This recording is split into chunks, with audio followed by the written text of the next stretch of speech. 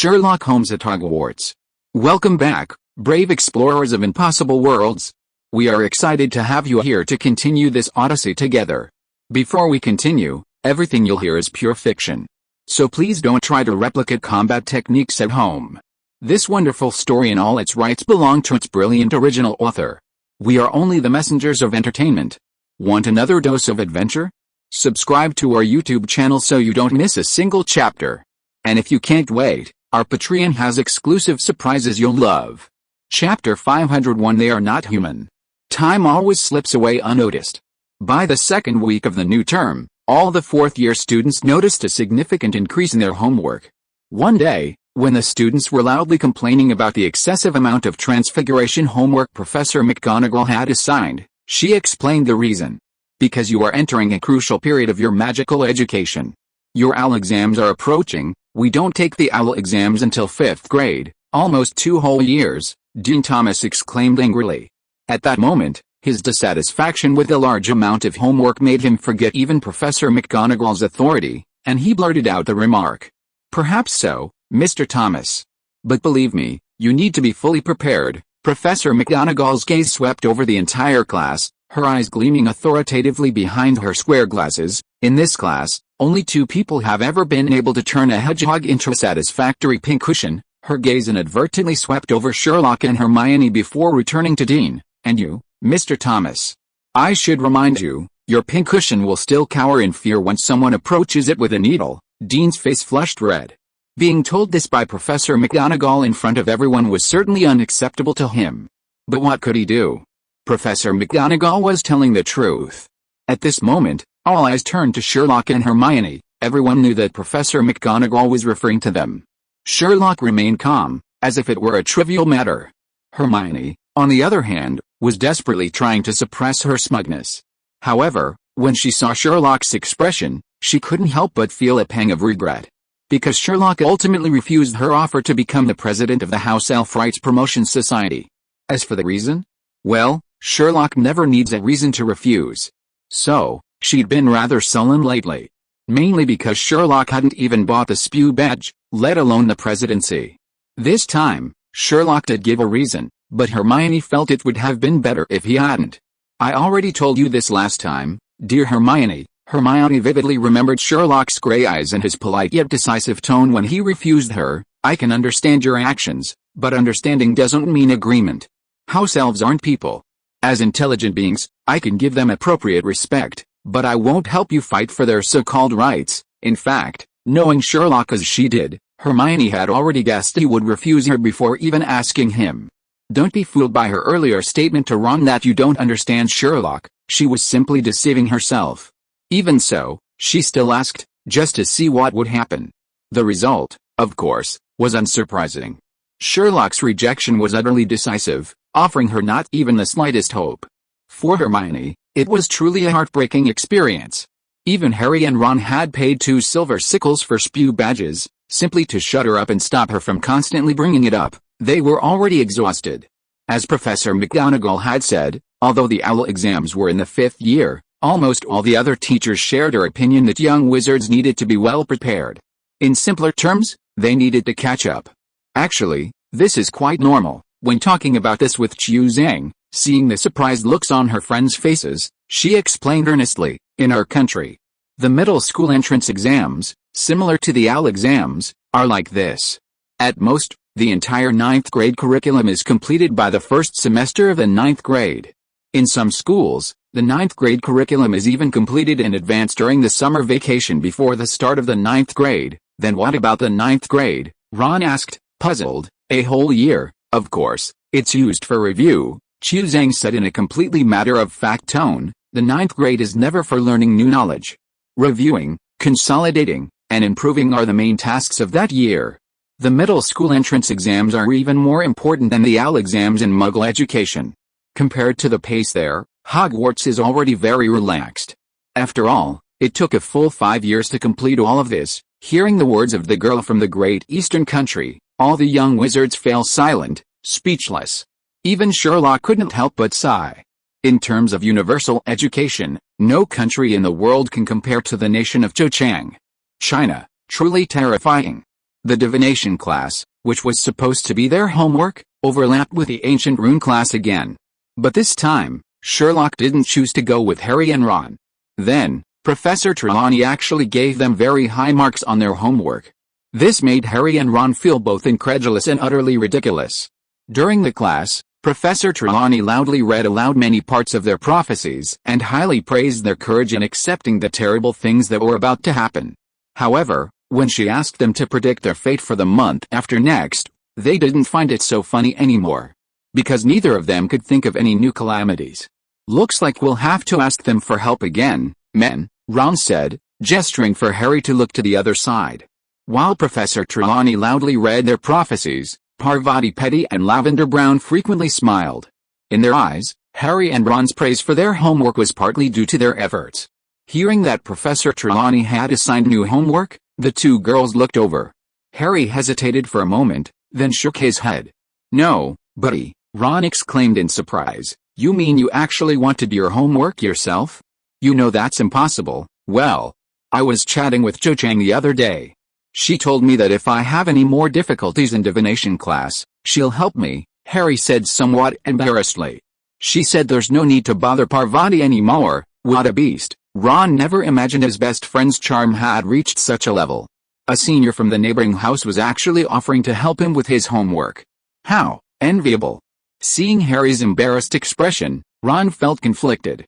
On one hand, he certainly didn't want his best friend to be punished, have points deducted, or be put in detention for not completing his homework. On the other hand, seeing his beautiful, gentle, and understanding older sister helping her best friend with his homework made him feel equally uncomfortable. Ron sighed deeply. Harry had already betrayed the organization. His other two reliable friends, Sherlock and Trelawney, never did their homework, and Hermione had dropped the course last semester. Now, he could only rely on Lavender. "In that case, I can only rely on Lavender," Harry hesitated for a moment before speaking.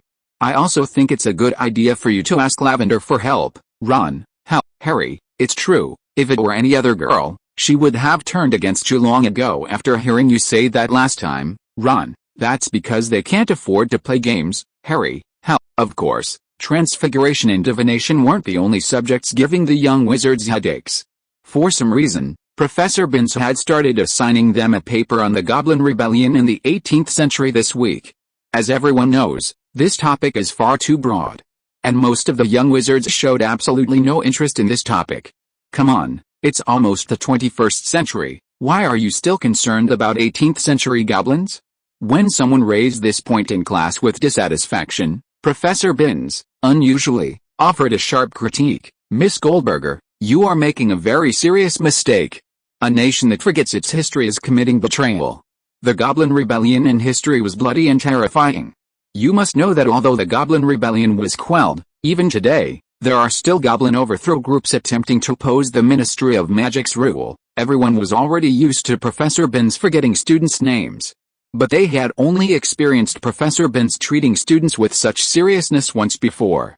That was in their second year, when Hermione asked him about the Chamber of Secrets. At that time, although Professor Binns mentioned the Chamber of Secrets, he loudly denounced these as unreliable historical records, all nonsense. Of course, later events proved that sometimes unofficial history is more reliable than official history. Regardless, writing this paper was a done deal, and no matter how dissatisfied everyone was, it was futile. Professor Snape, the potions teacher, was undoubtedly one of the most oppressive teachers. Forcing them to research antidotes was one thing, as that was part of the regular curriculum. The problem was that Professor Snape also hinted in a sinister tone that he would poison one of them before Halloween to see if their antidote would work. With that, how could the young wizards dare to be careless? Professor Flitwick also added to their regular curriculum. They had to read 3 more books to prepare for learning summoning charms. Even Hagrid, the second most popular teacher and professor of the conservation of magical creatures, gave them extra burdens. Because the Blastales were growing rapidly during this time. Strangely, no one had figured out what they liked to eat. This pleased Hagrid greatly. As part of his Grow Bigger and Stronger, Achieve Even Greater Glory project, he even suggested that the young wizards come to his hut every other day to observe the Blastales and record their unusual behavior. When Hagrid suggested using puffballs as a reward, many young wizards were tempted. Although the bombtail was disgusting, puffballs smelled really good. After the magical creatures class, they were to return to the castle, but when the group reached the entrance hall, they found themselves unable to move forward. A large group of students were crowded around a large notice erected at the foot of the marble stairs. Ron, being the tallest of the four, even shorter than Sherlock and Harry, and being naturally fond of showing off, didn't hesitate to tiptoe over the heads of those in front of him and loudly read the text of the notice to the nearby lion cubs. The Triwizard Tournament, the title alone was enough to attract the attention of the other students. Those who couldn't squeeze to the front, like the eagles, badgers, and even snakes, all crowded around. Ron couldn't help but scoff when he saw Malfoy, Crabbe, and Goyle among them. Seeing everyone's respect, he continued reading, "Representatives from Boxburtons and Durmstrang will arrive at 6 p.m. on Friday, October 30th, at which time afternoon classes will end half an hour earlier." Great, Harry cheered before Ron could finish. "The last class on Friday is potions. Snape won't have time to poison us all." The young wizards watching felt a pang of sympathy. This time, even Sherlock didn't stop Harry. In the past, he would have told Harry, "You have too much prejudice against Professor Snape," but this time, even he believed that Professor Snape was capable of doing this. After all, with his abilities, he could cure even the most severe poison. Not to mention, he was the one who administered the poison himself. Ron, naturally unperturbed by his good friend's interruption, continued reading. "Students, please return your bags and textbooks to your dormitories and gather in front of the castle to greet our guests and then attend the welcome banquet. That means there's only 1 week left." At this moment, Ernie Macmillan of Hufflepuff House squeezed out from the crowd. His eyes gleamed. "I wonder if Cedric already knows. I'll go tell him." Cedric. After Ernie hurriedly walked away, Ron was somewhat bewildered. He couldn't immediately recall who this person was. "It's Diggory," Harry explained. "Cedric is his name. I think he's definitely preparing for the Hogwarts tournament. That idiot wants to be a Hogwarts champion," Ron said, somewhat disgruntled. Now that they knew what the notice said, the four of them squeezed through the chattering crowd and headed towards the stairs. "He's not an idiot," Hermione frowned at his words. "I've heard he's a very good student, not only Quidditch captain, but also a prefect." "Ronald, I think you only dislike him because he beat Gryffindor in the Quidditch match. You make it sound like being a prefect and Quidditch captain proves everything," Ron said sarcastically. "I think you only like him because he's handsome." "Sorry, I don't like people just because they're handsome," Hermione retorted angrily. Ron coughed loudly, his voice strange, sounding a lot like Lockhart. Sherlock and Harry exchanged a knowing smile. This Ron, he was quite the master of sarcasm. The notice that appeared in the hall had a noticeable impact on the people living in the castle. For the next week, wherever they went, people seemed to be talking about only one thing, the Triwizard Tournament. Chapter 502, The Triumph of the Three Kingdoms. Since news broke that the students from Boxburtons and Durmstrang would be arriving before Halloween, rumors about the event spread rapidly among the students, like a highly contagious bacterium. These included who would compete to be Hogwarts champions, the events of the Triwizard Tournament, and how the students from Boxburtons and Durmstrang differed from others. As the saying goes, where there's smoke, there's fire. Some rumors were so detailed and believable that Sherlock, Harry, and Cedric became popular contenders for champions. As for the events of the Triwizard Tournament, there were all sorts of claims. Some said it involved flying through the clouds, others diving underwater, and still others navigating a maze. Some said Boxburtons was in France, an all-girls school where the girls were exceptionally beautiful. Others said Durmstrang was in Germany, the birthplace of many historically famous dark wizards. Besides these rumors, the school also took other actions. The most obvious change was the thorough cleaning of Hogwarts Castle. Several dirty portraits were cleaned. Because they were usually ignored, the figures in the portraits were quite unhappy about being cleaned. "So what if we're dirty? What's it to you? I'm dirty, can you be? It's just a bunch of country bumpkins coming, is it worth all this fuss?" They huddled in their frames, muttering sarcastic remarks. Every time they touched the newly exposed pink flesh on their faces, they winced in pain. The armor, previously rusted, suddenly became gleaming. Even when moving, it stopped creaking. Unlike the portraits, they were quite satisfied. During this process, the caretaker, Argus Filch, made his presence felt. Every time he saw students forget to clean their shoes, he would erupt in fury. He was so terrifying that he even frightened 2 first-year students into tears in front of everyone. Only when facing Sherlock would he show a rare smile. After all, by now, Mrs. Loris couldn't live without high-quality cat food. Surprisingly, not only the school administrators, but even the other faculty members seemed unusually tense. "Longbottom, please, don't give yourself away in front of the derm strangers," Professor McGonagall roared as a transfiguration class was nearing its end. "Don't let them see that you haven't even mastered a simple transfiguration charm." She said this mainly because Neville had unintentionally grafted his ear onto a cactus. And so, the remaining week passed in the excitement and anticipation of the Hogwarts students. Finally, October 31st arrived. When the young wizards came downstairs for breakfast in the morning, they found the Great Hall had been completely decorated overnight. Although the Great Hall was always filled with a festive atmosphere before Halloween, today was clearly different. Huge silk banners hung on the walls, each representing a house in Hogwarts: Gryffindor with a red background and a golden lion, Ravenclaw with a blue background and a bronze eagle. The yellow background with a black badger represents Hufflepuff. The green background with a silver boa constrictor represents Slytherin. Each house's representative animal, combined with 2 color schemes, stubbornly asserts its own house's presence. Behind the faculty desk hangs the largest banner, displaying the Hogwarts crest: a lion, eagle, badger, and snake linked together, encircling a large letter H. Seeing this design, Sherlock couldn't help but feel a pang of nostalgia. 3 years ago, that summer, an owl delivered his Hogwarts acceptance letter. The front of the envelope contained his address and name, while the back featured this crest. At the time, Sherlock felt that the 4 animal images hadn't been distorted by the limited space of the envelope. On the contrary, each one seemed lifelike, as if about to leap off the paper. He even used the magnifying glass to examine them, initially thinking it was a prank by Mycroft. He never imagined that magic truly existed in this world. 3 years later, he had gone from a complete novice to a wizard. To be precise, he had always been a wizard, only he had never known it. Seeing the enlarged school badge again, he was momentarily lost in thought. "Sherlock, what's wrong?" Hermione, noticing his absent-mindedness, couldn't help but nudge him. Because Sherlock had refused so decisively, Hermione didn't persist. After 4 years together, she knew Sherlock all too well. If Sherlock hadn't made a final decision, everything was negotiable. But once Sherlock made up his mind, nothing could sway him. "I was thinking about something," Sherlock said slowly, withdrawing his gaze. "What was you thinking about?"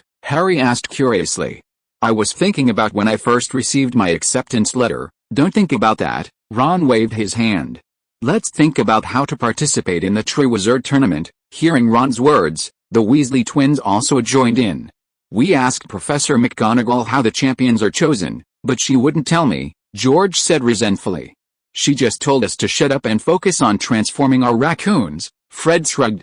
"I wonder what the events are in the Wars of Champions," Ron said thoughtfully. "You know, I bet we could do them too. Sherlock, we've done such dangerous things before, but you weren't in front of the judges, were you?" Fred added. George chimed in. "Mick Gold said the judges will score the champions based on the quality of their performance." "Judges? Who's the judges?" Harry asked, puzzled. "Oh, the headmasters of the participating schools are definitely members of the judges," Hermione suddenly interjected. This action caused everyone to turn and stare at her in surprise. Because in the 1792 Wars of Champions, the chicken-bodied, snake-tailed monster the champions were supposed to capture went out of control, rampaging wildly, and all 3 headmasters were injured. Noticing everyone staring at her, Hermione immediately adopted her impatient expression. She was already feeling annoyed about the house elves, and seeing everyone's apparent ignorance only added to her frustration. "It's all written in Hogwarts, a history. Hasn't anyone read it? Of course, that book isn't entirely reliable. Perhaps a revised history of Hogwarts would be more accurate. Or perhaps a highly biased and selective history of Hogwarts, covering up the school's dark side." "What are you talking about?" Ron was completely bewildered. What was all this about? Hermione had always been a big fan of the book, and now, for some reason, she was making such a comment. Sherlock and Harry exchanged a glance, both understanding what Hermione was about to say. Sure enough, Hermione's eyes lit up as she exclaimed, "House elves! In the over 1,000-page book, Hogwarts, a history, there's not a single word about us jointly oppressing 100 slaves." Sherlock had already made it clear he wouldn't take the position of head of the House Elf Rights Promotion Association, so he remained non-committal to Hermione's statement. Harry also looked away, shook his head, and went to serve himself some scrambled eggs. Compared to Sherlock's straightforward refusal, Harry and Ron's attitude was more moderate. After all, they were friends. While Sherlock hadn't bought a badge, the two of them had paid 2 silver sieverts for a spew badge. Of course, they did this simply to shut Hermione up. Little did they expect that their silver sieverts would be wasted. Because Hermione not only didn't quiet down, but became even more noisy. From then on, she kept pestering Harry and Ron, first demanding they wear the badge. After being refused, she then demanded they persuade others to do so. Neither of them wanted to wear the badge themselves, so they couldn't possibly persuade others to. They were also somewhat envious of Sherlock. "We should have been like Sherlock and just flatly refused her," Ron had complained to Harry about this more than once. Unfortunately, there was no turning back now, and even with regret, it was too late. During this time, Hermione had developed a bad habit. Every night she would chatter incessantly and relentlessly pester people in the Gryffindor common room. She would even shake her piggy bank under people's noses.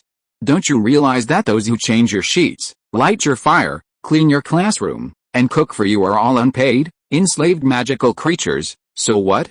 What can you do?" Some people, like Neville, reluctantly paid. Of course, they weren't genuinely supporting Hermione, they just wanted to stop her from glaring at them so fiercely. A few others seemed slightly interested in what she was saying but were unwilling to actively participate in the activities or lobby for her. But most people treated it as a joke. Hermione was bullied for a period of time in her first year because of her personality issues. However, she later realized her problems and changed her approach to interacting with her classmates, which gradually earned her their acceptance. Because of this, even in her 4th year, people weren't as resentful of her behavior. But the watching for fun attitude alone was enough to explain the situation. For example, Ron rolled his eyes at the ceiling as soon as he heard Hermione's words. Fred, who had initially gathered around because of the Triwizard Tournament topic, suddenly became very interested in his bacon. George glanced at the expressions of the others around him and decided to persuade Hermione. "Listen to me, Hermione, have you been to the kitchen downstairs?" "No, of course not. I don't think students should go to places like that," Hermione said decisively, but then, as if remembering something, she added, "But it's okay if a teacher is with you." She was naturally referring to Sherlock's time in the kitchen with Dumbledore. However, the Weasley twins didn't know this, and even if they did, they wouldn't care. Like Sherlock, the two brothers insisted they hadn't bought the spew badge. "Actually, we've been there," George said, pointing to Fred. "Several times, to steal some food. We've met them, and they're very happy. They think they've got the best job in the world. That's because they were uneducated and have been given some bad ideas." George shrugged, unable to respond. He didn't think humans needed to educate house elves. Thinking this, he looked at Sherlock, his eyes clearly conveying, "Aren't you going to do something about it? Look." Unfortunately, Sherlock ignored him, seemingly uninterested. George looked away regretfully and returned to discussing the Triwizard Tournament with Fred. The others felt the same way. Compared to the tournament, house elves were truly insignificant. All day, the young wizards couldn't concentrate on their lessons, because everyone was thinking about the arrival of Oaksburton's and Durmstrang's men that evening. This led to Professor Snape's furious outburst during potions class. "Gryffindor, deduct 5 points, Gryffindor, deduct 10 points, Gryffindor, deduct 20 points. If it weren't for the fact that get out of class was ending half an hour early, he probably would have continued deducting points. However, when the bell rang early, even though he was unwilling, Snape could only turn his gaze away and announce the end of get out of class in his sinister voice. As the head of Slytherin, he also had duties to perform. Just as Harry had said, he didn't have time to conduct poison tests on everyone. As a result, nearly 50 points were deducted in half a class, but the Little Lions, who had already moved up to the 4th year, didn't care about this at all. Even Neville hurriedly followed the group to the Gryffindor Tower, put down their bags and textbooks as instructed, put on their cloaks, and then rushed down the stairs to the foyer. When they finished and arrived at the foyer, they found the heads of the 4 houses ordering their students to line up. They quickly located Gryffindor, and Ron was immediately met with Professor McGonagall's stern gaze. "Weasley, straighten your hat, and you, Miss Petty, take that ridiculous thing off your hair." Parvati frowned unhappily and removed a large butterfly headdress from her braid. "Please follow me," Professor McGonagall said, tidying the young wizards up before speaking. "First years at the front, don't crowd." The two prefects assisted Professor McGonagall in directing all the young wizards down the steps and into a line before the castle. The weather was nice today, a bit chilly, but the air was very fresh. As night fell, a bright, translucent moon hung in the Forbidden Forest. Sherlock stood between Harry and Ron, with Hermione in front of him. The young wizards were both nervous and excited. Especially the first years, who had just started school and were already experiencing such a grand event, were all trembling with excitement. "It's almost 6 o'clock, Ron glanced at his watch, looked at the driveway leading to the front gate, and couldn't help but look at Sherlock. "Sherlock, how do you think they'll get here?" "By train like we did." Chapter 503 Black High Heels. When Ron asked Sherlock if the students from the other two schools would arrive by train like they did, Sherlock promptly gave a negative answer. "Judging from the current situation, they'll definitely choose an impressive entrance. By train, obviously not. Could it be a flying broomstick?" Harry looked up at the twinkling starry sky and guessed. "Too far, not realistic." Sherlock shook his head again. "It can't be a portkey, can it?" Ron thought of how they got to the Quidditch World Cup. Sherlock chuckled. "Dear Ron, unless you think falling flat on your face is an impressive entrance, maybe they can apparel it, or maybe under 17 is allowed there." Harry guessed again.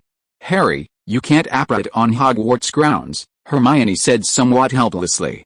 "Oh, sorry, I forgot." As time passed, the young wizards present began to feel a chill.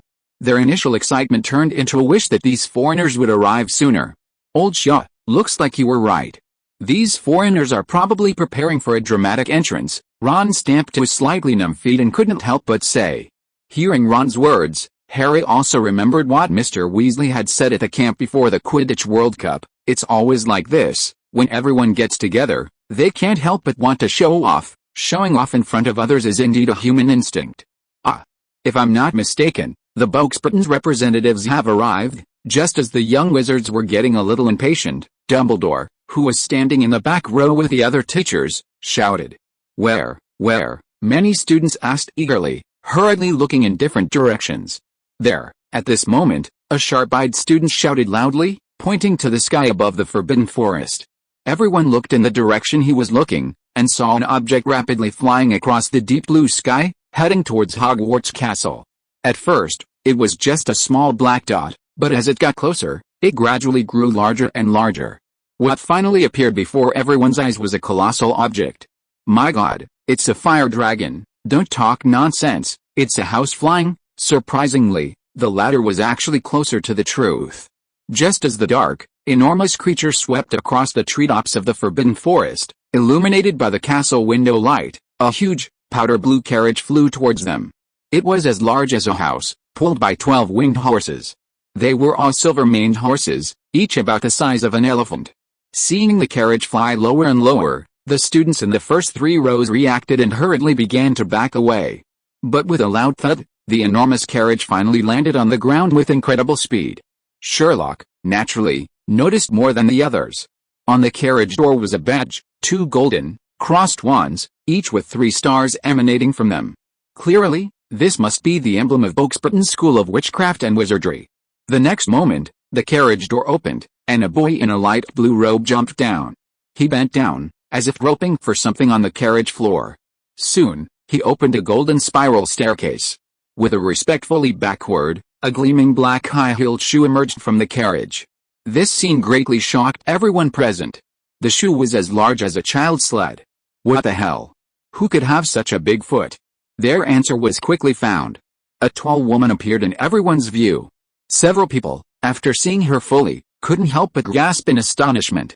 "My God, she's almost as tall as Hagrid," Harry murmured. Sherlock shook his head. "No, slightly taller than Hagrid." What? Hearing Sherlock's words, Harry, Ron, and Hermione standing in front of him all turned to look at him in surprise. They didn't doubt Sherlock's judgment, because Sherlock's eyes were like rulers. "She must be a giant," Sherlock continued, "and very likely a half-giant." Height was still the deciding factor in Sherlock's judgment. Although Hagrid, at nearly 12 feet tall, and the woman before him were already quite tall from an ordinary person's perspective, they were still considered short among giants. As the woman slowly entered the hall, everyone could see her clearly through the indoor light.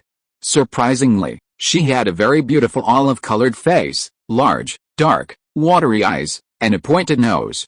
Ignoring her stature, her face alone was undeniably beautiful. Her hair was pulled back and tied into a shimmering bun at the nape of her neck. She was dressed from head to toe in a black satin gown, and her neck and large fingers shimmered with many precious opals. Dumbledore immediately began to clap, and the students joined in. Many in the back rows stood on tiptoe, trying to get a better look at the woman. At this moment, her face relaxed, a graceful smile blooming on her lips. She extended a shimmering hand and walked towards Dumbledore. Dumbledore, over 6 feet tall, barely bent over to kiss her hand. "Dear Madame Maxim," Dumbledore said, looking up, "welcome to Hogwarts, Dumbledore. I hope you are well," Madame Maxim said, her voice deep and magnetic. "Very well, thank you," Dumbledore replied. "My student," Madame Maxim said, casually waving a large hand behind her. From the moment Madame Maxim appeared, almost everyone's attention was captivated by her. Only Sherlock, after observing her, turned his gaze to the carriage that had carried them there. About a dozen or so students had disembarked, boys and girls, slightly more women than boys. The rumor that Boxburton's is an all-girls school could now be confirmed as false. They stopped behind Madame Maxim. Sherlock glanced around and noticed that most of the people were around 17 or 18 years old, and almost everyone was shivering slightly. This was not surprising, as their robes were made of fine silk, and none of them wore cloaks. It was natural to feel cold in this weather. Madame Maxim was so tall that they were all blocked by her enormous shadow, unable to see their facial expressions. But from the few they could make out, they were all looking up at Hogwarts with expressions of awe. "Has Karkaroff arrived?" Madame Maxim asked Dumbledore, seeing that her students were ready. "He could be here at any moment. Would you rather wait here to greet him, or go inside and warm up?" "Warm up, please," Madame Maxim frowned. "But the problem is the horses." "Don't worry, our master of the guardians of magical creatures will be happy to take care of them." Dumbledore smiled slightly. "He'll be back after dealing with a minor commotion. Something else he had to look after had gone wrong, no doubt about it. It's the Blastale." Ron chuckled and lowered his voice to Sherlock and Harry. Sherlock and Harry nodded, not at all surprising. However, Madame Maxim seemed to have some doubts about whether Hogwarts Master of the Guardians of Magical Creatures could handle the job. She hesitated, saying, "My horses need, well, a very strong person to take good care of them. In fact, they're quite spirited, I assure you. Hagrid is perfectly capable of doing the job." Dumbledore's smile remained unchanged. "Very good." Since Dumbledore had said so, Madame Maxim couldn't raise any further questions. She still gave a slight bow.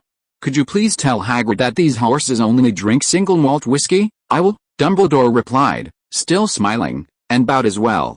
"Very well, come on." The last part of her sentence was addressed to her student. Her voice sounded very authoritative. The Hogwarts crowd parted to make way for her and her student as they ascended the steps. "Sherlock, how big do you think Durmstrang's horses will be?" Ron asked curiously.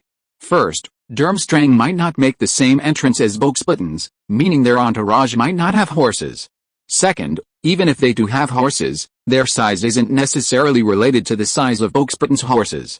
Finally, if they're bigger than these horses, even Hagrid probably can't handle them." The first 2 points were logically sound deductions, while the last one was just a joke.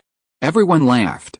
"Oh, Hagrid shouldn't have been bitten by those Blastales, right?" Harry said with some concern. "I wonder what's wrong with them. They probably escaped," Ron said hopefully. "Oh, please don't." Hermione shivered and moved closer to Sherlock. "Think about it, these guys are crawling all over the grounds." After Madame Maxime led the Boxburton students into the castle, out of courtesy, the Hogwarts teachers and students remained standing, waiting for Durmstrang and his party to arrive. Having been outdoors for quite some time, most of them were shivering slightly from the cold. Seeing this, Sherlock immediately cast several warming spells on himself and those nearby. "Oh, that's wonderful, thank you, Sherlock." Hermione turned around, both surprised and happy. "That's great, Sherlock actually cares about people." Seeing Sherlock's actions, most of the young wizards began to imitate him. Neville whispered the spell to Hermione. Just then, a loud and strange sound drifted towards them from the darkness. It was a suppressed rumble and sucking sound, like a giant vacuum cleaner moving along the riverbed. A rather unexpected entrance, Sherlock chuckled. Sherlock, you see it? Yes, in the lake. Almost simultaneously, Lee Jordan shouted, pointing to the lake and gesturing for everyone to look. Look at the lake. They were now positioned on the slope overlooking the lawn, so they could clearly see the calm, dark surface of the water.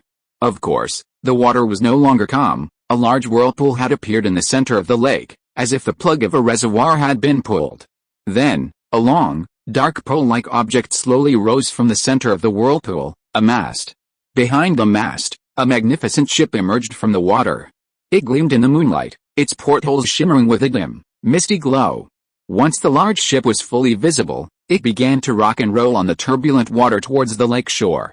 As it neared the shore, an anchor was thrown into the shallows, followed by a plank laid across the bank, and the people on board began to disembark. Looks like Durmstrang students are all first years, Dean joked. It was common knowledge that at Hogwarts, only first years entered the castle by crossing the lake. However, there was no response to Dean's joke. Everyone's attention was focused on the group. They all appeared quite large because they were all wearing fur cloaks, their fur tangled and disheveled. But the man leading them towards the castle wore a different kind of fur, silvery white, soft and smooth, much like his hair. Needless to say, this was Karkaroff, whom Dumbledore and Madame Maxim had just mentioned. Dumbledore, sure enough, the man called out to Dumbledore as soon as he stepped onto the slope. My dear old friend, how are you? Compared to the dignified Madame Maxim, Karkaroff was noticeably more enthusiastic. His voice was mellow and sweet, quite incongruous with his appearance.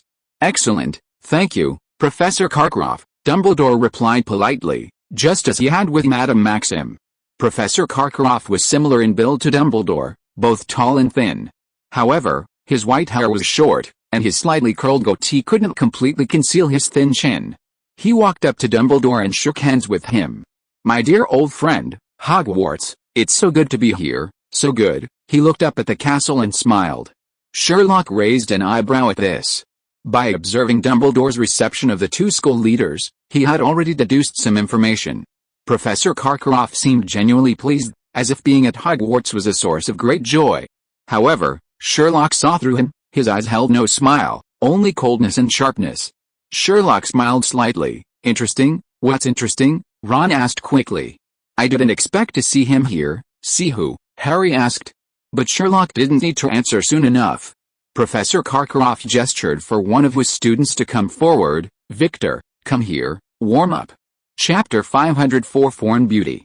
You don't mind, do you, Dumbledore? Professor Karkaroff patted a student on the shoulder cheerfully and said to Sherlock, I'm so sorry, Victor has a bit of a cold. At this moment, most of the Hogwarts students began to whisper among themselves.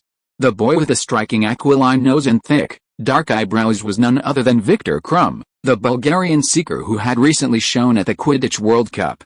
Ron was stunned.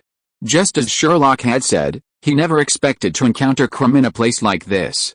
Harry, it's Krum. It really is Krum. I see him. Ron, stop elbowing me. Harry was somewhat exasperated, as Ron was vigorously poking his arm.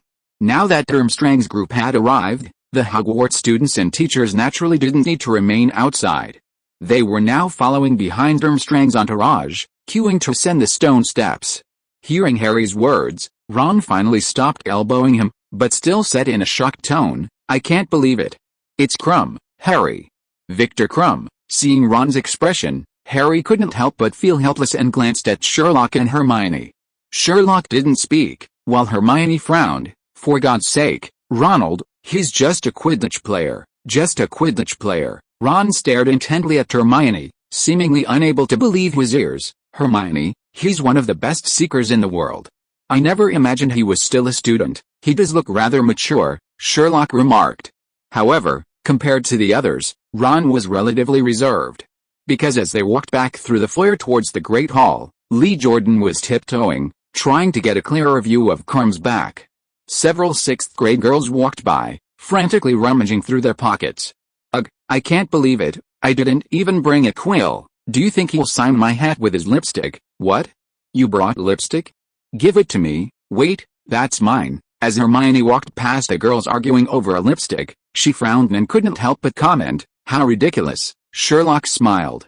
I understand. What did you say? Hermione looked at Sherlock in surprise, seemingly unable to believe what she'd heard. There are idle fans in the wizarding world too, it's normal. Sherlock's gaze swept over the girls. Essentially, their adoration for Victor Krum and their adoration for Gilderoy Lockhart are the same thing. Hearing Sherlock mention Lockhart, Hermione blushed slightly. Undoubtedly, this incident could be considered a dark chapter in her history. She glanced past Sherlock at Harry and Ron, who was asking Harry for a pen. If possible, I'd like to get his autographed photo.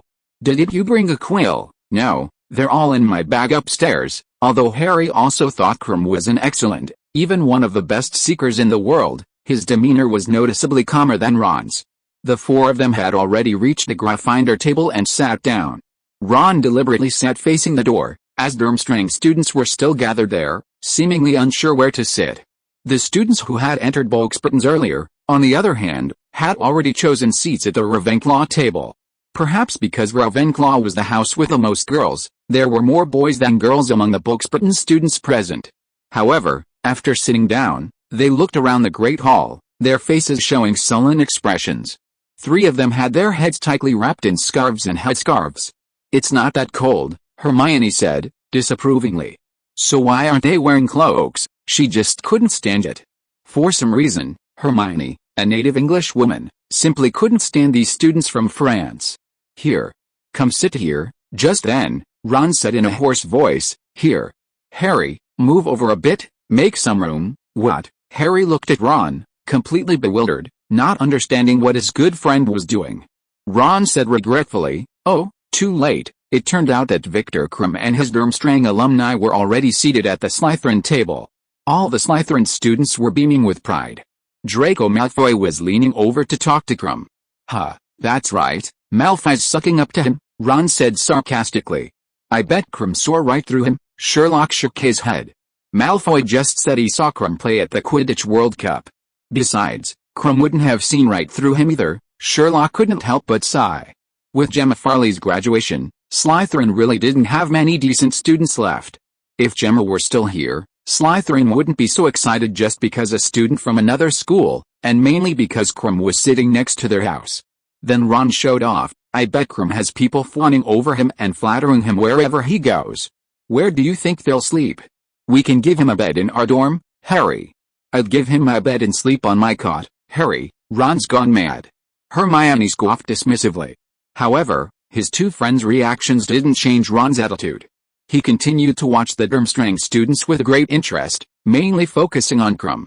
Harry shook his head helplessly, trying to divert Ron's attention from Krum. They look much happier than the Boxburtons, huh? Ron mumbled, still staring intently at Krum. Harry shrugged at Sherlock and Hermione, somewhat exasperated. Sherlock smiled, unconcerned about his friend's lapse. He had long ago concluded that both Harry and Hermione were far more mature than Ron. In fact, Ron's current behavior was more like that of a teenager with delusions of grandeur. As for Sherlock himself, well, sorry. He wasn't even a normal person. Just as Harry had said, the Durmstrang students were much happier than the sullen Boxburton students. They took off their heavy fur cloaks and looked up at the starlit ceiling with great interest. Several students picked up the golden plates and goblets, examining them closely, clearly interested. At the faculty table, the caretaker, Filch, was adding a few chairs. He had donned his old, musty tailcoat for the occasion. Harry was surprised to see he had added 4 chairs, 2 on each side of Dumbledore. But there are only 2 extra people, Harry said, looking at Sherlock. Why is Filch bringing out 4 chairs?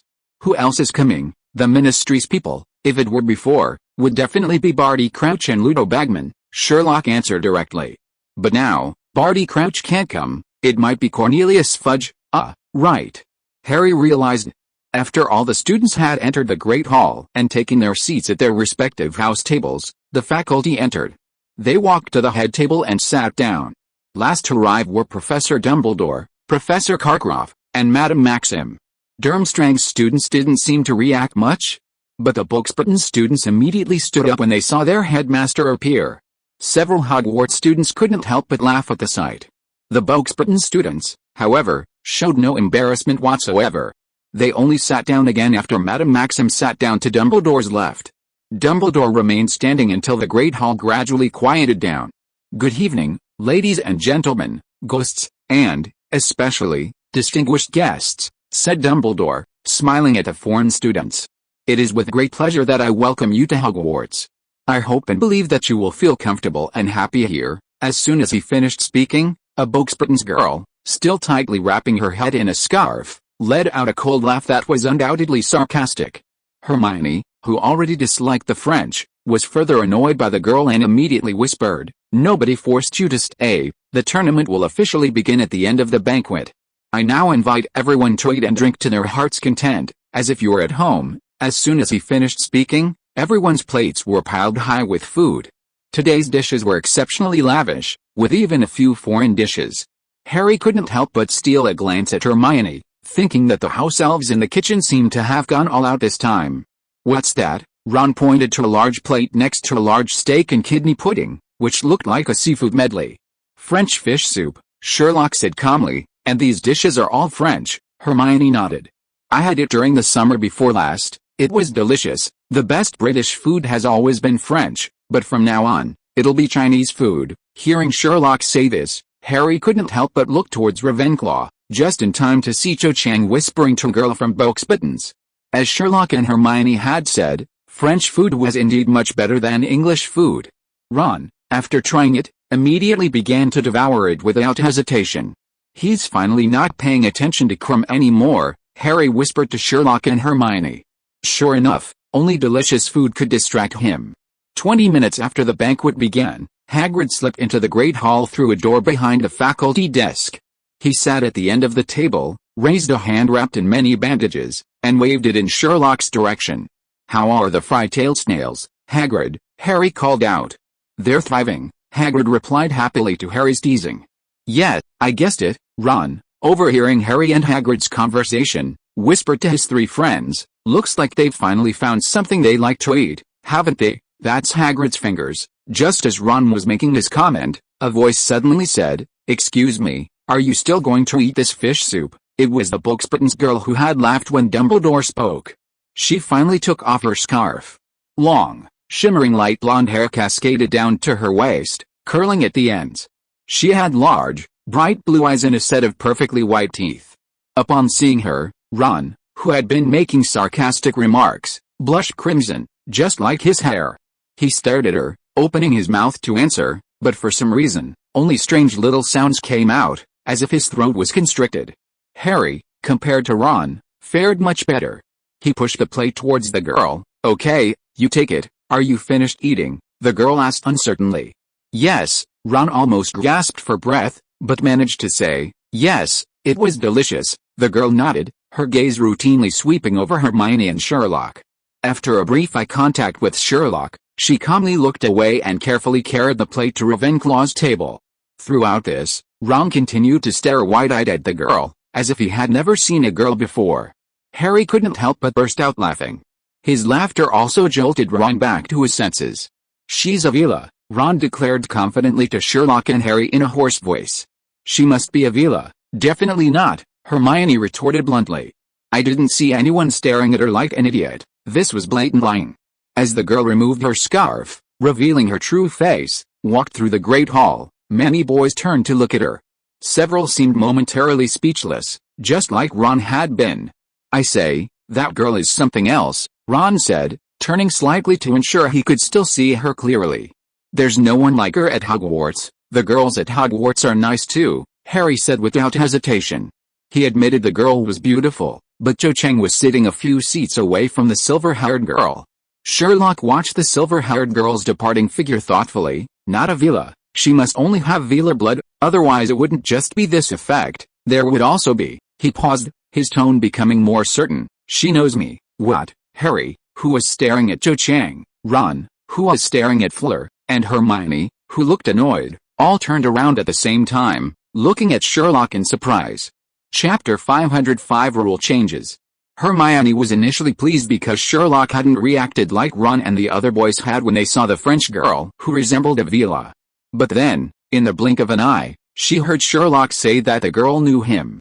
She stared blankly at Sherlock. "You said she knows you. Could it be that you know her too?" Before she could finish, Ron's shocked voice drowned out her words. "Sherlock, you said that girl knows you? When? Where? What's her name?" She knows me, but I don't know her. Sherlock calmly shook his head, denying Ron's barrage of guesses. Then, how do you know she knows you? Harry found it unbelievable. It didn't make logical sense. How could you know she knew you if you didn't know her? Dear Harry, it's easy to deduce that from her behavior just now. Her reaction indicates that she knows me, or at least, she knows who I am. Ron shook his head. I don't understand, Sherlock then explained to the three of them. The way she looked at me just now wasn't the look of someone looking at a stranger, it was a look of recognition that she was trying to conceal. Recognize, and try to conceal. Hermione keenly grasped the key phrase, frowning as she asked, why would she conceal knowing you? Isn't that stranger than not knowing you? She's just a Boxburton student. I've been thinking about that too. Sherlock's gaze followed the girl's retreating figure, his hands clasped together to support his chin. Logically, it doesn't make sense. I can't deduce how she knows me, or why she would conceal knowing me, Sherlock readily admitted. Hermione's brow furrowed even more. So you're saying she knows you just because she glanced at you? Isn't that a bit hasty? Sherlock said quietly. It wasn't just a glance. Just now, in the glance the girl gave him as she left, in those deep, azure eyes, Sherlock caught an extremely brief, almost imperceptible glimpse of something unusual. It wasn't curiosity about a stranger, but a quick, subconscious confirmation. This was followed by a subtle stiffness, as if her intentions had been seen through, and was finally concealed by her long eyelashes quickly lowering. Others might not notice such a subtle expression, but to Sherlock, it was as clear as ink on a blank sheet of paper. Sherlock continued explaining to his three friends. It was the pause in her eyes, a fleeting moment of surprise, followed by an instinctive attempt to conceal it.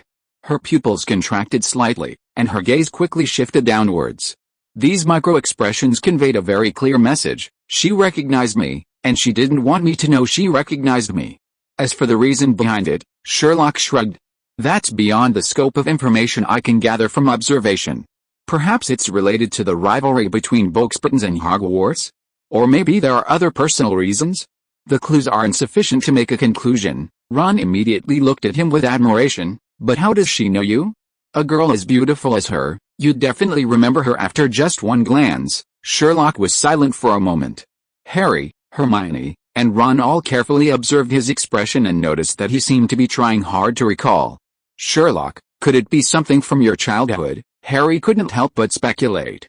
Ever since the school announced the Triwizard Tournament last week, various stories about Boxburtons and Durmstrang had been unearthed. Putting aside the unsubstantiated rumor that Boxburtons was an all-girls school, there were other confirmed facts. For example, Boxburtons was located in southern France, while Durmstrang was in northern Europe, though the specific country was unknown. When Sherlock mentioned that the girl from Boxburtons knew him, Harry couldn't help but recall his first meeting with Mycroft Holmes in their first year, when Holmes had introduced him to Harry. When Sherlock was 4, the Holmes family had traveled to Montpellier, France, and stayed there for 2 years. It was during that time that Mrs. Holmes learned to cook French food. So Harry immediately connected the two events. Yes, Harry, I did go to Montpellier with my family when I was young. Montpellier is the 8th largest city in France, considered a cultural center. It's also the capital of the Hérault department in the Occitanie region and the Languedoc-Roussillon region. With its pleasant Mediterranean climate, it's a popular winter retreat in France, known as the City of Sunshine. Of course, the Holmes family didn't stay in Montpellier the entire time they spent in France during their 2 years there. They also visited cities like Paris, Marseille, and Lyon, but Sherlock pondered for a moment, then shook his head. But those memories are too vague. Even if we really met, people's appearances change so drastically that it's impossible to confirm it's the same person. So this can't be an explanation for her knowing me. Dear Harry, reasoning without evidence is very dangerous. At this point, Sherlock emphasized the limitations of reasoning again. The only conclusion we can draw now is that she knows me. Everything else is a mystery. My hellish mother, Ron murmured, looking at Sherlock, then at the long-haired girl in the distance, and couldn't help but exclaim, "This is so cool." Clearly, he was thrilled by the premise of a mysterious French beauty knowing Sherlock. Harry and Hermione exchanged a glance, both seeing the confusion and doubt in each other's eyes. The Witch of Boxburtons clearly knew Sherlock, yet she was trying to hide it? Undoubtedly, there was something fishy about this. Hermione was even more alarmed. Objectively speaking, this girl from Boxburtons was simply too stunning in appearance. Even Gemma, Cho Chang, and Penelope paled in comparison. The Vila bloodline's advantage was simply unreasonable. Fortunately, Sherlock was indeed a man of his word. If he said he didn't care about appearance, he didn't. However, this little incident, like a pebble thrown into a calm lake, stirred up unusual ripples on this night of the Triwizard Tournament's opening. Then the second course arrived. As before, there were many sweets that the young Hogwarts wizards had never seen before. Ron examined it carefully. It was a strange, white milk pudding. After asking Sherlock and learning that it was also a French product, he carefully moved it a few inches away from his right hand. This little trick was obvious not only to Sherlock, but also to Harry and Hermione. It was simply to make the dish clearly visible from Ravenclaw's table. Unfortunately, the girl who resembled Avila seemed to have already eaten and didn't come back for the dessert. This disappointed Ron greatly. It also confirmed Hermione's suspicions about Sherlock. Her earlier act of coming to get the food was just an excuse. She had come specifically for Sherlock. As the golden plates were polished to shine, Dumbledore stood up again. A mixture of excitement and nervousness filled the great hall. Sherlock rested his chin on his hands, leaned back slightly, and observed Dumbledore with great interest. Harry and Ron beside him were even more excited, wondering what the next activity would be. A few seats away, the Weasley twins leaned forward, intently watching Dumbledore. Only Hermione frowned slightly, her gaze shifting back and forth between Sherlock and the Vila-like spokesperson's girl. More than a month after the start of the school year, this moment has finally arrived, Dumbledore said, smiling at the upturned faces. The Triwizard Tournament is about to begin, but first, I'd like to explain the program for this school year. First, please allow me to introduce two guests, as some may not recognize them. This is Mr. Ludo Bagman, Department of Physical Education, Ministry of Magic. This is Mr. Alastair Moody, former Auror of the Ministry of Magic. Good heavens, when did they arrive? Ron asked, surprised. While you were looking at that girl, Sherlock said calmly. When Ludo Bagman was introduced, the great hall erupted in applause. Perhaps it was because he was somewhat famous as a batsman, or perhaps simply because he looked much more approachable than the other guest. He waved his hand cheerfully in thanks. But when Alastair Moody was introduced, apart from Dumbledore and Hagrid, not a single teacher or student applauded. Dumbledore and Hagrid clapped a few times, but finding the applause echoing lonely in the silent great hall, they tactfully lowered their hands. Mainly, everyone else seemed stunned by Moody's strange appearance, staring intently at him.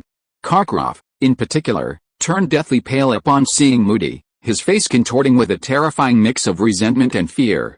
Moody seemed unmoved by their indifferent reaction. He picked up a glass of wine from the table and took a large gulp, his normal eye fixed on the glass, but his blue eye continued to dart around in its socket, surveying the great hall and the students. As he raised his arm to drink, his cloak, trailing on the floor, was pulled up a few inches. Then, a few inches of a wooden prosthetic leg were revealed under the table, below which was a claw-shaped foot. Sherlock, Harry, aren't you surprised? Noticing Sherlock and Harry's remarkably calm demeanor, Ron couldn't help but ask. We saw him during Peter Pettigrew's trial, Harry said softly, still somewhat confused. But what are they doing here? Hermione explained. The Triwizard Tournament is organized by the Department of International Cooperation and the Department of Sport of the Ministry of Magic. I guess they want to witness the opening ceremony. But with what happened to Barty Crouch, he definitely can't come. But, sending Mad-Eye Moody is a bit too strange, isn't it? Protect him, Sherlock suddenly said. What? Hermione looked at him, puzzled. The Daily Prophet previously published news about Moody, Sherlock said calmly. As far as I know, Alastair Moody is a good friend of Dumbledore. If Professor Lupin is unable to teach defense against the dark arts this year, then Moody will be the teacher. Good heavens, my God, my hellish mother. Harry, Hermione, and Ron all looked surprised. The thought of Mad-Eye Moody being their defense against the dark arts professor was unbearable. Thankfully, the curse was broken, Ron murmured. Come to think of it, this is probably the only time I'm grateful to Lockhart. After all, according to Dumbledore's analysis, it was precisely because Lockhart allowed Voldemort to possess him and indulge in teaching that the curse of changing defense against the dark arts professors every year was broken. Hermione glared at him, then looked away and asked Sherlock, but what does this have to do with the protection you mentioned? As an excellent Auror, a master at capturing dark wizards, he must also be skilled at protection. Although the Triwizard Tournament has resumed, Security is paramount. Having Moody as a member of the judging panel can effectively prevent various accidents to a certain extent. That's one reason Sherlock held up 2 fingers. Secondly, judging from the content published in the Daily Prophet last time, many in the wizarding world believe that Moody's mental state is problematic after his retirement. As the saying goes, there are no wrong nicknames, only wrong names. Being called Mad Eye speaks volumes. So, taking advantage of Crouch's inability to participate, having Moody fill his place is also a form of protection for Moody himself. At this moment, Dumbledore spoke again. Mr. Bagman, Mr. Moody, they will join me, Professor Karkaroff, and Madam Maxim to form the judging panel and evaluate the warrior's efforts. Upon hearing the word warrior, the students seemed to concentrate even more. Even the shock of Moody's unusual appearance was temporarily forgotten. Dumbledore seemed to notice their sudden silence as well, and with a slight smile, he said, Mr. Filch, please bring the box up. Except for Sherlock, no one had noticed Filch had been lurking in a corner of the Great Hall. Hearing Dumbledore's words, Filch, carrying a large wooden box inlaid with jewels, walked towards Dumbledore. The box looked quite old, and the students stared at it intently, discussing it with great interest. Little ones like Dennis Creevey stood on chairs to get a better view. However, he was so small that even standing, his head wasn't much taller than the others. It was much simpler for Sherlock, Harry, and Ron. They only needed to sit up. As Filch carefully placed the box on the table in front of Dumbledore, Dumbledore said, Mr. Bagman and Mr. Moody have carefully reviewed the specific events for this year's Champions Tournament. They have also made many necessary arrangements for each event. There are 3 events in total, to be held at different times throughout the school year, and they will test the champions in many different ways, testing their magical talents, testing their ability to handle danger, testing their courage and reasoning abilities. At this point, most of the students in the Great Hall looked towards Gryffindor. These days, whenever reasoning was mentioned, Sherlock Holmes was an unavoidable name. Of course, as you already know, 3 champions will represent their respective schools in the tournament, but Dumbledore paused here. The rules will change this year. Hearing this, the Great Hall fell silent, as if everyone had stopped breathing. If you are listening to this novel on a channel other than Fanfic World, it means it was downloaded and re-uploaded without effort. We warmly invite you to visit our channel, Fanfic World. There you will find the original version of this story and many other novels of various genres. We look forward to seeing you dive into a world of incredible novels. Chapter 506 The First Judge, The Goblet of Fire. Under the watchful eyes of the entire school, Dumbledore drew his wand and tapped the lid of the box 3 times. The lid slowly creaked open. Dumbledore reached inside and pulled out a large, roughly carved wooden goblet. The goblet itself was unremarkable, but inside it flickered with blue-white flames. Dumbledore closed the box and placed the goblet on the lid so that everyone in the Great Hall could see it clearly. Dumbledore continued calmly, Please allow me to first look at this magical artifact gleaming with blue flames, the Goblet of Fire. Since the Triwizard Tournament hundreds of years ago, it has witnessed a passing down of courage and glory, and today, it will bear a new mission. After multiple rounds of consultations among the Ministry of Magic, the school boards, and the judging panels of the 3 participating schools, we have jointly decided to revise the selection rules for this year's tournament champions. At this moment, on behalf of all decision makers, I announce this important adjustment. First, regarding the selection method.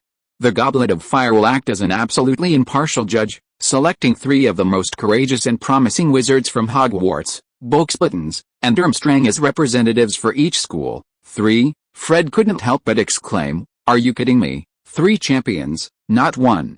Although interrupted for over 100 years, the tense atmosphere was instantly broken, and almost everyone laughed. Dumbledore also smiled appreciatively.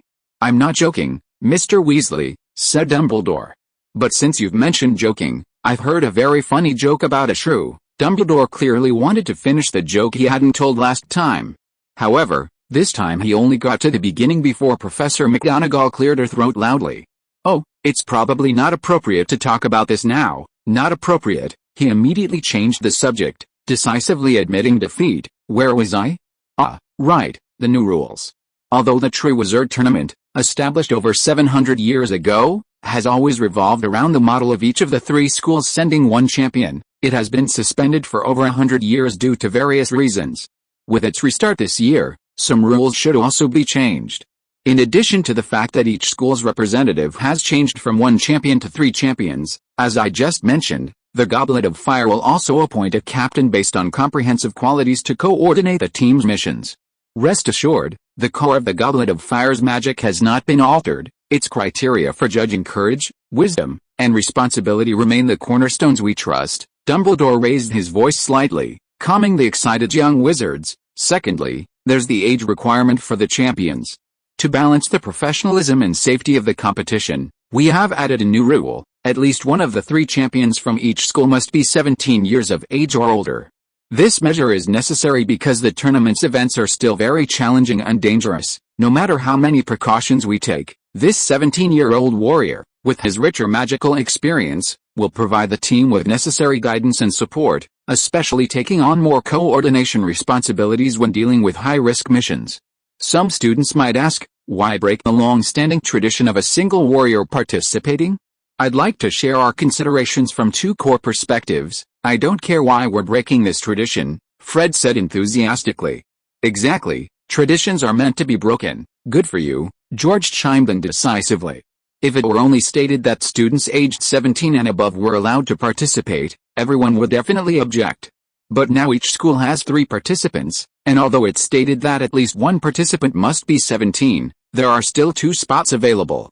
Although they might be at a disadvantage compared to students already 17, they still have a chance.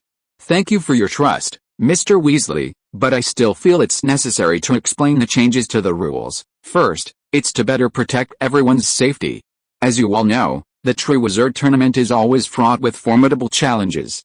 From confronting powerful magical creatures to deciphering complex ancient spells, any misstep can lead to unpredictable risks. When 3 warriors fight side by side, they can remind each other and complement each other's weaknesses. Those skilled in spells can decipher mechanisms, those proficient in herbs can deal with poisons, and the experienced older warriors can control the overall pace. This collaborative model minimizes the risks of solo adventures, which is a top priority for the Ministry of Magic and all headmasters. Second, it's to showcase the true values of the magical world. Teamwork is far more commendable than lone wolf adventures. The significance of the Triwizard Tournament has never been about cultivating lone wolf champions, but rather showcasing the overall spirit of a school, how to communicate, how to trust, and how to find optimal solutions to disagreements. When 3 warriors work together towards a common goal, the cohesion they demonstrate reflects the fruits of magical education far more effectively than individual victories. I know some of you may have doubts about teamwork, worrying that your individual brilliance will be overshadowed. But please believe that true courage never comes from going alone, but from daring to stand shoulder to shoulder with others. The Goblet of Fire will see the contributions of every warrior in the team, and the judging panel will fully consider collaborative contributions in the scoring. Those actions of postponing tasks to protect teammates or listening to suggestions to improve a plan will receive extra points of honor. I want to say that the value of tradition lies not in its immutability, but in its ability to continuously improve with the times and better serve the values we cherish. The rule revisions for this year's tournament are precisely to allow courage and wisdom to grow in a safer and fairer environment, so that every participant can gain more important growth and victory in the challenge. After saying this, the entire school began to applaud enthusiastically. The young wizards, especially those under 17, were particularly excited. The Weasley twins clapped until their hands were red, almost the same color as their hair. Every student wishing to run for champion must write their name and school on a piece of parchment and drop it into this goblet. Anyone aspiring to be a champion can register within 24 hours. Tomorrow night, Halloween night, the goblet will select the names of 9 students it deems most representative of the 3 schools. Tonight, the goblet is placed in the foyer, accessible to all who wish to run. I would like to remind everyone considering running that this competition is not a game. Please do not participate rashly. Once a champion is chosen by the Goblet of Fire, they must persevere to the end. Whoever drops their name into the goblet forms a magical covenant that must be followed. Once a champion is chosen, there is no going back. Therefore, please think carefully and make sure you are truly committed to participating before dropping your name into the goblet. Finally, let us applaud the Ministry of Magic and our sister schools for their trust and support, and look forward to the Goblet of Fire selecting champions who possess courage, wisdom, and teamwork. May this year's Triwizard Tournament be a true celebration of the wizarding spirit. Alright, I think everyone should go to sleep. Good night." Amidst enthusiastic applause, the Halloween evening hearing concluded. "Fantastic," Fred's eyes sparkled. "This makes things much easier. They've increased the number of places from 1 to 3, 2, only 2. Hermione shook her head. "You're not even 17 yet, you can only compete for the remaining 2, that's enough," George laughed.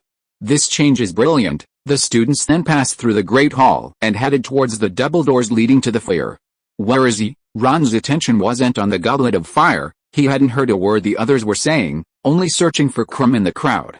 "Dumbledore didn't say where Durmstrang's people slept, did he?" His question was answered almost immediately. They had already reached the Slytherin table, and Professor Karkaroff hurried over to his student. "Alright, let's get back to the ship," he said kindly to Krum. "Victor, how are you feeling? Have you eaten? Would you like me to send some mulled wine from the kitchen?" Krum shook his head without speaking, simply putting his fur cloak back on. "Professor, I'd like some more wine," another Durmstrang student said, drooling at Karkaroff's words. "I didn't ask you." Karkaroff's gentle, fatherly expression vanished instantly. He said sternly to the boy, "I noticed you've spilled food on the front of your robe again, Polyucko." "You're a nasty boy," Karkaroff scolded, then turned and led his student toward the door.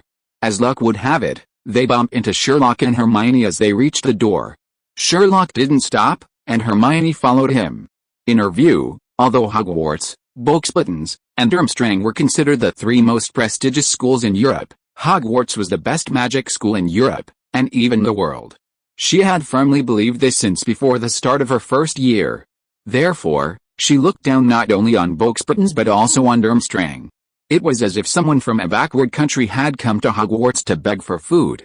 However, Ron deliberately slowed his pace so he could get a better look at Krum. Harry, being the kindest-hearted, stopped and gestured for Professor Karkaroff and his students to go first. "Thank you," Professor Karkaroff said casually, glancing at Harry. But the moment he saw Harry, Karkaroff froze. He slowly, very slowly turned his head back to Harry, staring intently at him, as if he couldn't believe his eyes. The Durmstrang students, who had been following behind the headmaster, also stopped when they saw him stop. As Karkaroff's gaze slowly shifted to Harry's face, fixing on the scar, the Durmstrang students also looked at Harry curiously. Several of them wore expressions of understanding. The boy whose chest was stained with soup, whom Karkaroff had just harshly reprimanded, nudged the girl next to him and pointed unabashedly at Harry's forehead. Harry, seeing this, immediately regretted letting Karkaroff pass. He should have gone out with Sherlock. Sherlock, who had witnessed everything, frowned. Karkaroff and the Durmstrang student's behavior was seriously affecting his friend. Just as he was about to step forward, an angry voice came from behind them. "That's right, that's Harry Potter." Karkaroff whirled around. Mad-Eye Moody stood there, his heavy body leaning against his cane, his demonic eye staring unblinkingly at the Durmstrang headmaster. "It's you?" Karkaroff seemed surprised that Moody would speak to him first. "Yes, it's me," Moody said grimly. "Unless you have something to say to Potter, Karkaroff, get on with it. You're blocking the doorway." This was the truth. Half the students in the Great Hall were waiting behind them, pushing and shoving over the shoulders of those in front to see what was causing the blockage. Professor Karkaroff said nothing more. He waved his hand and led his students away. Before leaving, he gave Harry one last deep look. Moody, on the other hand, stared at him until he was out of sight. His demonic eye was fixed on Karkaroff's back, his mutilated face showing extreme disgust. Sherlock, who witnessed this scene, smiled. As more and more people got involved, things were becoming more and more interesting. It seemed he wouldn't be bored today. Halloween was a holiday. Generally, students would eat breakfast very late on this day. However, today was an exception.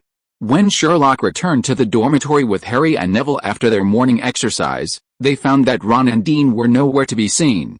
As they entered the foyer to eat, they saw over 20 people gathered there, some still eating bread, all carefully examining the Goblet of Fire. Just as Dumbledore had said, the Goblet of Fire sat in the center of the foyer, on the stool where the Sorting Hat was usually placed. Hermione and Sherlock's 2 roommates were among them. Upon seeing Sherlock, Hermione immediately smiled. "Going to eat?" Harry asked curiously. "Has anyone put their name in?" Chapter 507 I didn't, don't talk nonsense. "Yes, Brother, yes, Ron replied when Harry asked you if anyone had put their name in the Goblet of Fire. It was Durmstrang's gang. He stared intently at the Goblet of Fire, took a bite of his bread, and explained to Sherlock and Harry, but I haven't seen anyone sign up for Hogwarts yet. Maybe someone put their name in while we were sleeping last night, Harry guessed. If it were me, I would have done the same. Sherlock chuckled at this, looked at Neville, and was about to speak when a burst of laughter came from behind them. Ha ha ha, it's not like we're thieves. Why are we sneaking around? Without turning around, Sherlock knew that behind him were the Weasley twins and their good friend Lee Jordan. Sure enough, Fred, George, and Lee Jordan hurried down the stairs, all three looking excited. Fred walked over to Harry and slapped him on the shoulder. Watch closely, Harry, we're about to throw our names in. George laughed. We'll throw our names in openly and honestly, no sneaking around. If any of us win, the 1,000 galleons will be split 3 ways, Lee Jordan added, beaming. I don't think you'll necessarily be chosen as champions. Hermione poured cold water on their enthusiasm. Even if you do become champions, you might not win the Triwizard Tournament. Fred, George, and Lee Jordan ignored her. Did she even know how to talk? Ready, Fred, trembling with excitement, said to the other two. Well then, I'll go first. He pulled a piece of parchment from his pocket. Sherlock's eyes swept over it and saw the words Fred Weasley, Hogwarts written on it. Fred walked step by step to the Goblet of Fire, tiptoed slightly, and solemnly tossed the parchment in. The flames seemed to have an attraction, pulling the paper directly towards them. The next moment, the blue-white flames quickly turned red, sparking. Success! Seeing Fred complete the task, George and Lee Jordan high-fived, then tossed in their own parchments. Just like before, once someone threw in a parchment, the flames turned red and sparks flew. Let's go, let's eat. Sherlock glanced at the Goblet of Fire, gesturing for everyone to move on. Because of Halloween, the Great Hall's decorations had changed again. A large swarm of live bats flew around the enchanted ceiling, while hundreds of pumpkin figures peered at everyone from every corner. Once everyone was seated, Dean immediately told Sherlock, someone said Warrington got up early this morning and threw his name in. Who's Warrington? Sherlock didn't recognize the name. It's the big guy from Slytherin. He looks just like a sloth. What's a sloth? Ron couldn't help but ask. A slow-moving mammal native to Central and South America, usually living in tree branches, feeding on grass and fruit, Hermione immediately said. Ron rubbed his nose. Even with Hermione's explanation, he still couldn't understand. He couldn't conjure up an image of a sloth in his mind based on Hermione's description. However, Sherlock, reminded by Dean, rummaged through a corner of his memory attic and found the name and the image it represented, Cassius Warrington, a chaser for the Slytherin Quidditch team. And Dean's description was quite accurate, the guy really did look like a sloth. Having faced the Slytherin Quidditch team more than once, Harry shook his head in disgust upon hearing this. We can't let a Slytherin student be a champion. Don't worry, even if no one else participates, that guy is no match for Fred, George, and Jordan. Only the Goblet of Fire would be blind to choose him. Ron, the Goblet of Fire doesn't have eyes. Neville, can't you tell I'm joking? Sorry, I already said it was a joke. Why are you apologizing? Is apologizing wrong? The Hufflepuff classmates are all talking about Diggory, while Ron and Neville were struggling with their thoughts. Seamus suddenly interjected, his tone quite contemptuous, but in my opinion, he probably wouldn't be willing to risk his handsome looks. Sherlock shook his head, somewhat puzzled by Seamus's inexplicable hostility towards Cedric. Based solely on his interactions over the past few years, Cedric Diggory was, in every respect, an exceptionally talented individual. When Harry's match was disrupted by the Dementors, he even suggested a rematch. Barring any unforeseen circumstances, Cedric would undoubtedly be a contender for Hogwarts champion. However, Hermione knew perfectly well that Seamus's actions stemmed from Cedric Diggory's exceptional talent and perfection. He was an outstanding student, a Hufflepuff prefect, captain of the House Quidditch team, and the leader who led the team to victory against Gryffindor last year. He also had a high probability of becoming student council president next year. Furthermore, he was tall and handsome, attracting numerous female admirers. Even the 3 female Quidditch players on the Hogwarts team would giggle when he was mentioned. You could hardly find any flaws in him. Such a person naturally aroused jealousy among the same sex. Ron had mentioned this the other day. On the other hand, someone like Sherlock, whose strengths and weaknesses were equally pronounced, didn't evoke envy from others.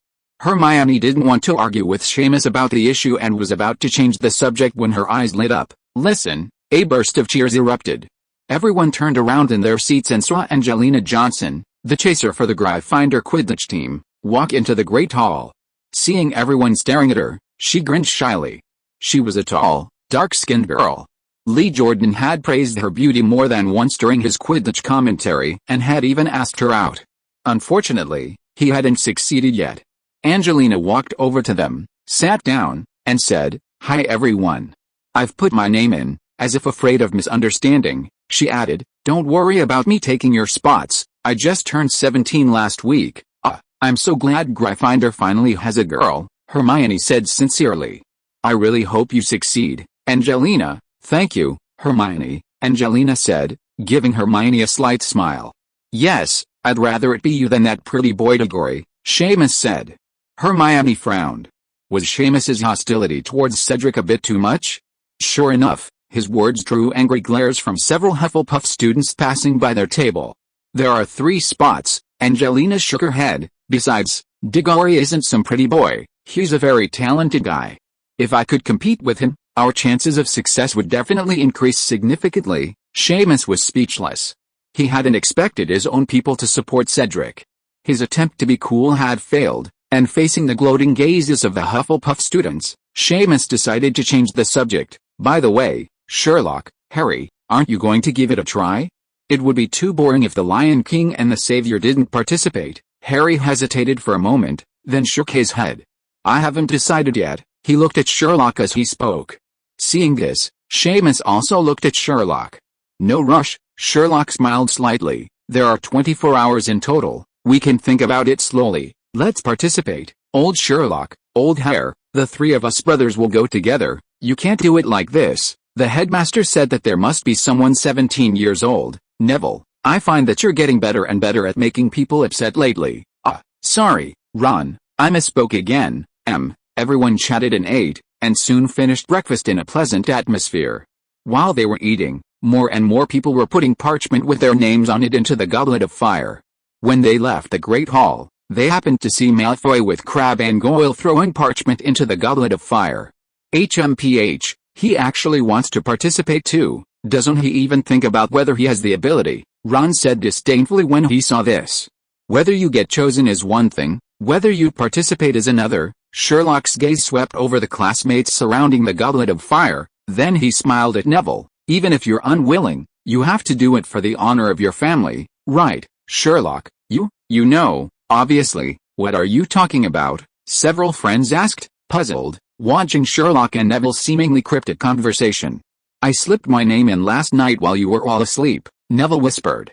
"I thought you were all asleep and didn't know." "You didn't know at first, but the quill you used to write down the password last night is mine, dear Neville." Sherlock smiled at him. "Your expression tells me you still don't know about this." Neville was startled, then realized. "I'm sorry, Sherlock. I was worried I wouldn't remember the password after leaving the tower, so I thought I'd find paper and pen to write it down." "So it was your pen." Everyone couldn't help but chuckle. Neville's memory is truly unparalleled. Next, Harry expressed his desire to visit Hagrid. After all, judging from last night's banquet, he seemed to have suffered a minor injury. "Well," Ron shrugged, "hopefully he won't ask us to donate a few fingers to Blastale too." Harry couldn't help but chuckle at this. Hearing their conversation, Hermione's face suddenly lit up with extreme excitement. "I just remembered, I haven't persuaded Hagrid to join SPEW yet," she exclaimed happily. "Wait a minute, I'll go upstairs to get a badge." "Okay." Without waiting for their reply, she dashed off. "What's wrong with her?" Ron said irritably, watching Hermione rush up the marble stairs. "Harry, I bet you Hagrid won't join the vomiting." "No bet, because I think so too." "Boring." Ron shrugged and looked at Sherlock. "Sherlock, what are you thinking? Are you going to participate in the Triwizard Tournament or not? So many people asked me this morning. Lavender told me that even if you and Harry don't participate, someone else will put your names in." "Oh, is that possible?" Harry's eyes widened in surprise. "Of course, Dumbledore didn't say you can't register someone else. It's just that in situations like this, people prefer to do it themselves." Sherlock smiled slightly. "I'll give you an answer by this afternoon at the latest." "That's good." Ron breathed a sigh of relief. That way, it won't waste my time." Sherlock and Harry exchanged a smile. When Hermione returned with the spew badge, she found only Harry and Ron waiting for her and asked curiously, "Where's Sherlock? He has other things to do and said he won't be coming with us." Hearing Harry's answer, Hermione was a little disappointed, but she still walked towards Hagrid's hut with Harry and Ron. When they reached the edge of the forest, the three unexpectedly spotted the huge powder blue carriage that the Booksburton students had used to arrive at Hogwarts. It was parked about 200 yards from the main entrance of Hagrid's hut, and a few students were getting out. The enormous winged horses pulling the carriage were grazing in a makeshift enclosure next to it. Ron lingered for a while, only reluctantly leaving when Harry and Hermione pulled him away. Seeing Ron looking back every few steps, Harry couldn't help but tease, "Should we ask Sherlock to introduce you?" "Who?" Ron feigned ignorance.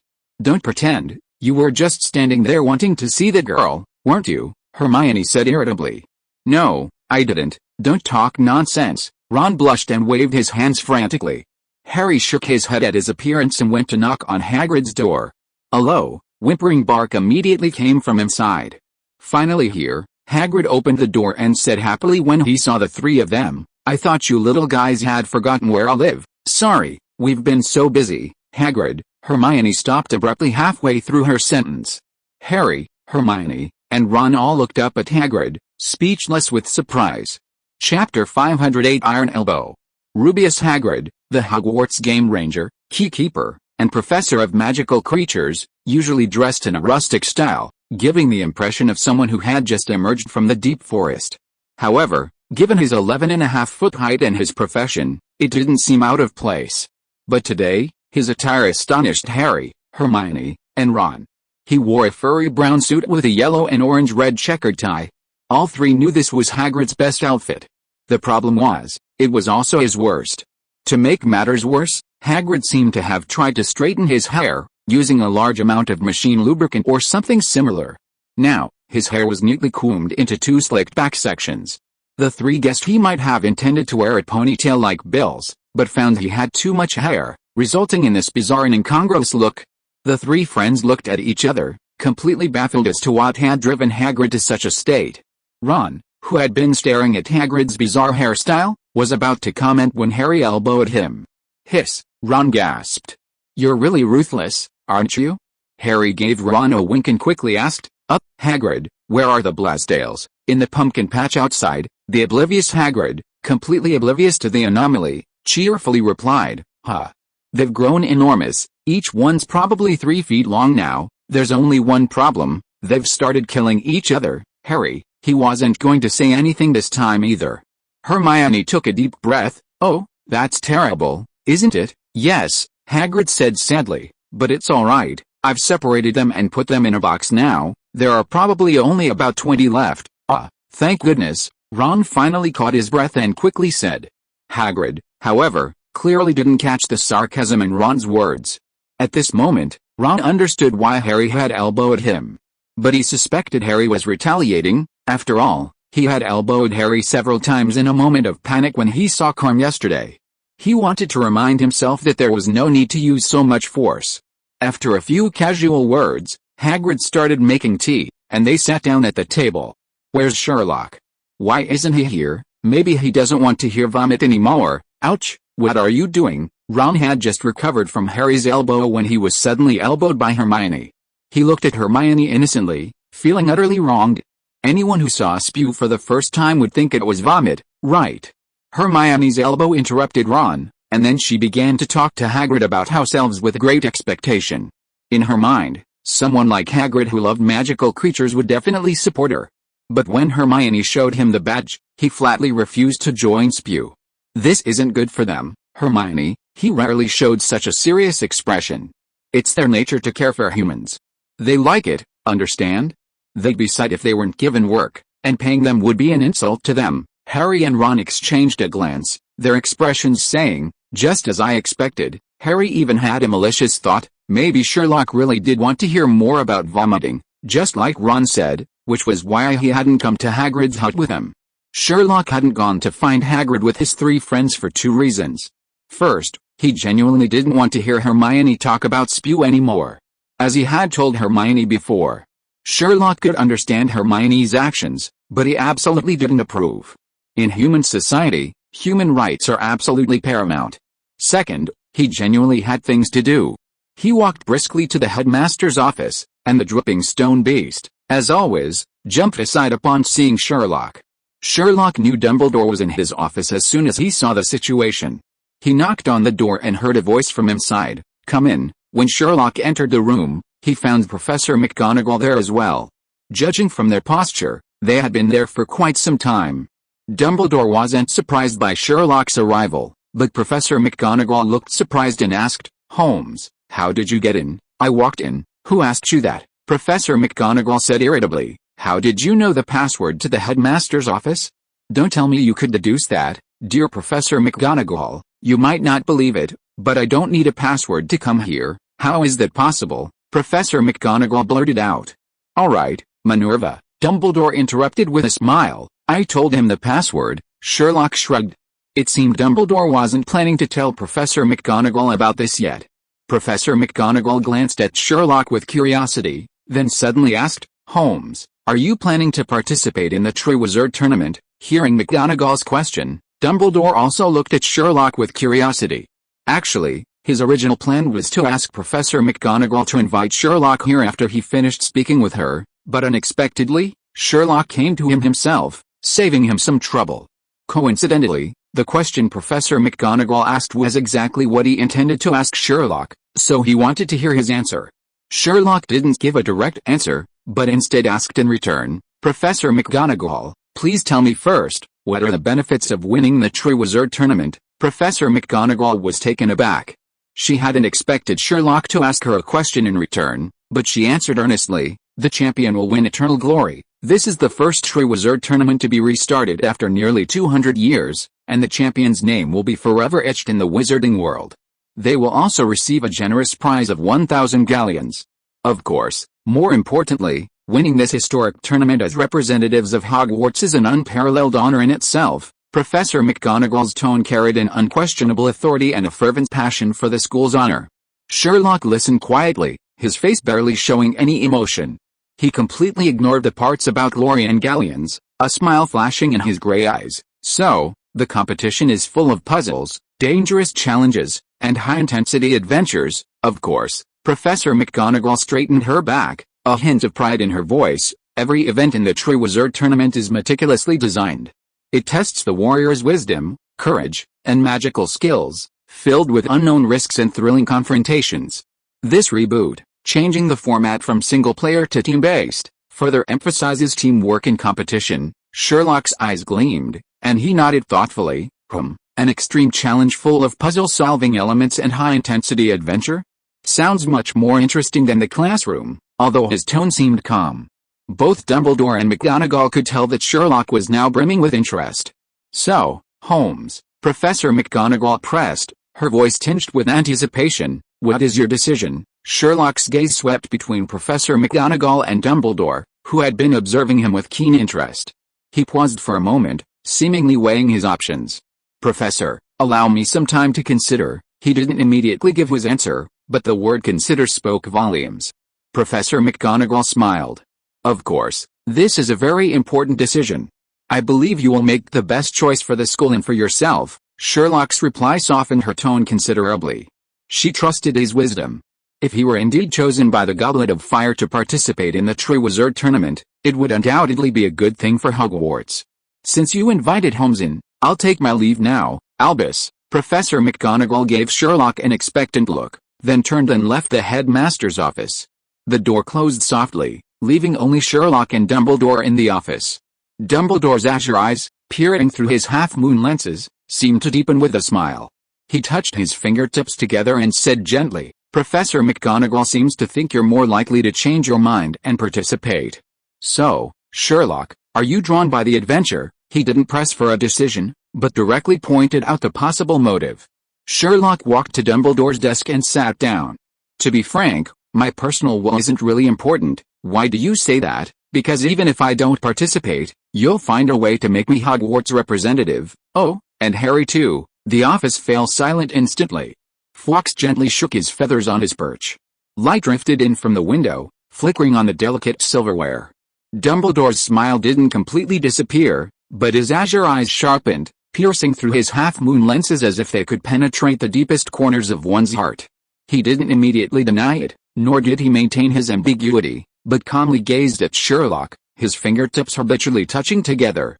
A very bold inference, Sherlock. After a moment of silence, Dumbledore finally spoke, his voice still gentle, but with a hint of composure beneath. "And you're right." "Oh?" Sherlock raised an eyebrow slightly. "I thought you'd deny it. Lying to you isn't an easy thing, Sherlock." Dumbledore paused, seemingly considering how to express his thoughts accurately. "However, there's something you might have misunderstood. The Goblet of Fire's magical contract is ancient and powerful, its selection process based on rules that cannot be distorted by external will. All I want to do is ensure your names are submitted according to the procedure. Whether it ultimately chooses you two as champions from among all eligible candidates, that's the Goblet of Fire's fairest referee's decision. Once the contract is in effect, the Goblet of Fire will choose the champions it deems most suitable. So, you'll throw the parchment with both of our names on it into the Goblet of Fire, without using magic to interfere with its selection." "Exactly." Sherlock clasped his hands together, resting his chin on them, and leaned back. "Then how can you be so sure that Harry and I will be chosen by the Goblet of Fire?" Dumbledore leaned forward slightly, his eyes becoming serious and earnest. "When you were in your first year, we discussed Harry's unique situation and his potential. We had a very important conversation. I hoped, and asked, that you, as Harry's friend, would guide him, help him, and nurture him step by step during his time at Hogwarts. You promised me, and you have always done so. Over the past 3 years, your and Harry's performance has far exceeded my expectations, even my most optimistic predictions." Dumbledore's tone was filled with undisguised praise, his gaze towards Sherlock growing increasingly appreciative. "The courage, wisdom, and speed of your growth you've displayed are astonishing. If the Goblet of Fire chooses you, this will be another crucial test. An excellent opportunity for you to further hone and prove yourselves on a higher stage, under greater pressure. Second, don't forget our agreement from last year." Sherlock's gaze also turned serious. "You mean Horcruxes?" "That's right. Finding Horcruxes is an extremely dangerous task. I promised you I would take you with me to face it. Participating in the Triwizard Tournament, facing those challenging and even dangerous challenges, can be seen as an extremely important rehearsal for real combat. If the Goblet of Fire, the oldest and most demanding judge, agrees that you are qualified to represent Hogwarts and determines that you have sufficient ability to complete those high-difficulty challenges, then..." Dumbledore spread his hands, his face showing a frank acceptance of being persuaded. "What reason do I have not to trust that you possess the strength and mindset to hunt Horcruxes with me? You will prove to me that you are warriors ready to face the true storm." After Dumbledore finished speaking, Sherlock laughed. "So, if our names weren't chosen by the Goblet of Fire, it means we're not yet qualified to participate in the Triwizard Tournament, let alone go with you to find Horcruxes." "Right, you could say that. I think you remember your initial request was that I inform you before searching for Horcruxes. Later, I thought it would be better to take you to retrieve them, rather than destroy them." "I see. After that, you regretted it, thinking you shouldn't have taken us." Unexpectedly, the Triwizard Tournament, which had been suspended for nearly 200 years, started this year, which conveniently gave you an excuse. "If you can't even get past a Goblet of Fire, what right do you have to come with me to find Horcruxes?" "Right, Sherlock, you..." Dumbledore couldn't help but give a wry smile. His words were rough, but the truth was sound. "I understand. In that case, you can save yourself the trouble. I'll convince Harry to put his name in the Goblet of Fire himself." Dumbledore's wry smile turned into a genuine smile. "That would be even better. By the way, any news on Crouch Jr.?" Sherlock asked again. Chapter 509 Combing Hair Like an Adult. Upon hearing Sherlock's question about Barty Crouch Jr., Dumbledore shook his head. "Unfortunately, we haven't heard anything about Crouch Jr. yet. He seems to have vanished since the Quidditch World Cup final. However, as far as I know, Voldemort has indeed left the Albanian forest." His expression grew increasingly serious. "It now seems your earlier deduction is highly likely true. Voldemort encountered Bertha Jorkins, who is on holiday in Albania, and learned about Crouch Jr. from her, which led to his organization of the rescue." The thought that Bertha Jorkins was most likely dead made Dumbledore frown deeply. Voldemort hadn't even fully recovered his physical form, and he'd already killed another wizard. His hands were truly stained with blood. As long as this great evil remained, the wizarding world and the muggle world of Britain would never have peace. So, what's the Ministry's decision regarding Crouch? They'll announce his early retirement soon, Dumbledore sighed. Cornell ultimately refused to reveal the truth. His reason was that doing so would damage the Ministry's image, especially at this crucial time of the Triwizard Tournament. Also, Bertha Jorkins's case is still just our deduction. Many people still believe she simply lost her way and will return in a little over a month. Ridiculous. Absurd, Sherlock roared. Concealing this is what truly damages the Ministry's image. Exposing Crouch's crimes and punishing him according to the law is precisely what protects the Ministry's image. Nonsense, putting the cart before the horse, utterly absurd. Even if Jorkins is unharmed, it's undeniable that Crouch inflicted amnesia on her. Add to that his abuse of power in taking his own son, who should have been sentenced to life imprisonment, out of Azkaban. That alone is enough to convict him. You're right. Crouch himself is willing to admit his crimes and accept punishment, but most people in the Ministry of Magic share Fudge's views. They just want the Triwizard Tournament to proceed smoothly. At this stage, all they need is stability. Fudge even approached me earlier, hinting that I should help the Hogwarts champions win. That's certainly something he's capable of. Sherlock's lips curled into a sneer. I really overestimated them. The Ministry of Magic has no image left to maintain. Dumbledore shook his head with a wry smile. In any case, Crouch, who was rescued by Voldemort, is an unstable factor. I know Voldemort's character all too well. He went to great lengths to rescue Crouch, so he must have other plans. Therefore, we must not let our guard down. I suspect they might very well use this Triwizard Tournament to their advantage. Sherlock, this is another reason why I hope you can participate. After saying this, Dumbledore stared intently at Sherlock, hoping he would give a reassuring answer. Even if I participate in the Triwizard Tournament, it won't change the fact that the enemy is in the dark while we are in the light. That's the biggest problem right now. Sherlock's eyes gleamed, seemingly excited about the upcoming adventure. However, we're not without our advantages. Voldemort doesn't know that we already know his biggest secret. Sir, you really have to thank Professor Slughorn. Also, we must make full use of the known information and quickly confirm and locate the Horcruxes. Of course. It would be even better if we could destroy a few Horcruxes before he finds his body. I've been working on this ever since I discovered the existence of the Horcruxes, and I've made some progress recently. Dumbledore paused, then asked, has Harry dreamed of Voldemort again recently? No, that's good. Dumbledore breathed a sigh of relief. Prepare well for the Triwizard Tournament. I think the Goblet of Fire will definitely be awarded to you, and Minerva will be very happy. The conversation with Dumbledore ended there. Next, once Harry and the other two returned from Hagrid's place, they could register. Before he knew it, Sherlock had reached the foyer. His steps faltered as he looked at the Goblet of Fire. What a coincidence. Boxbutton's students were just entering through the front door, Madame Maxim following behind them. Once everyone was inside, she instructed them to line up. Those who had been surrounding the Goblet of Fire immediately stepped back to let them pass, watching eagerly. One by one, the Boxbutton students stepped forward, methodically tossing their parchment slips into the blue-white flame.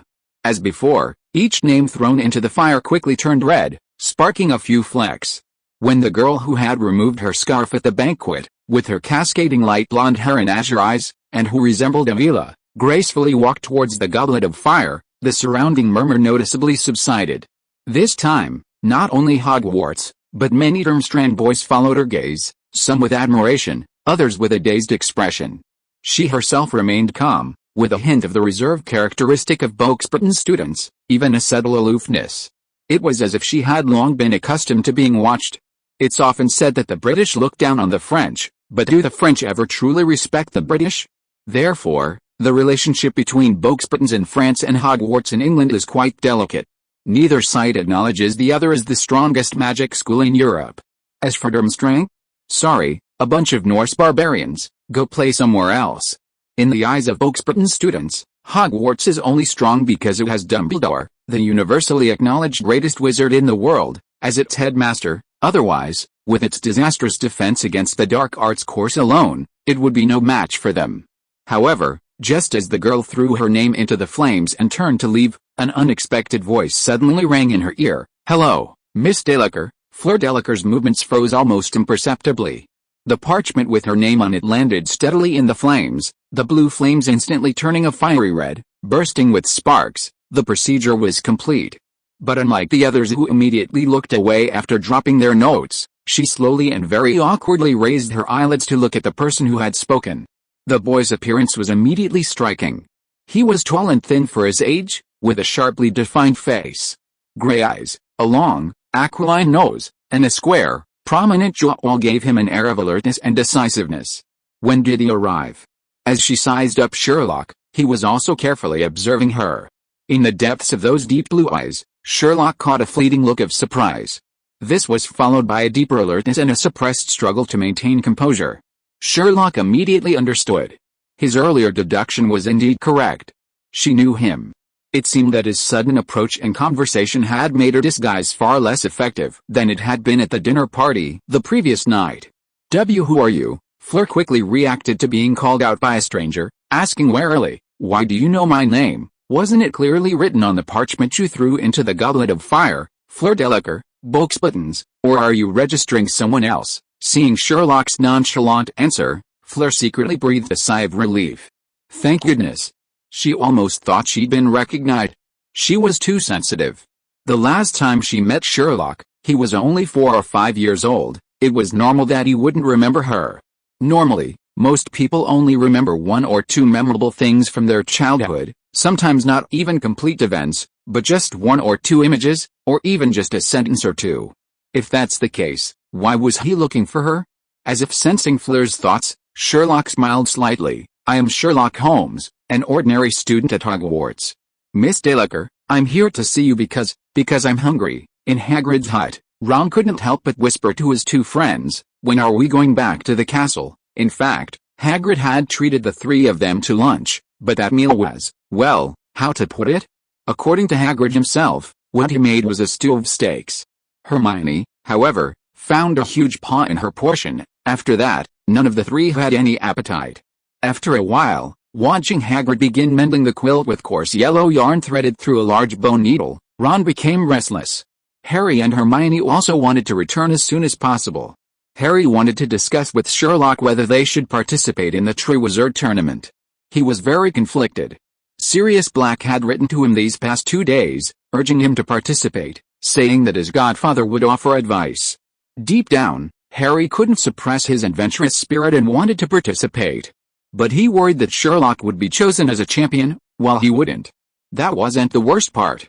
Worse still, what if Sherlock didn't participate in the Triwizard Tournament or wasn't chosen by the Goblet of Fire, and he was chosen instead? That would be the most troublesome situation. So, after much thought, he decided to use his old method. When in doubt, ask Sherlock. Hermione was annoyed by Hagrid's abrupt refusal to join SPEW. Now, she sadly realized that in the vast Hogwarts, she couldn't find a single person to support her. Even Luna, known as the Mad Woman, thought she was doing something inexplicable. Why give them their freedom? They're happy now.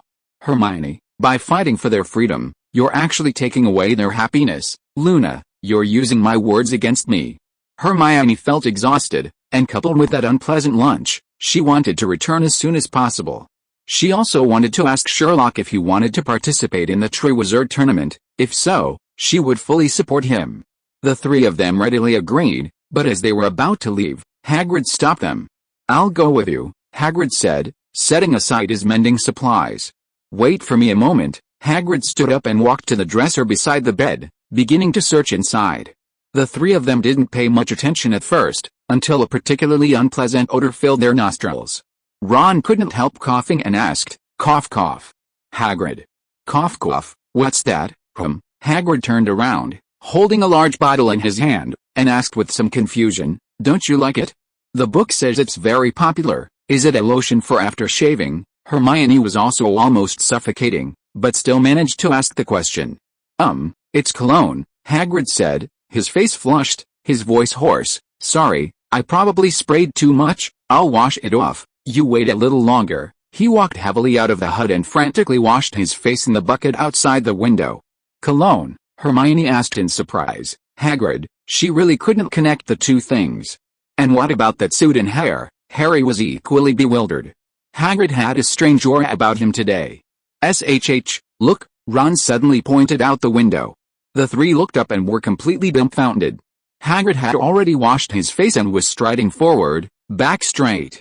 His target was none other than Madame Maxim and the Booksburton students who had just arrived from the direction of the castle.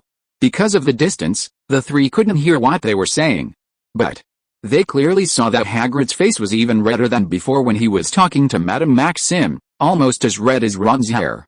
Not only that, but his expression as he looked at Madame Maxim was one of utter infatuation, his eyes seemingly veiled with tears. Even if they were beaten to death, they would never have imagined seeing such an expression on Hagrid.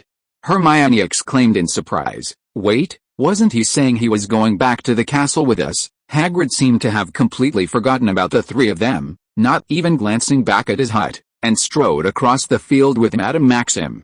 The Booksburton students followed behind, barely able to keep up with their long strides. "My hellish mother," Ron said in disbelief.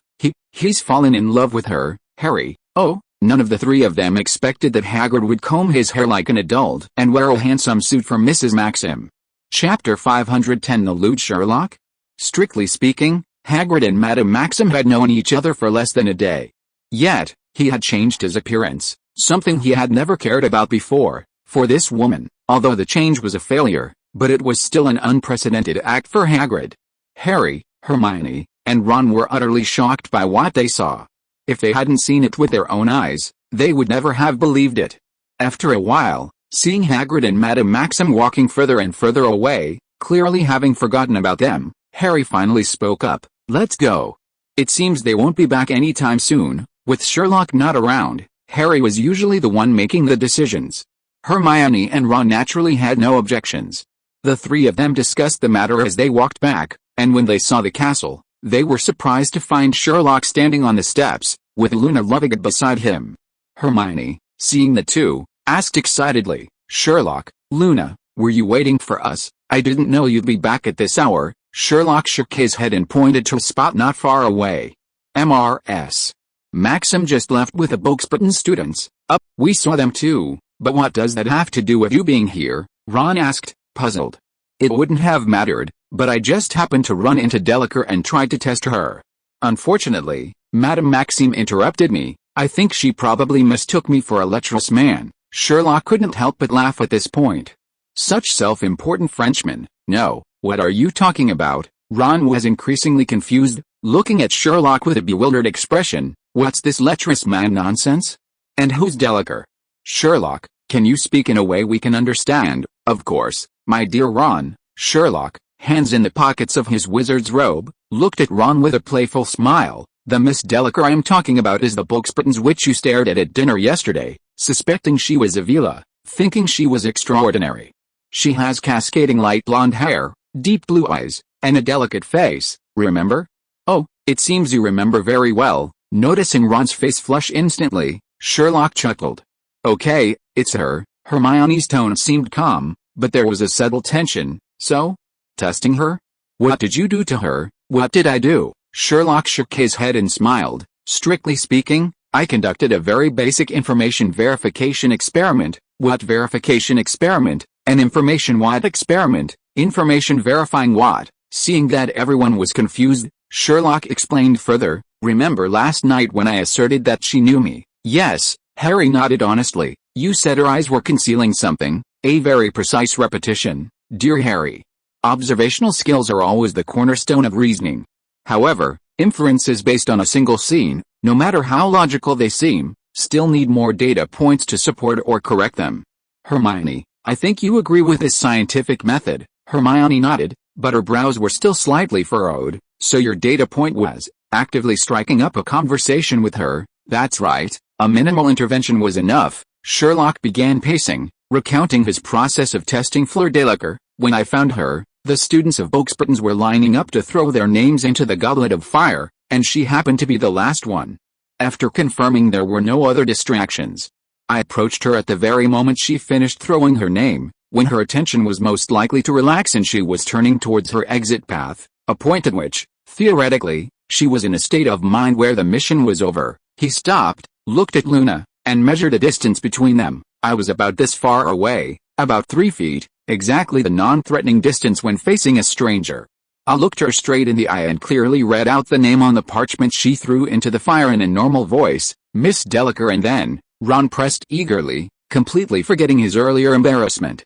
Reaction time was less than half a second. Sherlock held up one finger, her body stiffened briefly but noticeably, her shoulders tensed instantly. It was probably similar to the instinctive reaction of a first-year student being suddenly called by Filch in the hallway. I noticed her gaze quickly shift from the goblet of fire to me, her pupils contracting noticeably. This is a typical physiological reflex of shock or heightened alertness. Sherlock paused, noticing the expressions of his three friends, and added some details. Most importantly and undeniably, she almost instantly held her breath, very briefly. But for a trained observer, this reaction was clear enough. This sudden cessation of breathing would only happen if she realized my behavior was completely contrary to what one would expect from a stranger. A stranger, especially a boy from Hogwarts who seemed so distant to her, is highly unlikely to know her last name so accurately within 24 hours of her first public appearance and call her name without warning. Harry understood immediately. So, she thought you recognized her? No, that was just a guess. My deduction is that the shock of realizing she'd been recognized constituted at least half of her immediate, intense reaction. Sherlock chuckled. As for the remaining half, it was a quick guess and alertness about my motives, and an instinctive urge to quickly organize a defensive posture. Harry and Hermione were fine with this long explanation, but Ron found it utterly incomprehensible, like a lecture from Snape. So, what did she say? Did she admit it? Hermione pressed. No, she feigned surprise and asked how I knew her name. Luna suddenly looked at Sherlock with a wary expression, then repeated what Fleur had just said to Sherlock. Who are you? Why do you know my name? Harry, Hermione, and Ron all stared at Luna in astonishment. Were you two playing role-playing games? Thank you very much, Luna. Sherlock smiled and continued. I told her I saw her name on the parchment she threw into the goblet of fire. She secretly breathed a sigh of relief when I gave that reason. Though she tried to hide it well, I still found out. Of course, this further confirmed that she knew me. Next, I gave a brief self-introduction. However, just as I was about to continue probing further, the experiment was interrupted. Interrupted? Why was it interrupted? Ron asked anxiously. Because of Madame Maxim. Sherlock's expression suddenly became intriguing. I underestimated the headmistress's protective reach. That lady, whose height even makes Hagrid look small, was clearly keeping a close eye on her students. She suddenly appeared between us, shielding the somewhat bewildered Miss Delacour behind her with one hand, and placing the other between me and Delacour. Her aura was extremely imposing, and her eyes were incredibly sharp. I bet you were thinking, stay away from my students. Ron couldn't help but let out a short, almost coughing, chuckle. Harry also tried to suppress a laugh. Hermione frowned but remained silent. Sherlock continued. The moment Miss Delacour was shielded by the headmaster, the surprise she had shown earlier vanished. At the same time, she adopted the composure of a witch under protection and a hint of, well, perhaps just the right amount of bewilderment. A truly brilliant on-the-spot response. Her reaction speed is commendable. So you were mistaken for a lecher. Hermione was annoyed that Sherlock had even casually praised her. These Frenchmen had such an inflated sense of self-importance. It was just a single sentence. Was it really necessary? Although Madame Maxime didn't say it, her gestures spoke louder than words. After that, she escorted Miss Delacour and her students out of the hall. As for me, Sherlock Holmes, my reputation for harassing Britain's finest students is probably well established by the eyes of the dozen or so students present. However, the experiment was quite successful, Sherlock concluded, as if summarizing. It clearly confirms my deduction from last night. Miss Delacour not only knows me, knows who I am, but is also avoiding any direct contact with me. She is trying her best to maintain the illusion that we are strangers. Looking at the three faces with their varying expressions, Ron's bewilderment turned to curiosity. Harry was somewhat worried. Hermione pursed her lips, and Sherlock said lightly, as for why she knows me? Why is she so secretive? Is it due to Britain's strategy? Family background? Personal grudges? Or a deeper secret? We lack the information to deduce. But this undoubtedly adds a small, interesting puzzle to the upcoming champion selection. However, as long as she stays here, she can't hide it for long. Seeing Sherlock's confident statement, the three friends were momentarily speechless. Luna tilted her head and asked curiously, Sherlock, Will you participate in the Triwizard Tournament? That's what I was just about to say. Sherlock looked at his three friends. Your performance tells me you had some terrible experiences with Hagrid. Did you eat his awful cooking again? Sherlock, I can only say you're incredibly insightful, Ron retorted, but this time it was even more outrageous. He then recounted their experience at Hagrid's hut like a machine gun, only briefly mentioning the lunch. He focused on describing Hagrid and Mrs. Maxim's affair in detail, even concluding, if they have children, they'll definitely set a world record. I bet each of their children weighs a ton. Ha ha ha ha. Luna burst into laughter, clutching her stomach. Here we go again, Luna's hysterical laughter. In the past, the others might have found Luna's behavior strange. She'd done something similar on the Hogwarts Express. Everyone else had laughed, but Luna's laughter was particularly loud, producing a series of sharp, piercing sounds. She clutched her chest, breathing heavily, glaring at everyone, her bulging eyes brimming with tears. But now, seeing Luna like this again, they were used to it. After listening to Ron's somewhat exaggerated description, Sherlock seemed thoughtful. Noticing Sherlock's expression, Hermione asked, "What's wrong? Is something amiss?" "I've made a preliminary deduction." Sherlock shook his head. "Never mind, let's get back to the Triwizard Tournament." Hearing Sherlock mention this, the three friends perked up their ears. Sherlock looked at Harry and smiled slightly. "My suggestion is that you and I both put our names in the Goblet of Fire." "No problem." As if he had been waiting for this for a long time, Harry immediately agreed, letting out a long sigh of relief. "As long as I'm with Sherlock, I'm not afraid of anything." Sherlock then looked at Hermione. "I'll pass." Hermione shook her head. "I don't think I've learned enough to handle a competition like this." "Hermione, if you say that, then I have even less of a chance." No, I'm just good at studying and have a bit of cleverness."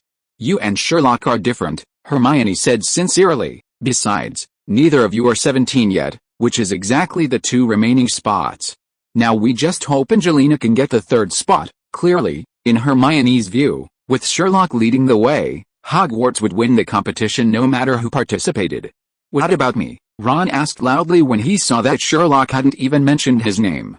Sherlock smiled slightly. "Whatever you think, HMPH, then I'm participating too." Ron crossed his arms, trying to appear serious. "Although I know that once you two participate, I'll have no hope, but at least I can say I lost to the Lion King and the Savior." "Well done, Ronald." Hermione immediately gave Ron a thumbs up, then burst out laughing. Ron initially kept a straight face, but quickly couldn't hold back and laughed too. Sherlock and Harry exchanged a glance and laughed together. As for Luna, she kept laughing, without stopping. Chapter 511 The Gryffindor Casanova. Sherlock, Harry, and Ron returned to the foyer and tossed slips of paper with their names on them into the Goblet of Fire. This scene was met with enthusiastic support from the onlookers. "Lion King, Saviors, we were just saying that if you hadn't come, I would have written your names on them and thrown them in," the Gryffindor prefect said to Sherlock and Harry, half jokingly, half seriously. "Really?" Sherlock tilted his head. "If I'd known this, I wouldn't have come all this way." "Ha ha ha." The nearby lion cubs laughed heartily. The Weasley twins also joined in the fun. "Listen, Sherlock, even if you are a Lion King, I won't give you this chance," George said. "Harry, you too, even though you're the hero who defeated the Mystic, I won't give up," Fred said. "Sigh, doesn't anyone care about me?" Ron said with a gloomy face. "I signed up too." Being ignored was a terrible feeling. "Maybe everyone thinks that with Sherlock and Harry involved, you won't be chosen at all," Neville whispered. "It's okay, I feel the same way." "Ron, Neville, you're really good at comforting people." At this moment, Ginny also quietly walked over. She took Hermione's hand and asked softly, "Hermione, even Ron is participating, aren't you planning to participate?" "My abilities aren't enough to handle such a competition." Hermione smiled and shook her head. "With Sherlock and Harry already putting their names in the Goblet of Fire, I don't think it can choose any other wizards under the age of 17. What if?" Ginny's voice was even softer, only she and Hermione could hear. "Wouldn't it be better if you could participate with Sherlock?" Hermione looked at Ginny with some surprise, noticing the look in her eyes, and then suddenly realized. Originally, Ginny had already planned to join the Gryffindor Quidditch team this year. She planned to use this method to increase the time she spent with Harry. Hermione also fully supported Ginny's decision. Unexpectedly, the Triwizard Tournament was held this year. As a result, The whole thing fell through. Missing it once meant waiting another year. Considering that Sherlock's participation in the Triwizard Tournament would undoubtedly take up a lot of his time, this shared adventure would have been a great opportunity to strengthen their bond. Ginny, putting herself in Hermione's shoes, had already missed one opportunity and didn't want Hermione to miss this one too. Understanding Ginny's thoughts, Hermione immediately grasped her hand. "Ginny, it was Sherlock who suggested Harry put his name in the Goblet of Fire." "Hermione, you mean, I believe in his choice," Hermione said firmly. News of Sherlock and Harry's participation in the Triwizard Tournament spread quickly, as did Ron. After all, both were prominent figures at school. The brothers Colin Creevey and Daniel Creevey were the most excited. As fervent Harry fans, they wanted to tell everyone they knew the news. Colin even dragged Harry to take several photos with the two brothers. After 3 years of honing his skills, he was now a skilled photographer. Having finally shaken off the two brothers, Ernie Macmillan of Hufflepuff grabbed him again. "Cedric has signed up too, Harry." Ernie grasped Harry's hand in his broad hand and shook it vigorously. "I believe he will become a Hogwarts champion. Then it's up to you guys." Even Harry himself hadn't expected so many people to support him. Some people wanted to find Sherlock. But Sherlock said he felt a little tired and wanted to go back to his dormitory to rest. So Harry was pulled aside by one person after another, asked all sorts of questions, and offered their support. In the process, the Creevey brothers would occasionally jump around and give him extra surprises, which made him even more annoyed. Until Cho Chang pulled him out of the crowd under the pretext of doing homework together. Phew, saved. Harry wiped the sweat from his forehead, took the water cup handed to him by Cho Chang, and drank it all in one gulp. "Thank you, Cho. It seems you don't like these kinds of occasions." Cho Chang gave him a sweet smile. "It's not that I don't like it. If I really won the competition, I could accept it. But right now I've only just entered the competition. No, not even entered, just registered. It's just too embarrassing." "Harry, as long as you're willing to register, you'll definitely be chosen for the Goblet of Fire. Everyone I know thinks so." Cho Chang looked at Harry sincerely and said, "I believe in you." Under Cho Chang's tender gaze, Harry impulsively told her about a dream he'd had in the past 2 days. He dreamt he was a champion of Hogwarts, standing on the field, joyfully raising his hands, facing the entire school, where everyone was cheering and screaming. He had just won the Triwizard Tournament. Cho Chang's face stood out clearly in the blurry crowd, her cheeks flushed, full of admiration and praise. Cho Chang looked at Harry in surprise, but then smiled, saying in a soft voice, "No need to dream. If you're willing, I can look at you like this right now." Their eyes met, and everything was understood without words. Not far away, Hermione was chatting with Ginny. "Where's Sherlock?" Ginny asked. "I guess he ran off while everyone's attention was on Harry," Hermione sighed. "He always manages to disappear and reappear so mysteriously. I'm used to it." "You're used to it, but I'm not," Ginny said quietly. Hermione glanced at Harry and Cho Chang, who were chatting happily, and immediately understood what she meant. "She's way ahead of me," Ginny said with some disappointment. It was me first. I was here first." Hearing this, Hermione couldn't help but chuckle. She instinctively said, "Dear Ginny, there's no such thing as first come, first served in love.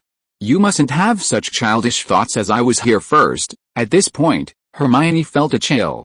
Ginny's words just now felt strangely familiar, and without thinking much, she blurted out what was on her mind.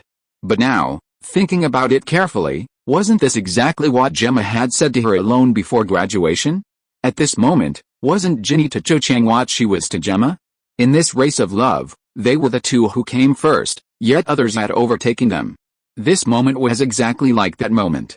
Even the words she blurted out to Ginny perfectly mirrored Gemma's words of comfort to her. How similar. Just as Hermione was lost in thought, Ginny suddenly showed a resolute expression. "I understand, Hermione." "What do you understand?" Hermione looked at Ginny in surprise, wondering what had suddenly happened to the girl in front of her. "You're absolutely right. Love doesn't have a first come, first served rule. Thinking things like I came first is just too naive." "Oh, I've decided, as long as Harry isn't with Cho Chang, I won't give up." Thank you, Hermione, I knew you'd support me."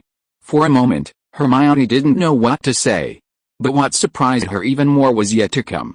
Suddenly, Ginny stood up and strode confidently towards Harry and Cho Chang, forcefully intruding into their private moment. Surprisingly, the three of them actually started chatting. This scene gave Hermione the feeling that I'm not here to break you up, I'm here to join you, and once they started talking, they couldn't stop. When Sherlock, who was resting in his dormitory, was woken by Harry, he found it was already dark. He glanced at the time, then looked Harry up and down, and couldn't help but laugh. Dear Harry, it seems you've been with two girls all afternoon, Cho Chang and Ginny. Harry wasn't surprised that Sherlock could figure that out. He nodded and said, I just parted ways with Cho and Parvati. Parvati Petal? What were you doing with her? Sherlock was somewhat surprised. It wasn't strange that Harry was with Cho Chang. But why was the other girl in Gryffindor's Petal? Oh, I was indeed with Cho and Ginny at first. Harry still felt a little confused thinking about how Ginny had suddenly and forcefully joined his conversation with Cho Chang earlier that day. He didn't know why Ginny had suddenly become so assertive. She certainly wouldn't have acted that way before. But anyway, the outcome was good. Cho Chang was a very gentle person and didn't confront Ginny, and the three of them got along quite well. But then Ginny had to leave, and Cho Chang said she could help me with my homework. That was her excuse for pulling me out of the crowd. Who knew Parvati would show up too? Harry said, a little embarrassed. But he always spoke his mind when facing Sherlock. So, after a slight pause, he continued, last time, Ron and I made up a bunch of unfortunate stories, right? As a result, Professor Trelawney made us write our prophecies for the month after next. Parvati and Lavender helped with Ron and me with our last assignment, and I wasn't planning on bothering her this time. But unexpectedly, she approached me, and coincidentally, I was with Cho. He finished there, the rest was unnecessary. Sherlock burst into laughter. Harry, ladies are definitely your forte, it's not as exaggerated as you make it out to be. Seeing Sherlock laugh, Harry became even more embarrassed. No doubt about it, my dear Harry, once you become a champion in the Triwizard Tournament, you'll definitely become even more popular. Then, in addition to the boy who lived, savior of the wizarding world, the Dark Lord's only nemesis, and Gryffindor's king of fighters, you'll have another new nickname, huh? Gryffindor Casanova. What do you think of that nickname? After the teasing, Sherlock took the opportunity to recount his meeting with Dumbledore that day. Harry then realized that it was Dumbledore's idea for Sherlock to participate in the Triwizard Tournament with him. After hearing Sherlock's words, Harry, while suddenly understanding, asked with some worry, Sherlock, if the Goblet of Fire doesn't choose us, will Dumbledore not take us to find the Horcruxes? Compared to the worried Harry, Sherlock seemed much more carefree. If I get it, I'm lucky. If I lose it, it's fate. But if I can't participate in the Triwizard Tournament, it's like losing a great deal of fun for me, which is indeed a bit of a regret. As for the Horcruxes, Sherlock's gaze deepened. We'll have to wait until Dumbledore has a clue before we can talk about that. Sherlock, do you think Professor Dumbledore has any leads right now? Yes, but he can't be sure. The Triwizard Tournament has definitely distracted him to some extent. I think he could hand this matter over to Professor McGonagall and the other professors. After all, only the three of us know about the Horcruxes right now. If we can find the Horcruxes before Voldemort regains his physical body, it would be the perfect start for us. Harry didn't notice that Sherlock used start instead of result. He was concerned about another aspect. But since Voldemort spent so much time creating and collecting Horcruxes, isn't it unlikely we can find them in just a few years? Not necessarily. Even Voldemort himself probably didn't expect Lucius Malfoy to deliver his diary to us so easily. Not only did it allow us to destroy a Horcrux early on, but it also made us realize the special connection between the Horcrux and him. In that respect, we should all thank Lucius. Perhaps we'll search for a long time, but once we find the right direction, Sherlock's gaze deepened, perhaps we'll find the Horcruxes faster than we can imagine. Noticing Harry's confused look, Sherlock laughed. Come on, didn't you come to call me to the banquet? I almost forgot. Harry slapped his forehead. After parting ways with the two girls, he found everyone else in the Great Hall, but Sherlock was nowhere to be seen. He then wondered if Sherlock was still in his dormitory, so he hurried back to get him. If I hadn't come to find you, would you have missed the Halloween party? Wouldn't you have come to find me? No, then there's no point in asking this question, Harry. Chapter 512. A warrior emerges. When Sherlock and Harry entered the Candlelit Great Hall, it was almost full. Sherlock noticed that the Goblet of Fire had been moved. It now stood on the faculty desk in front of Dumbledore's empty chair. Sherlock glanced at it.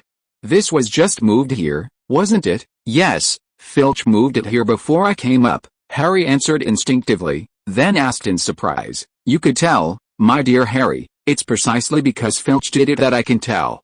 Otherwise, I would have to take out the magic magnifying glass you gave me to look at the magical traces left behind." Sherlock waved his hand and said, "Any object left to trace after it was moved. Like I said before, a person's height can be roughly determined from their stride length. However, although the calculation method is simple, there's no point in teaching you step by step now." "Wait, didn't you say that last time?" "Yes, so I'll say it again this time." Sherlock patted Harry on the shoulder. "Let's go. Ron is already waving at us." "Sherlock, how was your rest?" Hermione asked after the two sat down. "It's passable." Sherlock smiled slightly. "But I can tell you're starving." "Me too," Ron said, looking annoyed. "I'm never eating at Hagrid's again." Don't think that just because Ron eats a lot, he's indiscriminate. Faced with Hagrid's disastrous cooking, even Ron couldn't handle it. I wonder if Harry's cousin Dudley could. The Halloween Eve dinner lasted much longer than usual, mainly because of the two additional students from other schools. With 2 consecutive days of banquets, no one enjoyed the elaborately prepared dishes as much as usual. People in the Great Hall craned their necks, every face showing anxiety. Everyone was restless, constantly getting up to see if Dumbledore had finished eating. Even Harry and Hermione, who hadn't eaten properly at noon, were like this. They both couldn't wait to finish what was on their plates and find out who had been chosen as a champion. Only Ron was focused on his dinner, as if trying to make up for the lunch he missed.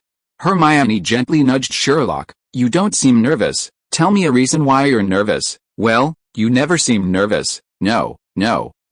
I get really nervous when a mystery is about to be solved." "You mean this kind of nervousness?" "What else?" Strangely enough, Hermione, who had been a little nervous, relaxed after chatting with Sherlock for a while, and even her appetite improved.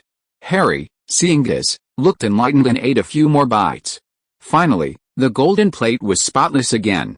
At this moment, the noise in the Great Hall suddenly rose. The next moment, Dumbledore stood up. With this movement, the Great Hall fell silent again. Dumbledore was still able to maintain a calm expression. However, Professor Karkaroff and Madame Maxim on either side of him looked just as nervous as everyone else, their eyes full of anticipation. Ludo Bagman of the Ministry of Magic maintained his usual affable demeanor, smiling and winking at the students from various schools. As for Madame Moody, well, sorry, no one looked at his expression. Anyone who met his magical eyes for less than 3 seconds would definitely look away. Only Sherlock didn't look away for a moment when they met eyes. From the look in Moody's other real eye, Sherlock could tell that he recognized him. This was normal. After all, they had already met during the interrogation of Peter Pettigrew. However, Sherlock didn't actually know much about this most famous Auror in history. As for whether he had become mentally unstable after retirement and mistook ordinary people for Death Eaters, Sherlock wouldn't make a judgment without evidence. Alright, the goblet will make its decision soon. I estimate it will take at most a minute. Dumbledore surveyed the room, slowing his speech under the watchful eyes of everyone, and said, word by word, "Listen, after the champion's name is announced, I want them to walk to the top of the Great Hall, then down the faculty desk, and into that room next door." He pointed to the door behind the faculty desk, where they will receive their initial instruction. With that, he drew his wand and waved it dramatically. This extinguished all the candles except those in the jack-o'-lantern. The Great Hall was plunged into a state of semi-darkness. In this light, the goblet of fire shone brighter than anything else in the Great Hall. Its blue-white flames, sparkling and almost blinding, were dazzling. Everyone watched intently, waiting. Some were still constantly checking their watches.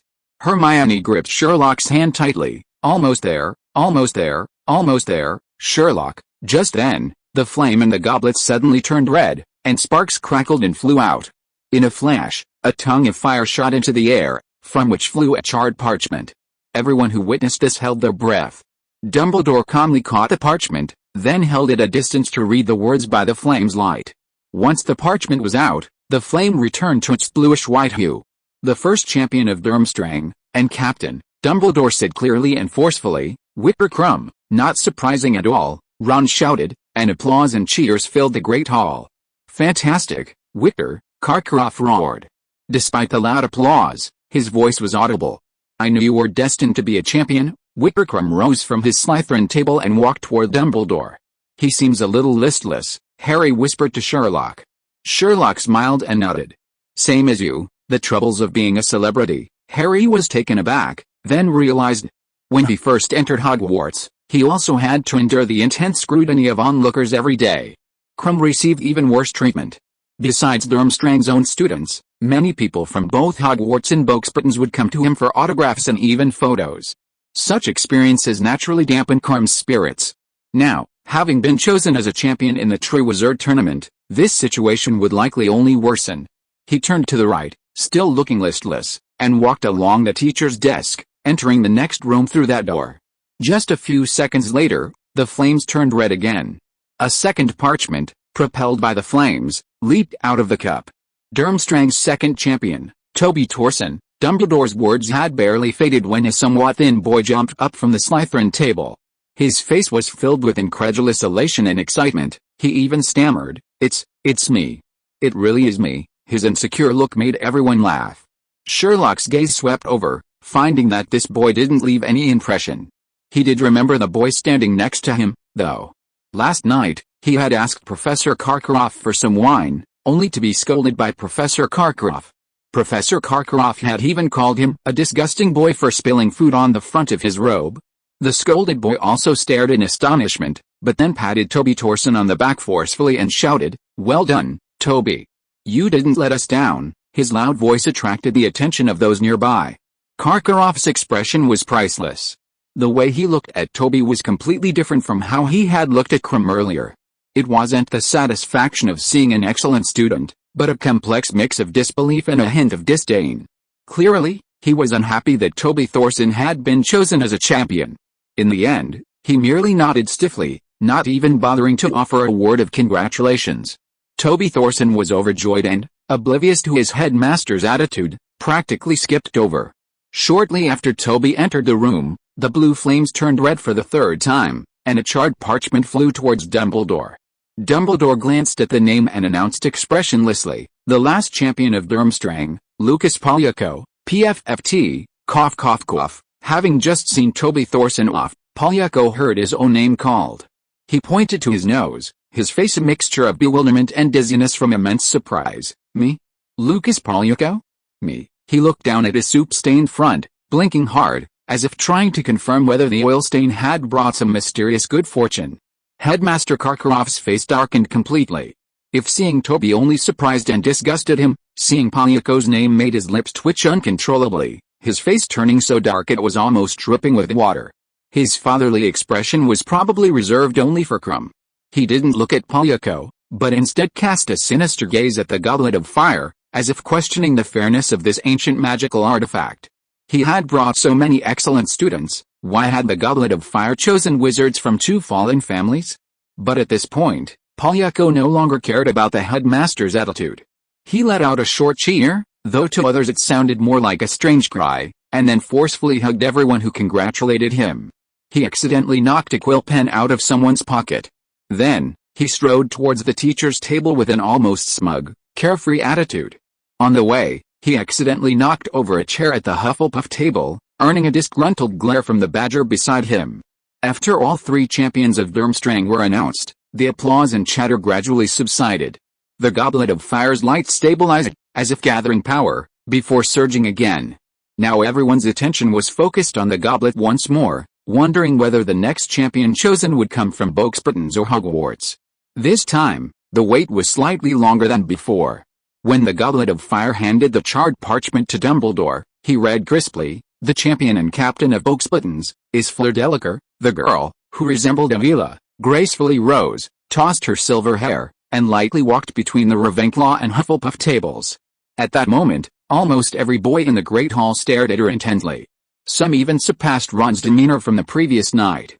Velar blood, terrifying indeed. "It's her, Sherlock," Harry exclaimed excitedly. Ever since he learned that this girl knew Sherlock, Harry had been speculating about their relationship. Seeing her chosen as a champion of Boxburtons, he instinctively blurted out the name. Hermione, who had been holding Sherlock's hand, tightened her grip. After Fleur left, the flame softened slightly, but remained vibrant red, quickly announcing the next name. Boxburton's second champion, Philly Raven. A quiet, slightly slender girl stood up, looking bewildered and a little timid. She glanced somewhat helplessly at Madame Maxim. Compared to Professor Karkaroff, Madame Maxim was much kinder to the other Boxburton students. When she saw Philly Raven looking at her, she nodded firmly. Philly took a deep breath, straightened her back, and walked towards the door. After her, the flames blazed for Boxburtons one last time.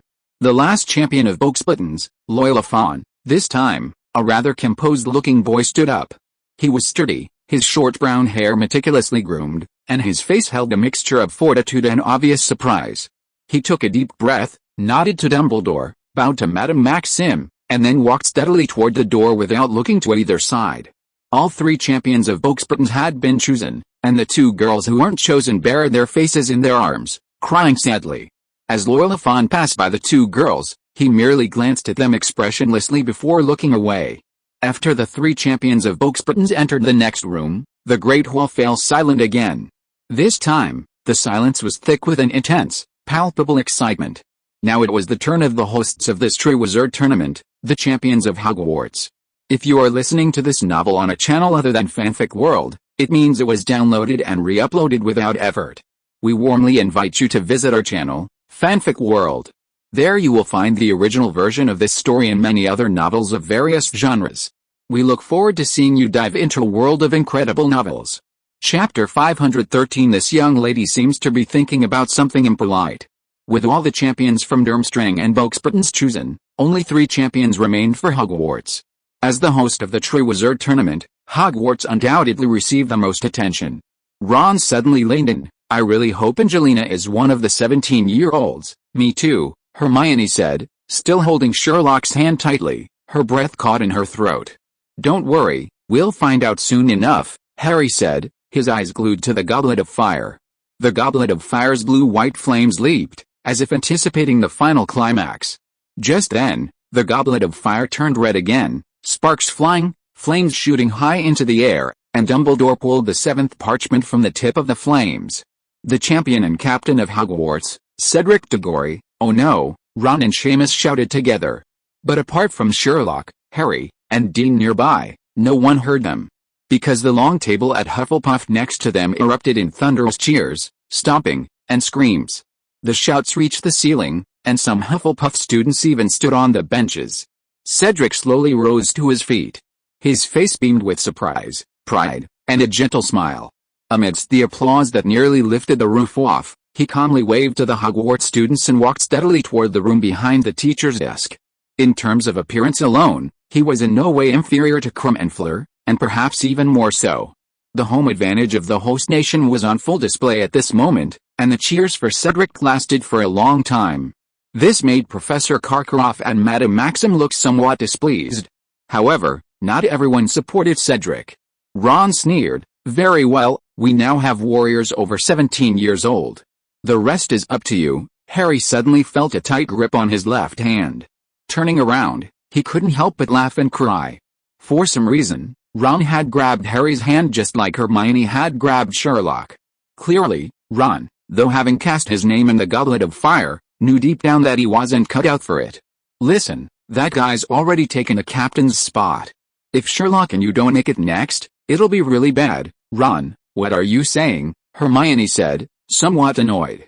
We all hope Angelina gets chosen, but once Cedric is selected as a champion, he'll be our ally. HMPH, if he's captain, doesn't that mean Sherlock and Harry have to listen to him? Exactly, I don't think he's any smarter than Sherlock, Fred chimed in. Although they joked with Sherlock and Harry before, when the moment actually arrived, the Weasley twins knew very well that they were inferior to the Lion King and the Savior in every way. George chuckled, it's alright. If Cedric won't listen to Sherlock, Sherlock can just take Harry and let him play by himself. Oh, don't say that. Cedric isn't that kind of person. Harry couldn't help but speak up for him, then his voice trailed off. Besides, we might not even be chosen. But no sooner had he finished speaking than Dumbledore's voice rang out, the second champion of Hogwarts, Harry Potter, boom. This time, the cheers erupted from the boiling Gryffindor table. Potter, king of fighters, savior, shouts rose and fell. Ron clapped until his hands were red, and Hermione's eyes shone brightly. Harry had imagined countless times what it would be like to be chosen by the flame, but when the moment actually arrived, his mind still went blank. In the main seat, Professor Dumbledore straightened up and shouted again, "Harry Potter, Harry! Please come up here, go on, what are you waiting for?" Ron urged, giving Harry a jab. "Harry, Ron." He glared at Ron, only to see the guy turn away, pretending to look around at the scenery. "Go on, Harry," Hermione urged softly. Harry looked at Sherlock again, and the moment his eyes met those gray eyes, he felt a sense of relief. Harry stood up and walked along the passage between the Gryffindor and Hufflepuff tables. Then, like the 6 champions before him, he went through the door across the faculty desk and out of the Great Hall. "Harry Potter," Karkaroff murmured the name, saying with a touch of emotion. It really wasn't unexpected at all. As he said this, he couldn't help but glance in Moody's direction again, quickly averting his gaze after seeing his magic eye.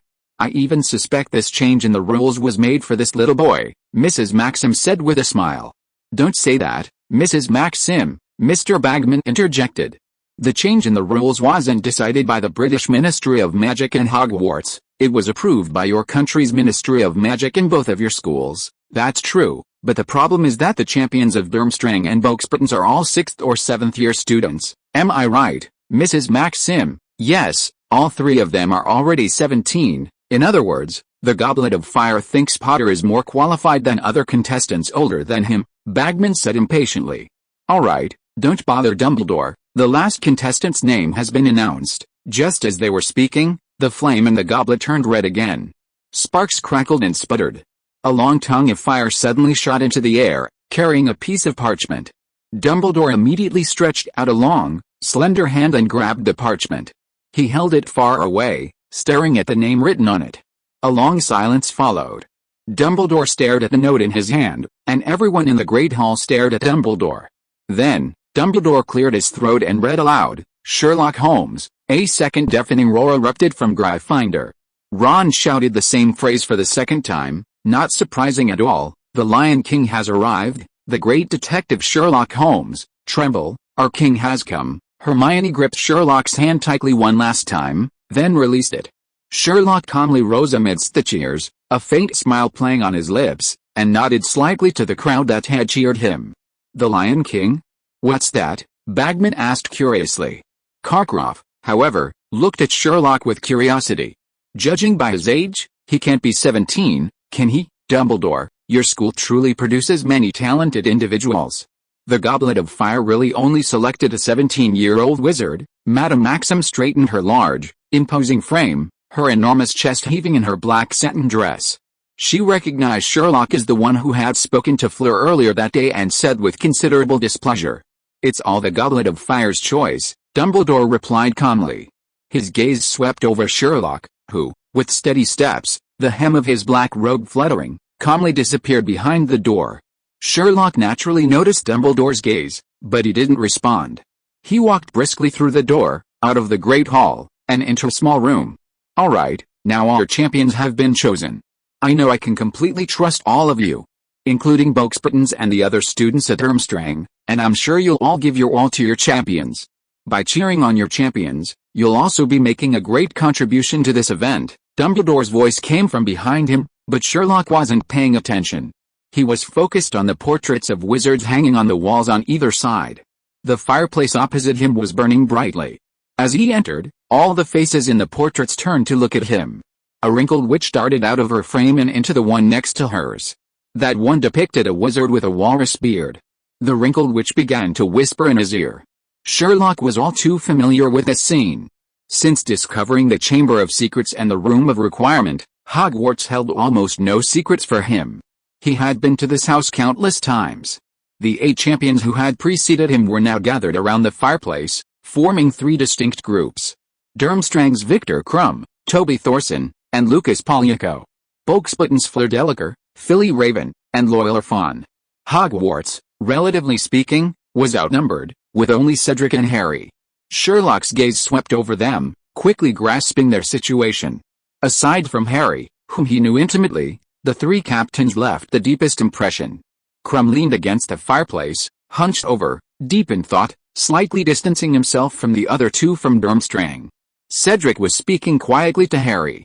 Fleur was also talking to a man and a woman. When Sherlock entered, all 8 turned sharply, their eyes fixed on him. "Sherlock, Harry, the most excited of them all, rushed forward and grabbed Sherlock's arm. "I knew you'd come." Sherlock smiled slightly. "Thank you for your kind words, Harry." He then looked at Cedric, who immediately smiled and nodded at him. "I was just telling Harry that it would be wonderful if you could come." He paused, then realized that people from the other two schools were present, and some things were better left unsaid. "Anyway, it's so good that you came." Cedric's attitude didn't surprise Harry. Sherlock nodded slightly to him, then turned to Fleur Delacour. "It's nice to see you again, Miss Delacour." Philly Raven and Loyola Van, Boxbutton students, looked back and forth between Fleur and Sherlock in surprise upon hearing Sherlock's words. Finally, the slightly slender girl, Phyllis, couldn't help but ask, "Fleur, did you two know each other before? You met her at noon today." "Phyllis." Fleur turned her head, tossing her cascading silver hair, "and then Mrs. Maxim took us away." "Ah, it was him." Reminded by Fleur's question, Phyllis realized. She looked at Sherlock, her eyes filled with curiosity. In Boxbuttons, countless boys pursued Fleur. But Fleur Delacour was like a rose with thorns, her public boyfriends changing one after another. However, only those who knew Fleur like Phyllis Raven knew that these boys were all just shields. Neither side made any real progress. These boys knew Fleur was using them, but even so, they were happy to oblige. With the Three Kingdoms tournament underway, it was expected that Fleur would be pursued by boys from other schools. But this Sherlock Holmes, wasn't the age difference between them a bit too much? You think a fourth grader like you can pluck the flower of Boxbuttons? Or are the English more mature than the French? As she was thinking this, Sherlock suddenly turned to her. "Miss, you seem to be thinking something quite rude." Philly Lavin, already slender, blushed instantly like a startled rabbit when Sherlock exposed her thoughts. Her delicate fingers twisted together. "I didn't." Her reaction further confirmed Sherlock's deduction. A playful smile curved Sherlock's lips, but it wasn't mockery, rather, it was a knowing composure. "I think you might have misunderstood me." I didn't." Philly was about to explain when Sherlock interrupted her. "Of course, I don't mind." Philly Lavin looked at Sherlock in surprise, momentarily bewildered. Fleur Delacour, standing nearby, frowned, scrutinizing Sherlock from head to toe as if she were meeting him for the first time. Seeing his fellow student's embarrassed expression, Loyola Fawn immediately stepped forward, blocking the two girls. He was a burly man of average build, much taller than Sherlock and Harry were now. "Sir, please forgive my bluntness," he said, glancing outside before looking back at Harry before slowly continuing, "but you and your friend are too young. It's really not suitable for you to participate in the competition." "I think Flame must have made a mistake," Harry almost immediately wanted to retort, but glancing at Sherlock, he held back. Cedric immediately chimed in, "You're the one who's mistaken. Professor Dumbledore said yesterday that each school must have at least one student over 17 to participate. Do I need to explain what at least means? Of course I understand. Since the Goblet of Fire has chosen them, does that mean your school has no other wizards over 17 who are worthy of participation?" Just as Cedric was about to explode with anger, Sherlock spoke up. "Thank you, Cedric." After saying this, he turned to Loyola Fawn. "You're right, huh?" Loyola Fawn had originally intended to use age to attack Sherlock and Harry, then expand on the topic of Hogwarts having no suitable candidates. He never expected Sherlock to so readily admit it. However, Sherlock's next sentence made him lose his temper. "So, if you have any objections, go tell the Goblet of Fire." Chapter 514 Everything is a choice of the Goblet of Fire. Just as the atmosphere in the room became somewhat awkward, the door behind the 9 warriors creaked open, and a large group of people rushed in. Dumbledore's tall figure appeared first, his sharp, calm gaze behind his half-moon spectacles sweeping over the 9 people in the room, taking in each person's reaction. Following closely behind was Professor Karkaroff, his face still showing displeasure at his 2 unexpected warriors. His gaze lingered briefly on Krum before sweeping over Toby and Polyako with a scrutinizing look. Madame Maxim entered like a dignified yet wary queen. Her massive figure instantly shrank the room. Her sharp gaze immediately fell on Sherlock, filled with undisguised suspicion, before turning to her 3 students, lingering particularly on Fleur for a moment, seemingly to confirm that her darling hadn't been further disturbed. Ludo Bagman, Director of Physical Education at the Ministry of Magic, followed with a brisk pace, his signature infectious smile still on his face. He rubbed his hands together, his excited tone breaking the brief silence. "Aha! Look at our warriors. What a magnificent What an exciting combination. Oh, the atmosphere is lively. But soon you'll find out what real excitement awaits. I dare say it'll be far more thrilling than any study of each other. Last to enter was Mad Alastair Moody. His heavy wooden legs thumped the ground, his magical eyes darting erratically over everyone. They lingered a little longer on Sherlock and Loyola Van's faces, his normal eyes seeming to scrutinize them as well. Once he was inside, the door closed behind him. Moody's gruff voice rang out, carrying a cold, businesslike tone. "All right, boys and girls, put your idle thoughts aside. Time's up." Loyola Fawn, glared at by Moody's fake eye, felt as if he could see right through him, and involuntarily took a half step back, making way for the two Boxburton's girls he had blocked behind him. At this moment, Dumbledore walked to the center of the room, his blue eyes exceptionally bright. "My heroes, first of all, congratulations. I know that for many weeks, you have all hoped to be chosen and bring glory to your schools. The 9 of you present here today are precisely the heroes chosen by the Goblet of Fire, the most impartial referee. Regardless of gender, regardless of age." As he said this, his gaze lingered on Sherlock and Harry for a moment. Because only Sherlock and Harry were under 17. This situation was both unexpected and reasonable. For a wizard still in magic school, in most cases, the older they are, the stronger they become. Therefore, Durmstrang and Boxburton's were both older students who were chosen. Wizards like Sherlock and Harry, who can defy their superiors, are exceptions. Loyola Fawn couldn't help but curl his lip. Karkaroff suddenly spoke up. "Dumbledore, are you sure you want these 2 boys to participate? As far as I know, they haven't even taken the OWL exams yet." "Professor Karkaroff, as I just said, everything is up to the Goblet of Fire," Dumbledore said calmly. "We must abide by the Charter, which clearly states that anyone whose name emerges from the Goblet of Fire must participate in the tournament." Bagman rubbed his smooth chin, smiling at Karkaroff. "Of course, you can also choose to file a complaint with the Ministry of Magic and the International Confederation of Wizards. However, the Goblet of Fire was just extinguished and will not be rekindled until the next tournament." "Of course I will." "I don't bluff," Moody suddenly spoke, coldly. "Just as Dumbledore said, it's bound by a magical contract, and it's in your favor, isn't it?" "In your favor," Karkaroff said. "I'm afraid I don't understand what you mean, Moody." He tried his best to make his tone sound contemptuous, as if he didn't care about Moody's words at all. Unfortunately, his hands betrayed his true feelings. They involuntarily clenched into fists. Influenced by Sherlock, even Harry noticed this detail. "Since you believe that 17-year-old adult wizards are stronger than underage wizards, isn't it good news for you that Hogwarts has 2 underage wizards participating in the tournament?" Karkaroff suddenly paused, falling silent. Madame Maxim's eyes lit up as well. "Karkaroff, Dumbledore, you're right, it's all the Goblet of Fire's choice. Maxim, the Goblet of Fire is the most impartial referee. The warriors it chooses must have exceptional abilities." Seeing their expressions, Dumbledore inwardly shook his head.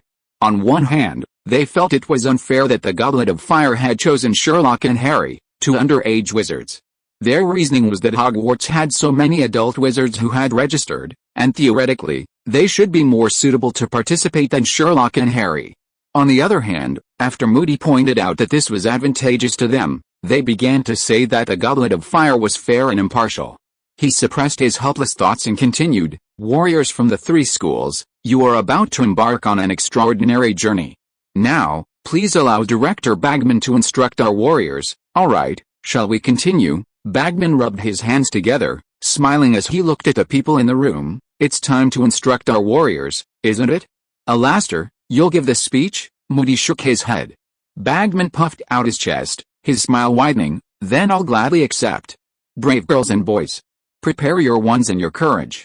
"Yes, you heard me right. The first task is to test your courage." He paused, then continued, "So we won't tell you what it is.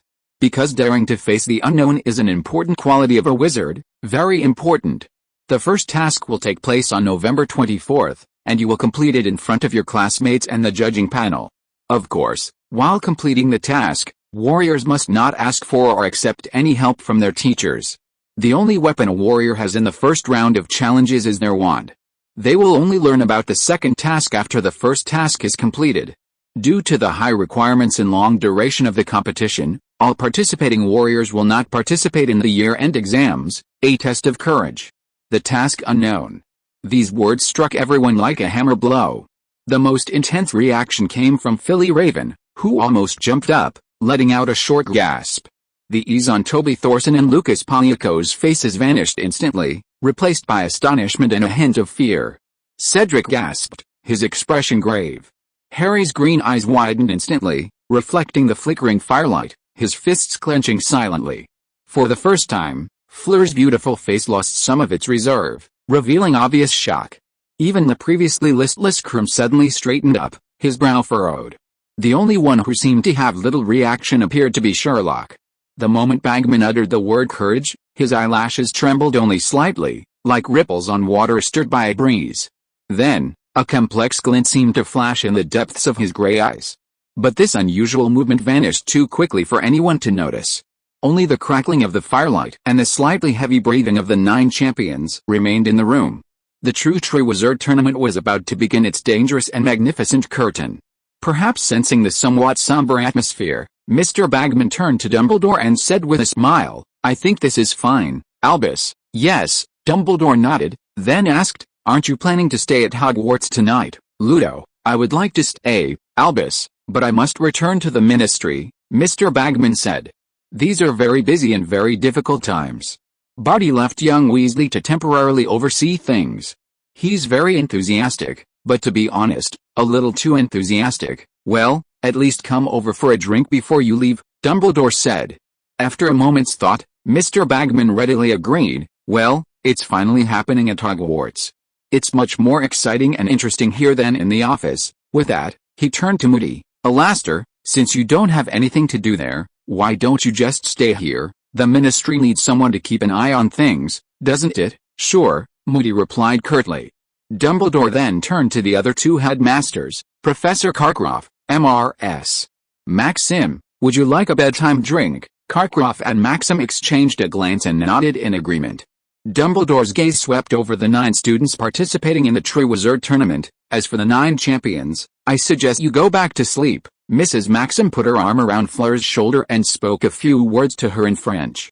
Karkaroff also gave Krum a few instructions. Fleur and Krum, the 2 captains, then left with their respective schools. "Sherlock, Harry, Cedric, the 3 of you too," Dumbledore smiled at his students. "I believe the Gryffindor and Hufflepuff classmates are waiting to celebrate with you. They finally have an excuse to make a scene. It would be a shame to take that opportunity away from them." When the 3 of them left the room, they found the Great Hall completely empty. "I never imagined we'd be fighting side by side, Harry. It's an honor." Cedric smiled at Harry, then turned to Sherlock.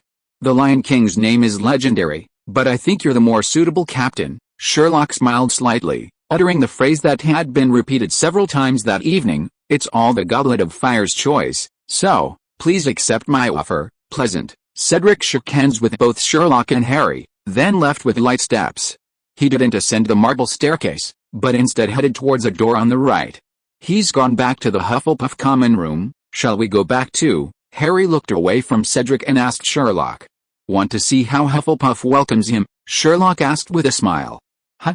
That's not a good idea." Harry hesitated for a moment, then said, "Besides, we don't know the password to the Hufflepuff common room. Who told you that you need a password to enter the common rooms of other houses? Is it a riddle like Ravenclaw's?" No, no. Sherlock shook his head. "Actually, to be honest, the Hufflepuff common room is the easiest to break into. The Hufflepuff common room, like the Slytherin common room, is located in the basement of Hogwarts Castle. However, the Hufflepuff common room is right next to the kitchen, directly below the Great Hall. The Slytherin common room is located in a deeper dungeon, mainly at the bottom of the Black Lake. Through the windows there, one can often see giant squid, and sometimes even more interesting creatures. Falling asleep to the sound of the lake lapping at night can sometimes be considered a relaxing pleasure. However, unlike other houses, entering the Hufflepuff common room does not require a password or riddle, but its entrance is the only one with a security device. To enter, one must strike the bottom of the second barrel in the second row of the large barrels in the rhythm of Helga Hufflepuff. The lid will rotate open, revealing a passageway one can climb through. Beyond this passageway lies the Hufflepuff common room. There are 2 round doors leading to the boys' and girls' dormitories, one for each. Hearing Sherlock's explanation, Harry was stunned.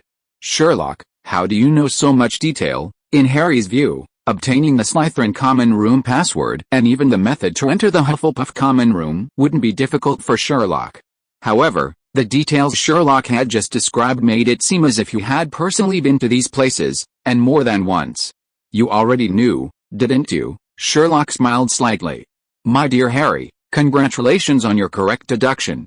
I have indeed been there, more than once, Harry, as expected of you. But you just said that the Hufflepuff common room has a resistance device? That's right.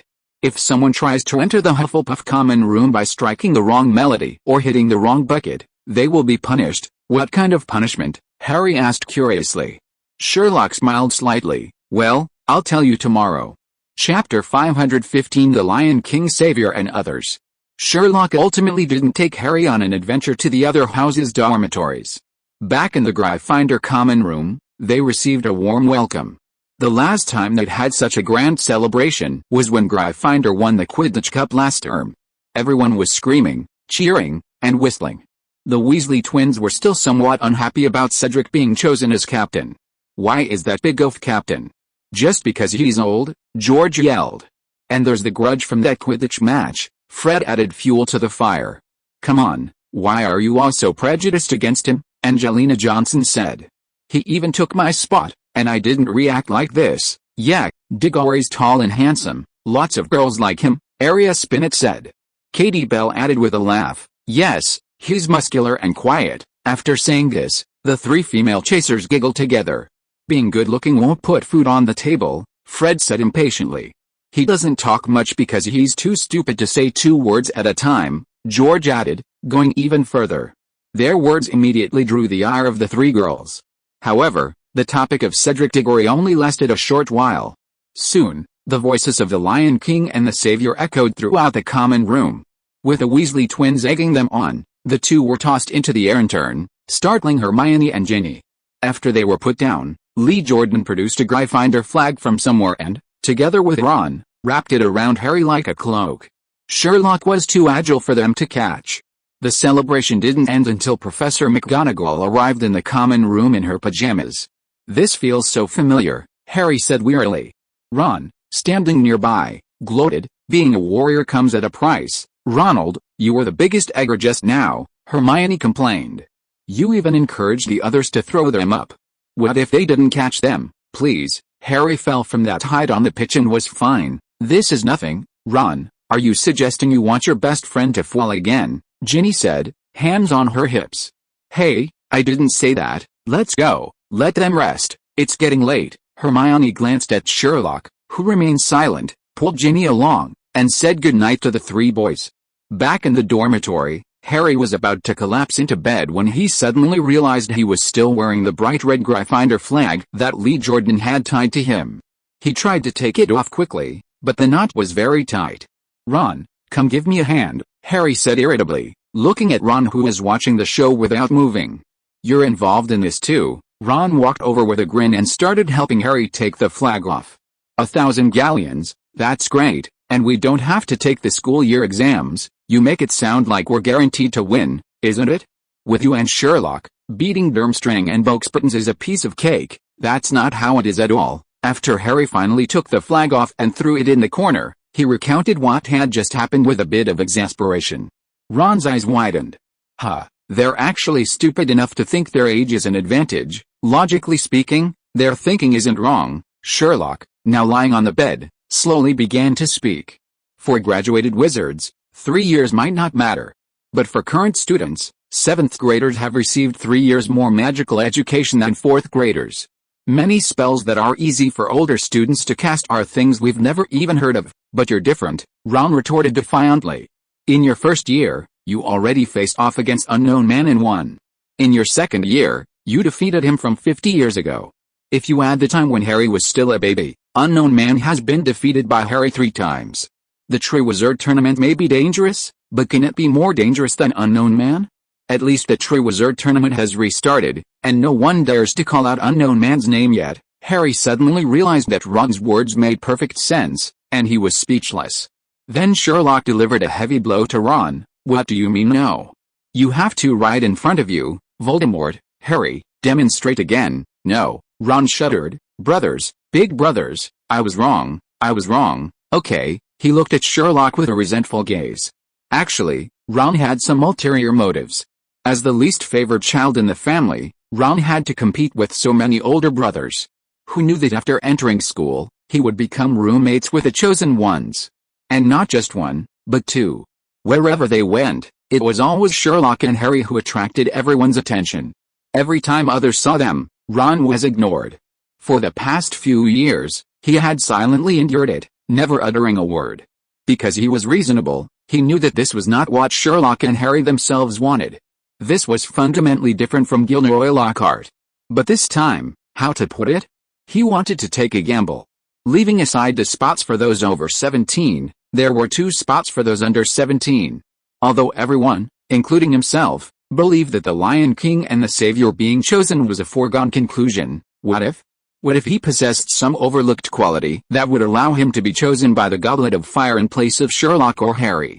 So, for the past 2 days, he appeared outwardly calm, but inwardly he was terribly anxious. Until the moment the answer was revealed, he finally gave up. He was ultimately just an ordinary person, incomparable to these 2 chosen ones. But this suppressed emotion was unbearable, so during the celebrations, he went a little overboard than usual. Fortunately, everyone was thrilled that Sherlock and Harry had become heroes, and no one noticed his ulterior motives. But when he spoke to Sherlock and Harry, there was a hint of sarcasm in his tone. Of course, it was very subtle. Because he knew perfectly well that what he was doing was wrong. But it was precisely because of this that he felt even more awkward. If he continued like this, he might lose control and say something strange. Unexpectedly, Sherlock forcibly stopped him in this way. My dear Ron, being too emotional will inevitably hinder sound reasoning and lead you away from the truth. Harry and Ron were both surprised to hear Sherlock suddenly utter such a seemingly nonsensical statement. Ron paused, then couldn't help but ask, Sherlock, what are you talking about? I don't understand. Emotions are a great catalyst, Ron. They can ignite passion, but they can also blur boundaries. Sherlock, still resting his chin on his hands, turned to look at Ron, his gaze gradually clearing from confusion, and slowly said, but true choices, especially those concerning right and wrong, concerning paths, require us to temporarily treat emotions as evidence to be analyzed, rather than letting them sit on the judge's bench and issue orders. The chain of logic is always more reliable than momentary impulses, especially when it concerns something we cherish. In the past, if Sherlock had suddenly uttered such a long passage, Ron certainly wouldn't have understood. He wouldn't have bothered to understand it either, he would have just asked Sherlock for the answer. But this time, he miraculously understood. Yes, he suddenly realized, this was Sherlock. A man who could read minds without legitimacy. How could his little schemes possibly escape his notice? Sherlock, I forget what I just said. What? Ron looked at Sherlock in surprise. You only need to remember one thing, never let your emotions cloud your judgment. After Sherlock finished speaking, a brief silence fell over the dormitory, broken only by the sound of the wind outside the window and the usual soft hum of the Gryffindor tower. Harry was still completely bewildered, but he was simply too tired today. Despite his confusion, he fell asleep as soon as his head hit the pillow. Not long after, he began talking in his sleep, a harmonious blend with Neville's snoring. Ron, of course, couldn't sleep. Sherlock's words were like a pebble thrown into still water, the ripples spreading silently through his heart. November arrived, and Sherlock, as usual, took Harry and Neville for their morning exercise. While Neville was wielding a sword, Harry couldn't help but ask about what Sherlock had told him the day before. Sherlock looked at him with some surprise. Brother, I thought you'd forgotten about it, tell me, Harry urged. Seeing Harry's reaction, Sherlock recounted what he hadn't finished saying the day before. Anyone wanting to enter Hufflepuff must strike a specific barrel at a designated rhythm. If the rhythm is off, or if the wrong barrel is struck, the bottom of the other barrel will burst open, soaking the intruder in vinegar and triggering an alarm. On the morning of November 1st, Sherlock, as promised, told Harry about the disciplinary measures in the Hufflepuff common room, finally satisfying his curiosity. On their way back to their dormitory, the students who had already eaten breakfast greeted them warmly. Undoubtedly, Sherlock and Harry were now heroes of Gryffindor, and indeed, of all of Hogwarts. Harry, what's wrong? Neville asked curiously, noticing Harry's sudden hesitation. Harry was a little apprehensive. If he went into the Great Hall now, it meant facing a warm welcome from the other students. But if he didn't go, he'd be stuck here, at the mercy of the creepy brothers. Unlike the others, these two weren't interested in Sherlock, they were just die-hard Harry fans. Right now, for example, they were frantically waving at Harry, hoping he'd come over. "How about I go down and get you some bread?" Neville kindly offered. "Great idea," Harry said gratefully. "What about Sherlock? Aren't you going to the Great Hall too?" "Yes, why wouldn't I?" Sherlock smiled slightly, then looked at Harry. "Little brother, I think you shouldn't worry too much about what others think." Harry hesitated for a moment, then nodded and followed Sherlock. With Sherlock, at least he felt a little safer. Sure enough, upon arriving at the Great Hall, the two were greeted by everyone. Of course, Cedric was there too. But as the only two remaining underage wizards among the 9 champions, they naturally received more attention than Cedric. Even the Hufflepuff students seemed more interested in them. Looking at Sherlock's indifferent expression, Harry said admiringly, "When will I be able to do what you do?" Hermione and Ron nodded in agreement. To some extent, all three of them were easily influenced by the words and actions of others. Harry, needless to say, had suffered from the constant attention since his first year. Wherever he went, people stared blankly at his forehead, often with pity. Harry desperately wanted to tell them he didn't need it. He would gladly trade that treatment for the life of his parents, murdered by Voldemort. Hermione wasn't much better off. She had asked Sherlock for advice on this issue in her first year. She had the method, but couldn't put it into practice. To this day, she still couldn't do it. Ron was similar. If he weren't so concerned about others' opinions, he wouldn't be troubled by being constantly ignored, and wouldn't have developed jealousy. "You can do it now," Sherlock said calmly. "Go your own way and let others talk. I'm not Dante. I can't do what he does," Hermione said with a bitter face. Sherlock looked at Hermione. "No, you're wrong." "Huh?" Hermione paused, then said blankly, "Sherlock, you? No, I mean, this isn't Dante's quote, isn't it? I remember Dante writing Virgil's words in chapter 5 of the Divine Comedy, Purgatorio. No, the original quote was, 'Follow me, and let the world talk.'" Sherlock smiled and said, "It's just that Marx later quoted Dante's famous saying in the preface to Capital, saying, 'I welcome any scientific criticism, but as for the prejudices of so-called public opinion, which I have never yielded to, I still adhere to the great Florentine poet's saying, go your own way, and let others talk.'" Thus, Marx altered Dante's original words. With a widespread circulation of Capital, Marx's version of Dante's quote also became widely known. This time, the others couldn't understand what Sherlock and Hermione were discussing. "Stop meddling in Marx and Dante's business. I have good news for you," George Weasley said. "Dear Professor Hagrid, let's now take the bobtail for a walk," Fred Weasley said.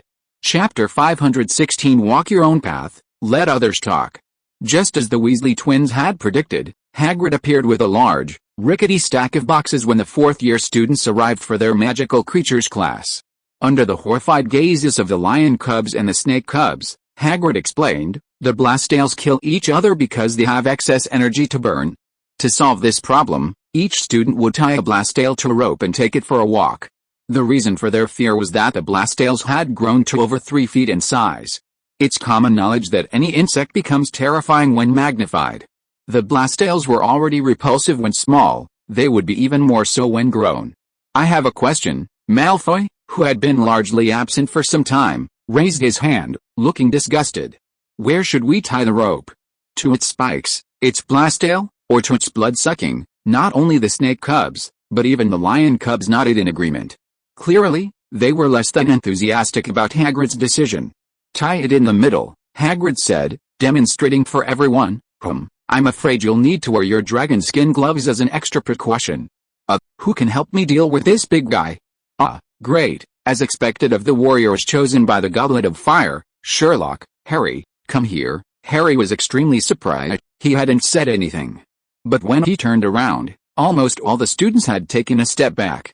Because they were close to Hagrid, the 4 of them were already positioned relatively close to the front.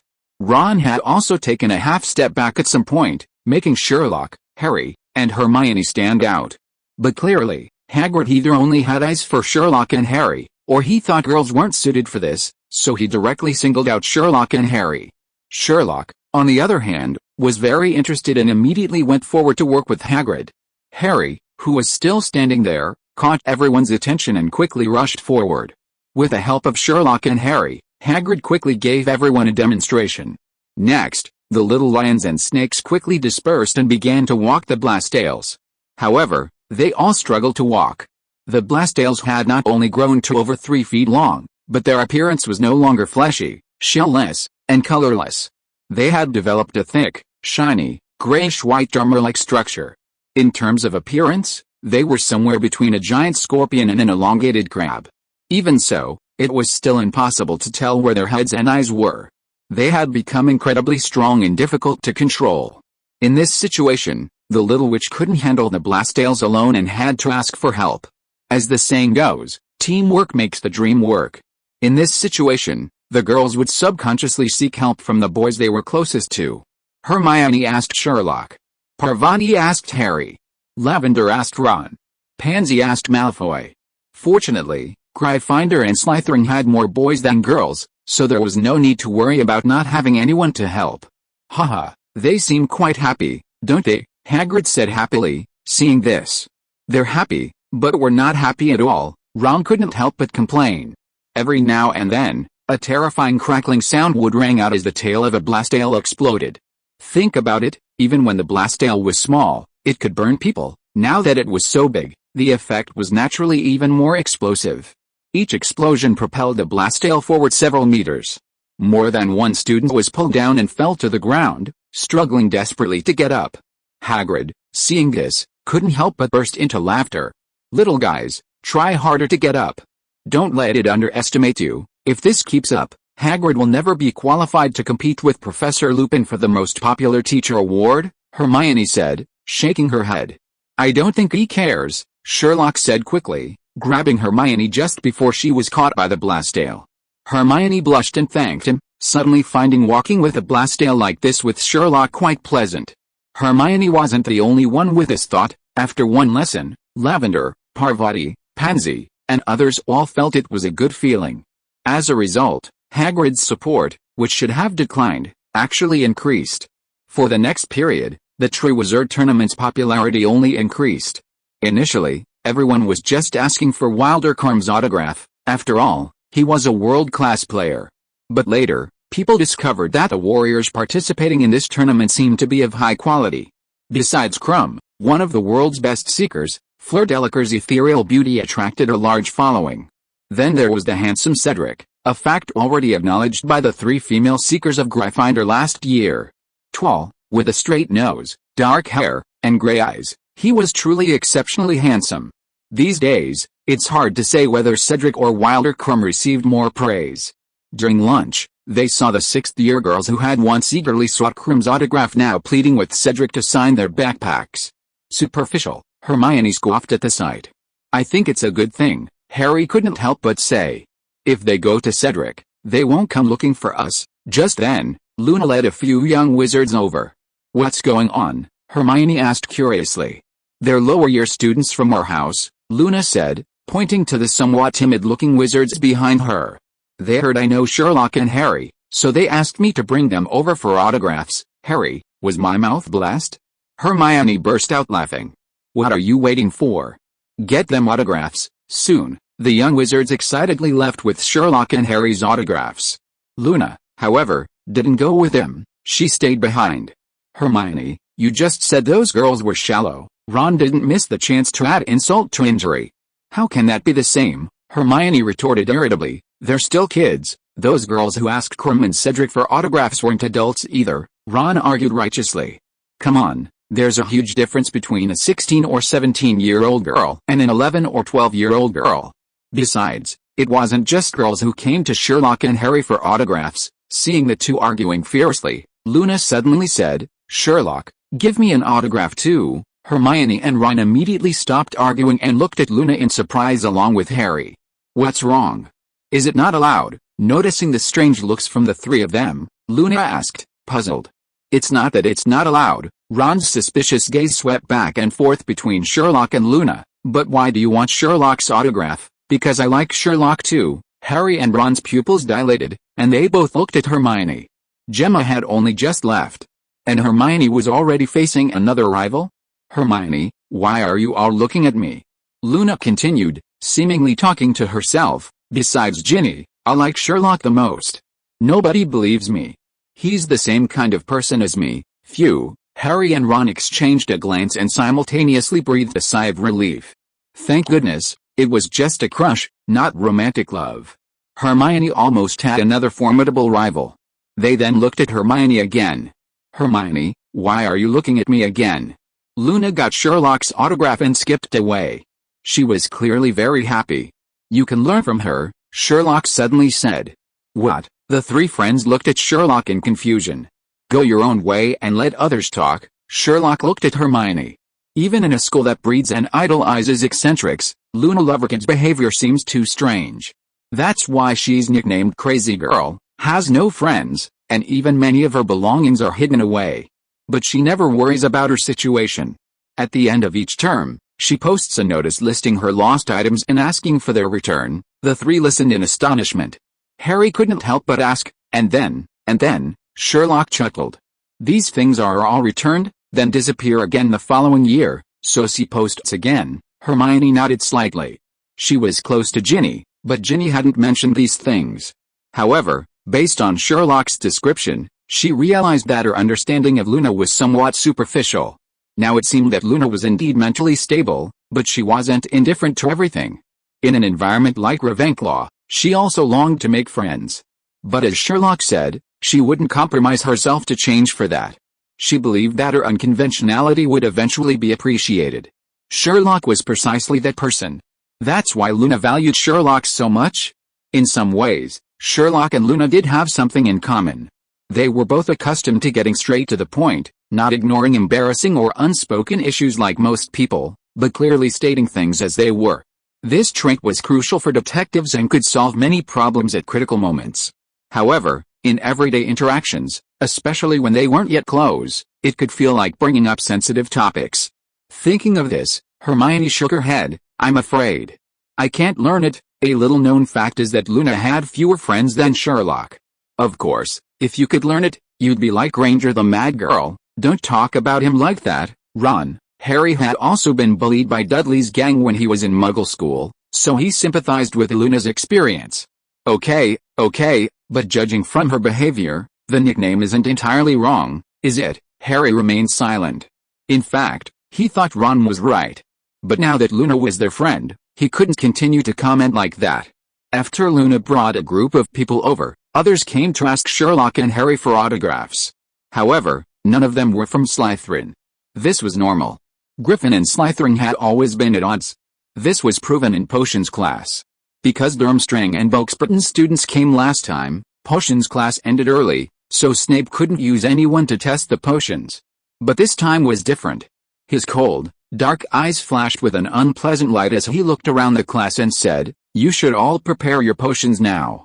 I require you to brew them carefully, and then we'll choose one person to try them." Snape seemed somewhat dissatisfied with the Gryffindor producing 2 champions in a row, and in the following process, he found fault and deducted 50 points from Gryffindor, 20 points from Sherlock, 20 points from Harry, and 10 points from Neville. But judging from his expression, this still didn't satisfy him. If I don't deduct points from Gryffindor today, I'm not Snape. This made the young lions feel extremely unfair.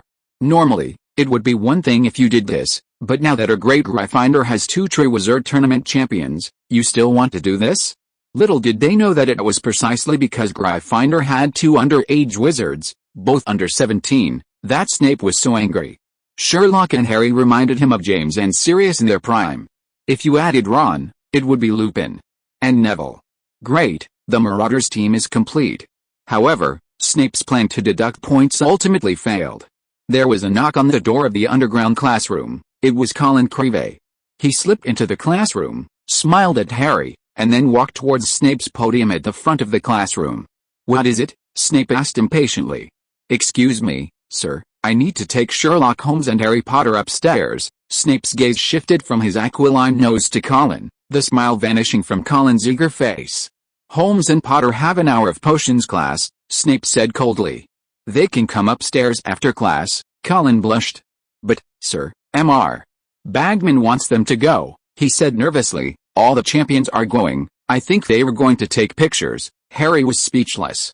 "You could just call them by name." The last sentence was unnecessary. He couldn't help but glance at Sherlock, only to see a faint smile on his lips. Very well, Holmes, Potter, leave your things here," Snape said in a sinister voice. "Come back later, I need to test your antidote." This time, however, for his idol, Colin was truly going all out. He mustered his courage and said in a nervous, high-pitched voice, "Excuse me, sir, they must take his things, because all the warriors—" "Very well." Snape was furious at Colin's repeated defiance. He interrupted Colin sharply, saying, "Holmes, Potter, take your bags and get out of my sight.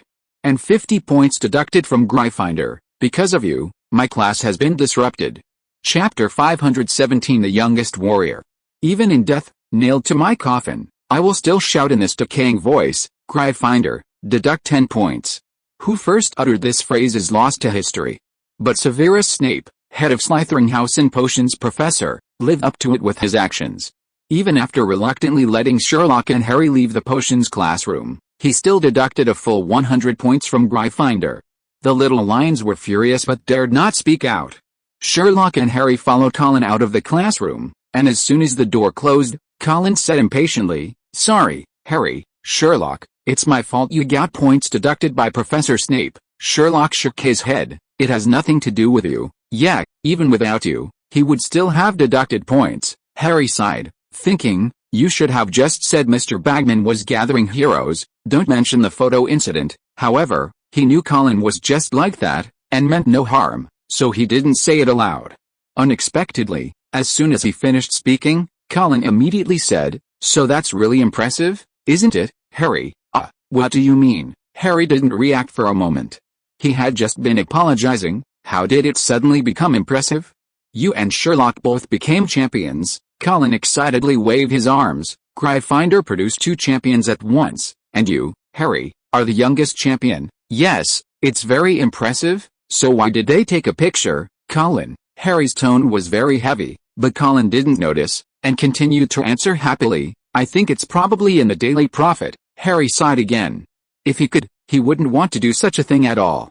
Sherlock's gaze swept over Colin. "So, you volunteered to come find us, right?" "That's right." Colin patted his chest. "Mr.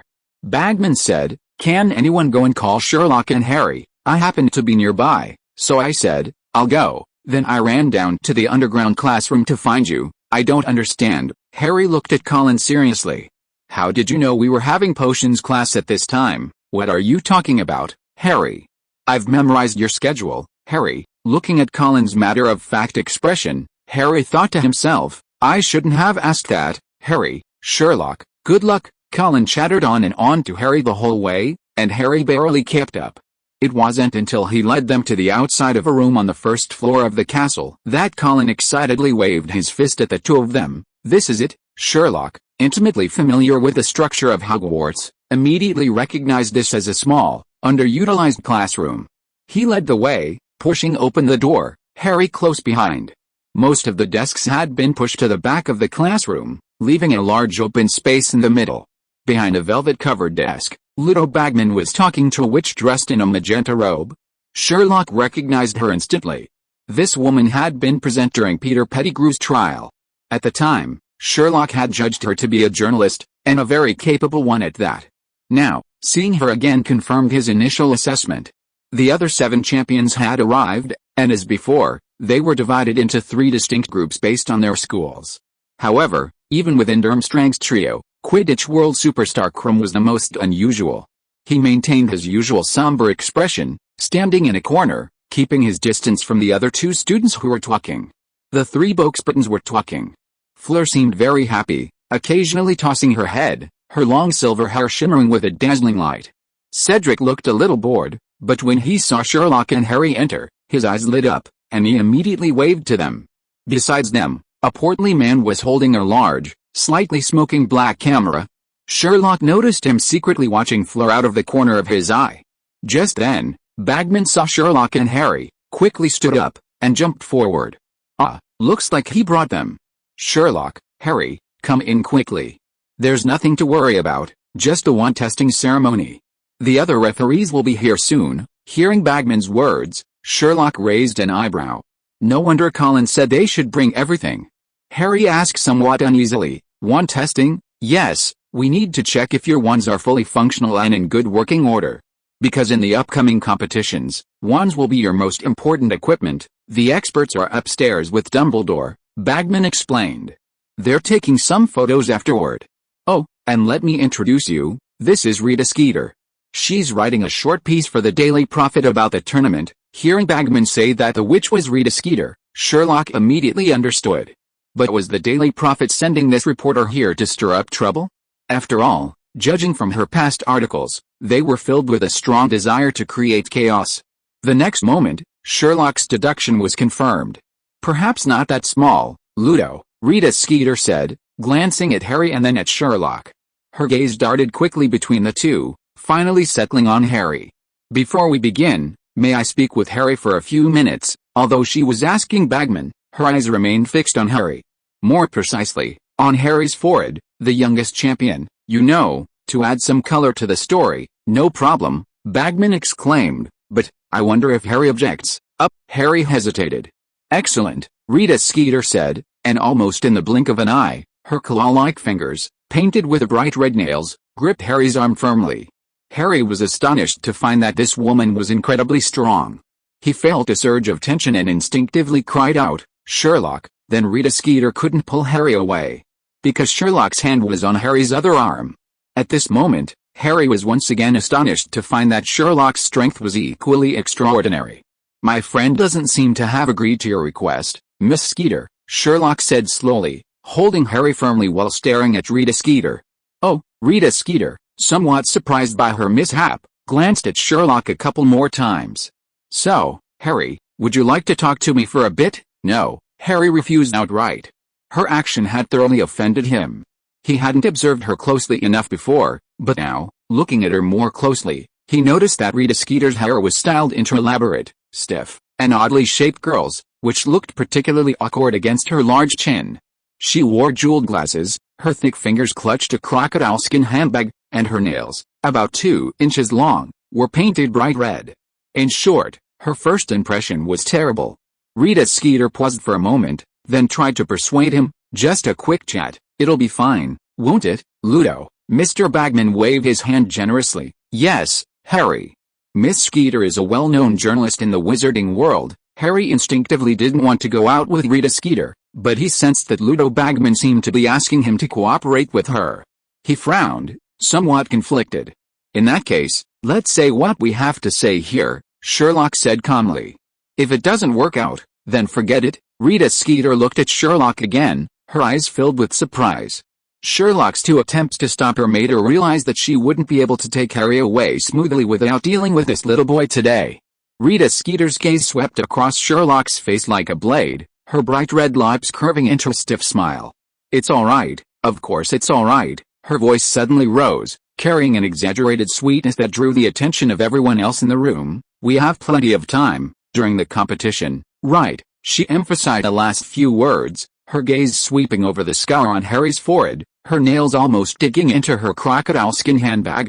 She abruptly released Harry's arm, the movement so quick that he stumbled, thankfully steadied by Sherlock.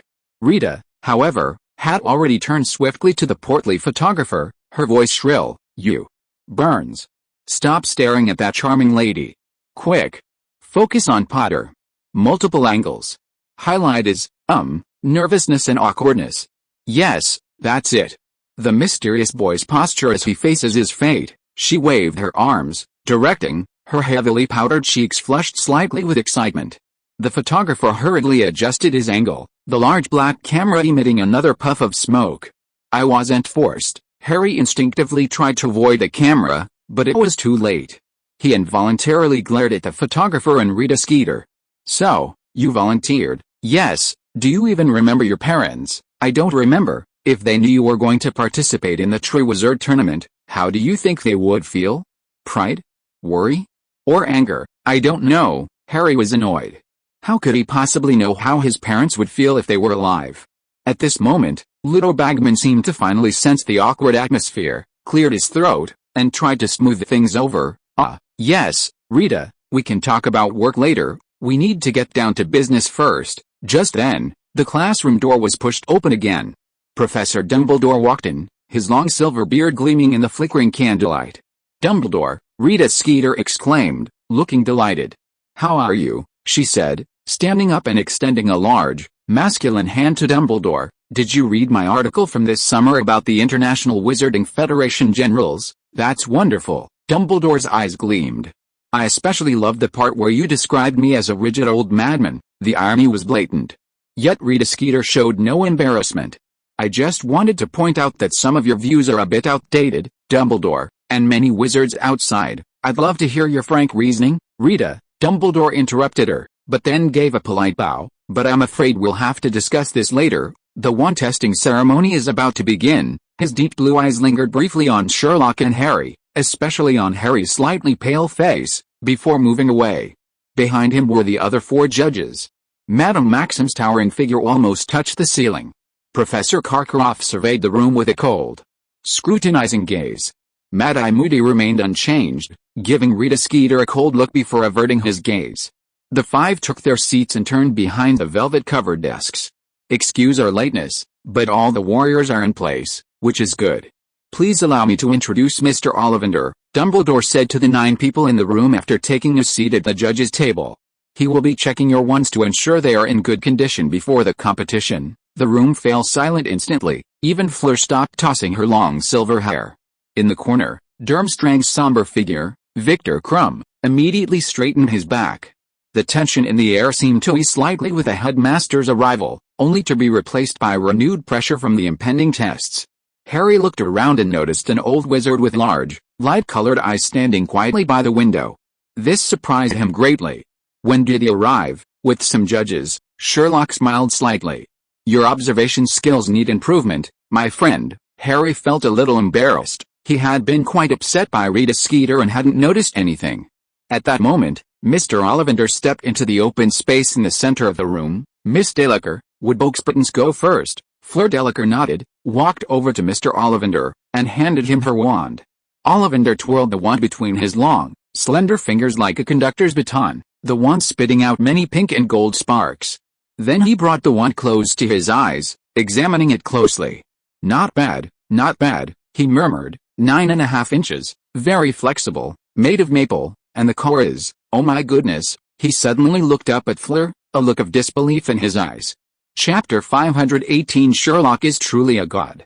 "My wand core contains a veil of hair." Meeting Mr. Ollivander's surprised gaze, Fleur proudly puffed out her chest and said, "It's my grandmother's hair." Harry immediately looked at Sherlock with admiration. Fleur indeed had Vila blood. But if it was her grandmother, then she would be a quarter Vila? Harry decided to remember this and tell Ron later. "That's right," Mr. Ollivander said. "Yes, of course, I myself have never used Vila hair. Because I think ones made of Vila hair are too sensitive and capricious. However, everyone has their own preferences, and since it suits you," Mr. Ollivander ran his fingers over the wand, clearly checking for scratches and dents. Then, he whispered, "Orchids in bloom." A bouquet of flowers bloomed on the wand head.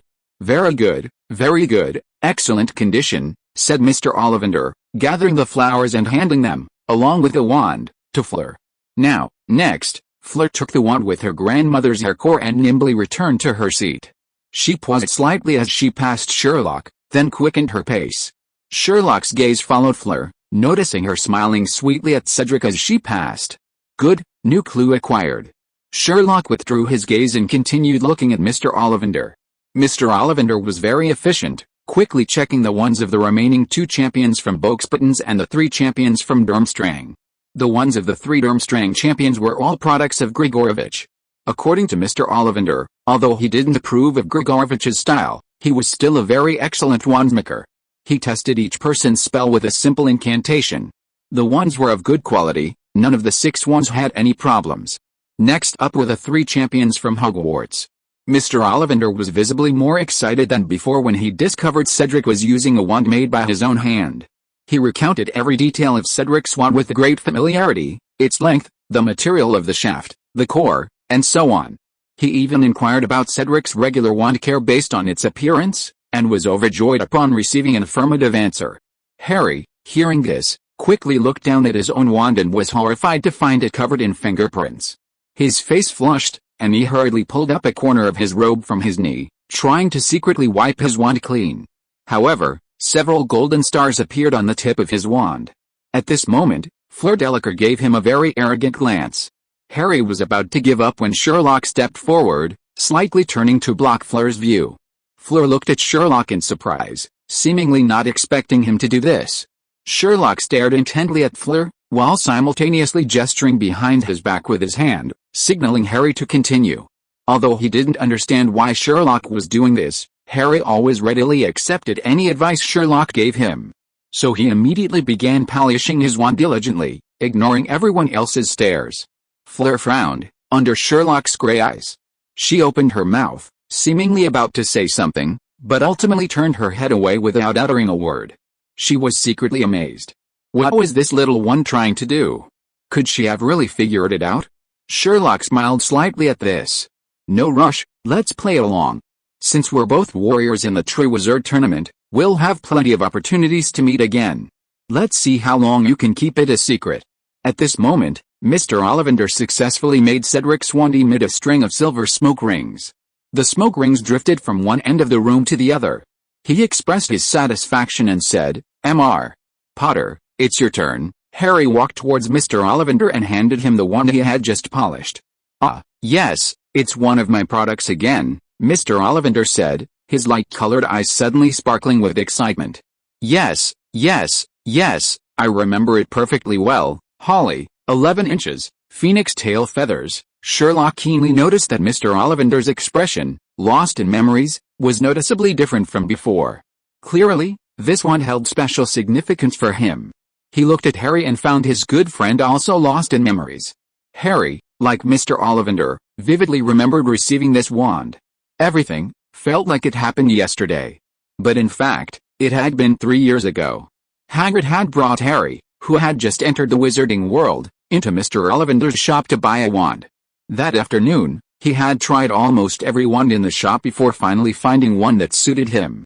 The thing Harry cared about most was the wand collar. The phoenix feather in it belonged to the same phoenix as the one in Voldemort's wand collar. 2 tail feathers were found, one became the core of Voldemort's wand, and the other the core of Harry's. Ollivander found this quite remarkable. However, Harry never told anyone. He loved his wand dearly. In his view, the sibling relationship between his wand and Voldemort's wand was not its fault. But he hoped Mr. Ollivander wouldn't tell anyone in the room. He had a strange feeling that something bad would happen if Mr. Ollivander revealed the secret. Fortunately, Mr. Ollivander didn't. However, he examined Harry's wand much longer than anyone else's. Finally, he made a spray of wine from the wand's tip, then handed the wand back to Harry, declaring it to be in excellent condition. And one last one. Mr. Holmes. Upon seeing Holmes, Mr. Ollivander's face broke into a smile again. "Another one I made. I remember every single one I've sold perfectly, made of beech wood and the heart and nerves of a dragon, 12 inches long, strong and flexible, isn't it?" A flock of birds, the beech wand made a loud bang, like a pistol firing, and a flock of small birds flapped their wings and flew from the wand's head into the soft sunlight through the open window. With the scene concluded, Mr. Ollivander returned the wand to Sherlock, officially announcing that all the wands of the warriors participating in the Triwizard Tournament were without fault. "Well, thank you everyone," Dumbledore said, rising from the referee's table. "Now you can go back to class. Maybe it would be easier to just go down for lunch. Anyway, they'll be done soon." Just then, Bagman suddenly shouted excitedly, "A photo!" "Dumbledore, a photo? You interrupted us just now." The man with the black camera also jumped up, clearing his throat to assert his presence. Harry didn't understand why Mr. Bagman was so excited. He pulled Dumbledore aside and turned to Rita Skeeter. "How about a group photo of the referees and champions, Rita?" Okay, let's take the group photo first," Rita Skeeter said, her gaze falling again on Harry and Sherlock beside him. "Maybe we can take some individual photos later." No one expected a photo to take so long. No matter where she stood, Madame Maxim blocked everyone else. Also, the room was too small for the photographer to stand far enough to include her in the frame. The end result was that she sat down, leaving everyone else to stand around her. Karkaroff kept twirling his goatee with his fingers, trying to curl it. And Crumb, surprisingly, hid behind everyone like a shy girl. I thought he was used to these occasions, Harry whispered to Sherlock. Sherlock shook his head and smiled. Avoid subjective assumptions, avoid empiricism. The portly photographer seemed particularly eager to put Fleur in the front. But Rita Skeeter always rushed forward, pulling Harry to a more prominent position. After the group photo, she took another picture of the 9 champions, still placing Harry in the center. Rita Skeeter's action made the students of Boxburtons and Durmstrang frown. Even Professor Karkaroff and Mrs. Maxim looked displeased. After that, there were 3 sets of photos taken by school. When it was Hogwarts' turn, Harry insisted that Cedric stand in the middle. Boobsbottom and Durmstrang are both captains, so they should be in the middle. The photographer also advised, from a photo perspective, taller people are more suitable in the middle. Okay, Rita Skeeter couldn't persuade Harry, and since the photo shoot had already taken quite a while, she reluctantly agreed. After that, they took individual photos one by one. In total, quite a long time passed before they finally managed to get out. Want to eat together? After leaving the room, the Durmstrang and Boobsbottom students went their separate ways without saying goodbye, while Cedric extended an invitation to Sherlock and Harry.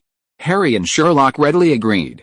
The 3 of them then went downstairs to eat, by which time most of the students in the Great Hall had already finished eating. So they ate and chatted. Harry was surprised to find that Cedric was elegant, generous, witty, and humorous, and he actually had a very good impression of him. This made him believe that the Weasley twins, Ron, Seamus, and others did indeed have a prejudice against Cedric. And he's very prejudiced. Sherlock is the best judge of character. Sherlock, Harry, before you arrived, I chatted with Miss Delacour of Boxburtons for a bit. Cedric put a baked potato in his mouth, his tone relaxed and natural. I noticed. Sherlock elegantly wiped his mouth with a napkin, his tone calm but with a hint of understanding. Discerned? Harry looked at Sherlock with some surprise. How did you notice? I sensed Cedric seemed rather bored when I walked in. Cedric also looked at Sherlock curiously, wanting to hear what this renowned detective had to say. Sherlock put down his napkin and began his signature analytical process. As Harry said, although Cedric was standing alone, he was relaxed, without any obvious tension or anxiety. This contrasts sharply with Krim of Durmstrang. As for the Boxburtons trio, they were huddled together, whispering. Miss Fleur Delacour's behavior was particularly intriguing. When Mr. Bagman called us in, her attention was briefly drawn to you, but quickly returned, while glancing in your direction. More importantly, during the wand inspection, she gave you a friendly smile. This is enough to show that she had a brief, distinct interest in you based on previous interactions, unlike that of a stranger. Brilliant. Absolutely brilliant. Sherlock, you are truly a genius. Hearing Sherlock's analysis, Cedric exclaimed in admiration. In the brief moment before you and Harry arrived, I did indeed greet Miss Delacour. But it was very brief, just a few pleasantries about the weather and the surroundings. I didn't expect you to notice that. It's actually quite simple, and frankly, it's not worth mentioning at all. More than that, I'd like to know what you think of her. Huh? Cedric seemed taken aback by Sherlock's sudden question. Sherlock cut to the chase. I mean, tell me your first impression of Fleur Delacour. Oh, we only exchanged a few words, but I felt she was a very confident person, and she's very beautiful. That's all. That's enough. Sherlock smiled slightly. I could also glean some from her performance just now, and combined with your impression, that's sufficient enough. Cedric was even more puzzled. He cautiously asked, Sherlock, are you very interested in Miss Delacour? During this period, Fleur Delacour's beauty consistently ranked in the top 3 of Hogwarts trending topics. The other 2 were the world-class Quidditch star Victor Krum and the underage wizards participating in the Triwizard Tournament. However, it wasn't until today that Cedric learned that Fleur's grandmother was a Vila. His understanding of her stunning beauty seemed to find its answer at that moment. But, knowing Sherlock Holmes as he did, this man shouldn't be the type to focus on appearances. Perhaps he'd misunderstood. Yes, very interested, Sherlock nodded. Cedric, degree. Chapter 519 The Unfortunate Harry Potter. Sherlock, Cedric seems to have misunderstood you. On the way back to the dormitory after parting ways with Cedric, Harry couldn't help but say to Sherlock.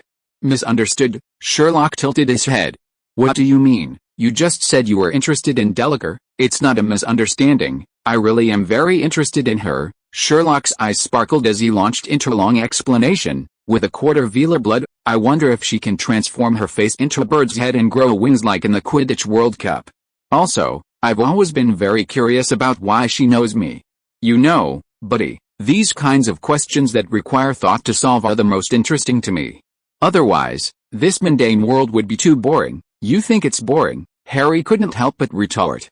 I think these 3 years at Hogwarts have been more exciting than Azkaban. He was speaking from experience. Think about it. As a freshman, Harry faced off against the Dark Lord, who terrified the entire wizarding world, at the end of his first year. In his second year, he fought the Dark Lord again in his younger days. By his third year, Voldemort had stopped coming, but his henchmen started causing trouble again. Honestly, Azkaban hadn't been this chaotic, except for the 2 escapes by Barty Crouch Jr. and Sirius Black. That's right, Sherlock nodded, affirming Harry's statement, but it's all because of you. Harry wanted to object, but found he had no reason to. Because Sherlock was telling the truth. Admit it, my dear Harry, wherever and whenever something happens, you're always at the center of the storm. Or rather, the storm arises precisely because you're there. And that's why I approached you before school even started. In this city, most people are just drifting along, their eyes only on the bustling streets and the passing traffic. But with Harry Potter, I can see the battlefield. Harry, wait, that's not what I wanted to say. Harry realized the topic had been veered off course and quickly steered it back. I was talking about you and Delacour. I think Cedric might think you like Fleur and want to pursue her. Pursue? Sherlock stopped and laughed. Harry, I remember telling you before that for me, love is a dangerous disadvantage. Because love is a very emotional thing, and it's incompatible with the cold rationality I value most. Sherlock, you? Never mind. Harry had intended to say something, but after thinking about it, he realized he'd never really convinced him, so he gave up. However, he'd have to have a serious talk with Hermione later. Should she consider being more direct with Sherlock's personality? Once they were back in their dorm, Ron immediately rushed over. How was it? How was it? Did you see Krum and Delacour? Of the 9 champions, these 2 were the ones Ron cared about most. His interest in Krum stemmed from a boy's admiration for a superstar in his favorite sport, much like Dean's admiration for Pelé and Maradona. As for Fleur, it was pure lust. But he believed it was related to the villa. After all, he hadn't acted this out of line when seeing beauties like Gemma Farley, Penelope Clearwater, and Cho Chang. As for Ginny, please, a brother never thinks his sister is pretty, especially when they're only a year apart. I saw her, Harry sighed, flopped heavily onto the bed, and said, you know what, your friend Fleur Delacour really is a villa. Today, when they were testing her wand, she admitted herself that the villa hair in the core belonged to her grandmother. Huh. I knew it, Ron exclaimed excitedly. What did I tell you? She was definitely a villa. Please, she's not a villa, just has Velar blood, and that's what Sherlock said. Not far off. What about Krum? Did he say anything to you? Damn, if Snape hadn't been watching, I should have let you get his autograph. You're overthinking it. Actually, we didn't say anything to them. Harry paused here. But thinking about it, although Sherlock had said something to Fleur, Fleur hadn't responded, so that counted as not saying anything, right? Oh, what a pity, Ron sighed deeply. Quick, tell me about the other things. What did they call you over for today? Didn't I just say it was to test wands? After Harry finished speaking, Ron seemed to remember something and said, oh, right, Hedwig brought you a letter, but she wouldn't let me take it. I tried to force it, but she pecked me and flew away. This is a characteristic of owls in the wizarding world. They don't let anyone other than the recipient receive the letter. Huh? Harry jumped up when he heard Ron's words. Why didn't you say so sooner? I forgot. Hedwig was a very clever owl. Before Harry could search the whole world for her, she flew back and found Harry to give him the letter. At the same time, she didn't forget to peck Ron again. Hedwig, please have mercy on me, Ron pleaded hastily. I didn't want you to suffer like this. Sherlock and Harry secretly chuckled as they watched Hedwig relentlessly pursue Ron. Harry opened the letter Hedwig had given him and discovered it was from his godfather, Sirius Black. The letter was simple. Dear Harry, I can't speak freely about what's been happening to you lately in a letter. I think we need to talk in person. If you come to Hogsmeade this Saturday, I'll be waiting for you at the Three Broomsticks. I know better than anyone that you can take care of yourself, and I believe that as long as you're with Dumbledore and Moody, no one can hurt you. Also, remember to call Sherlock. I'll feel much safer with him by your side. However, the Triwizard Tournament itself is still a serious matter, and I would appreciate it if you wrote to me if anything unusual happened. Please let me know as soon as possible whether you can keep the appointment this Saturday. And please give my regards to Moonface.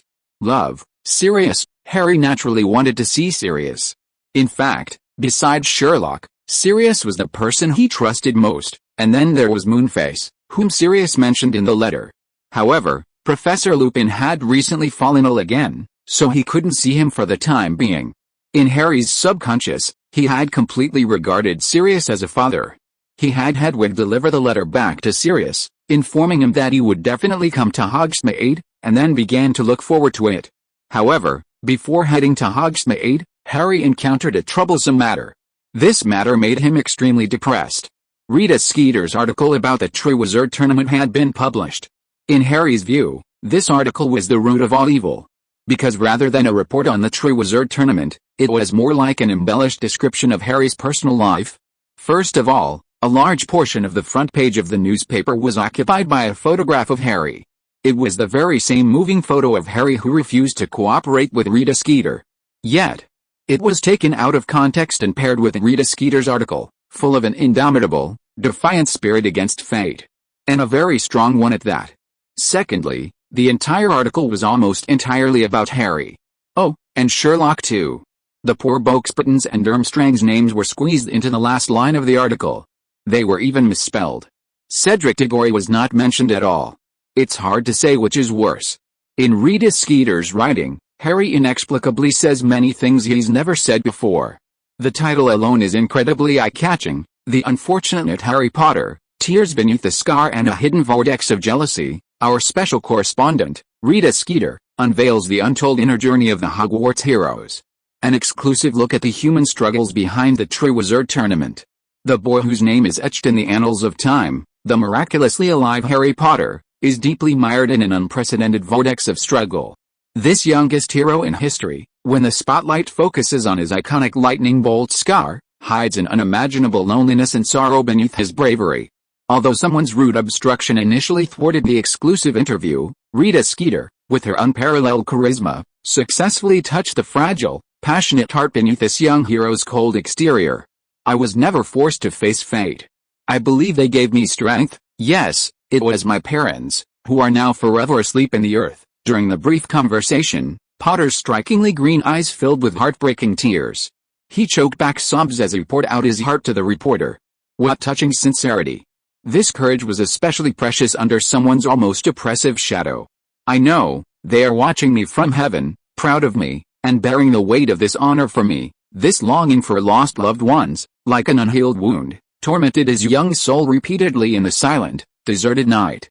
Sometimes in the dead of night, tears still uncontrollably soak my pillow. The pain of losing loved ones has never left. It is not shameful to admit pain, this warrior whispered. Skeeter's note, please allow me to shed a tear of sympathy for this. Potter firmly believed that his parents' spirits in heaven were his spiritual shield against all dangers. No danger in the game could truly hurt me, because their love never left, silently protecting me every step of the way. Besides the heavy sorrow, Hogwarts Castle also opened a door to tenderness for this wounded boy.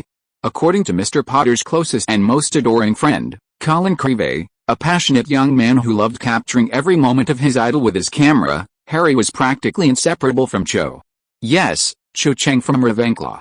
They were inseparable in every corridor and every corner of the castle. Oh, what a heartwarming display of youthful affection.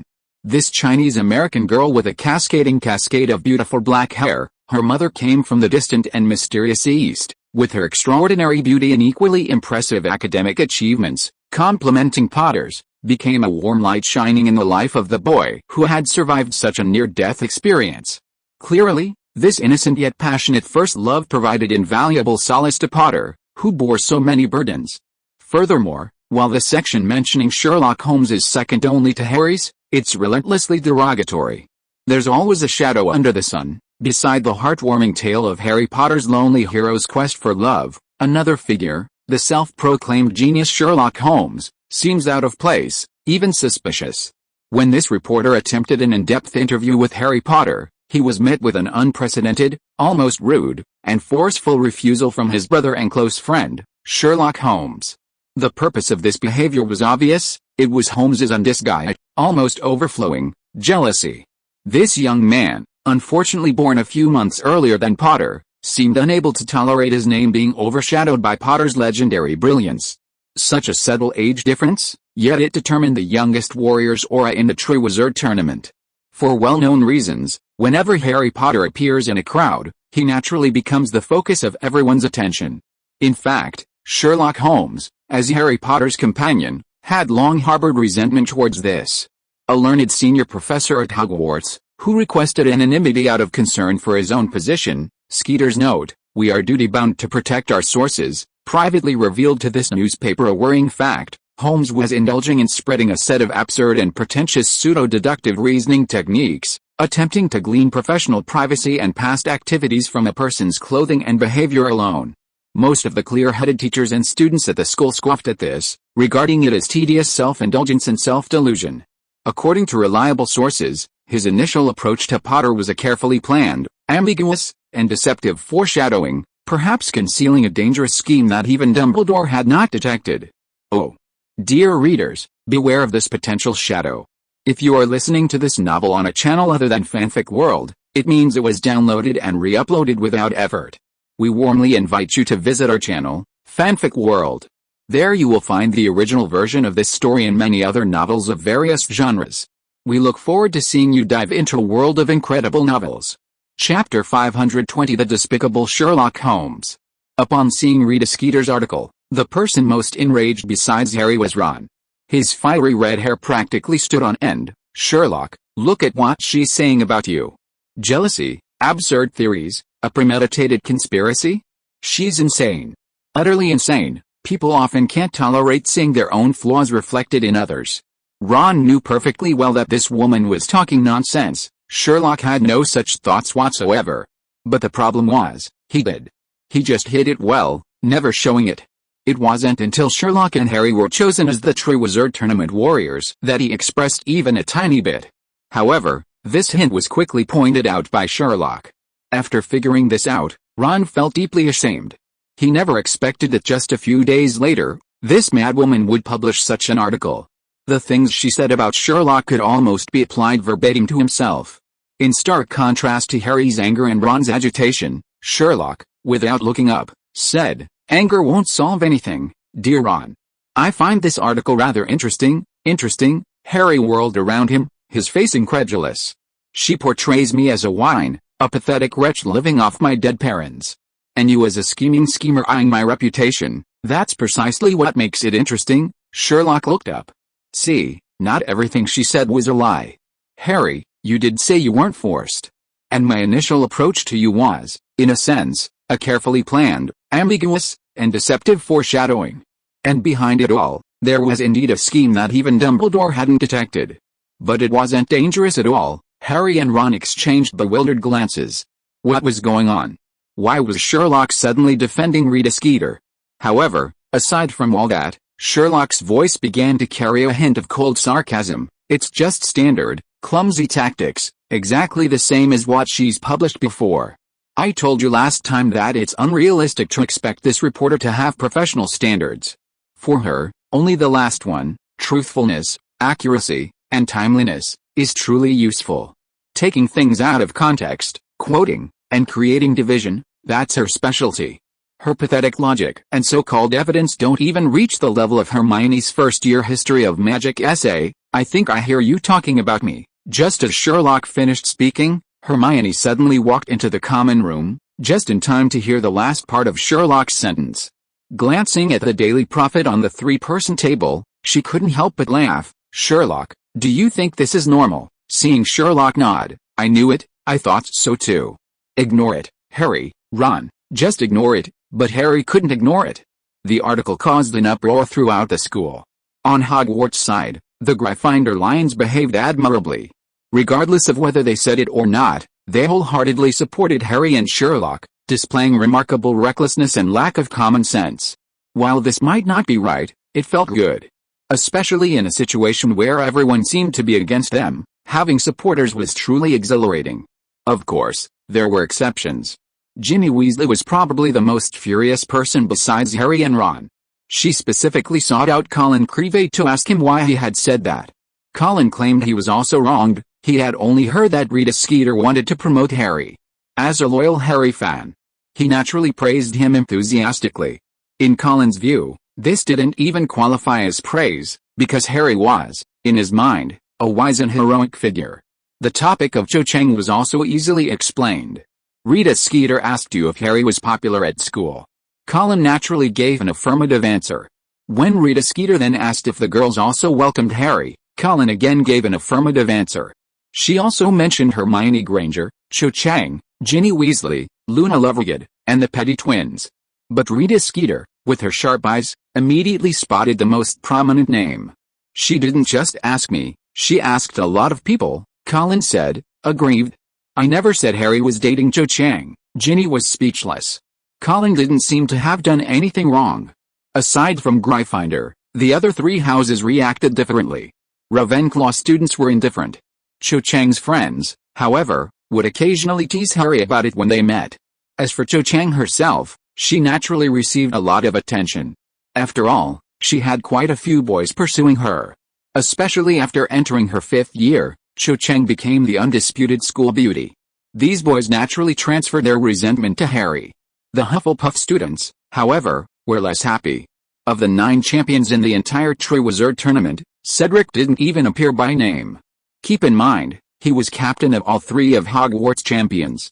The Badgers, who usually got along well with the Gryffindors, suddenly became cold towards them. A single herbology class was enough to prove it.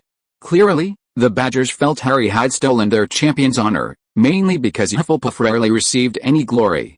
And Diggory Cedric was one of the few who brought them honor. Add to that his victory over Gryffindor in Quidditch, and their resentment intensified. Ernie Macmillan and Justin Finley, who had previously been on good terms with Harry, now wouldn't speak to him, even though they were all transplanting bouncy bulbs on the same tray. However, when a bouncy bulb wriggled free from Harry's grasp and slapped him hard in the face, they both laughed gleefully, which was quite unsettling. Even Professor Sprout seemed to have grown cold towards Harry. This was understandable, given her position as headmistress of Hufflepuff. Cedric, on the other hand, seemed quite unfazed.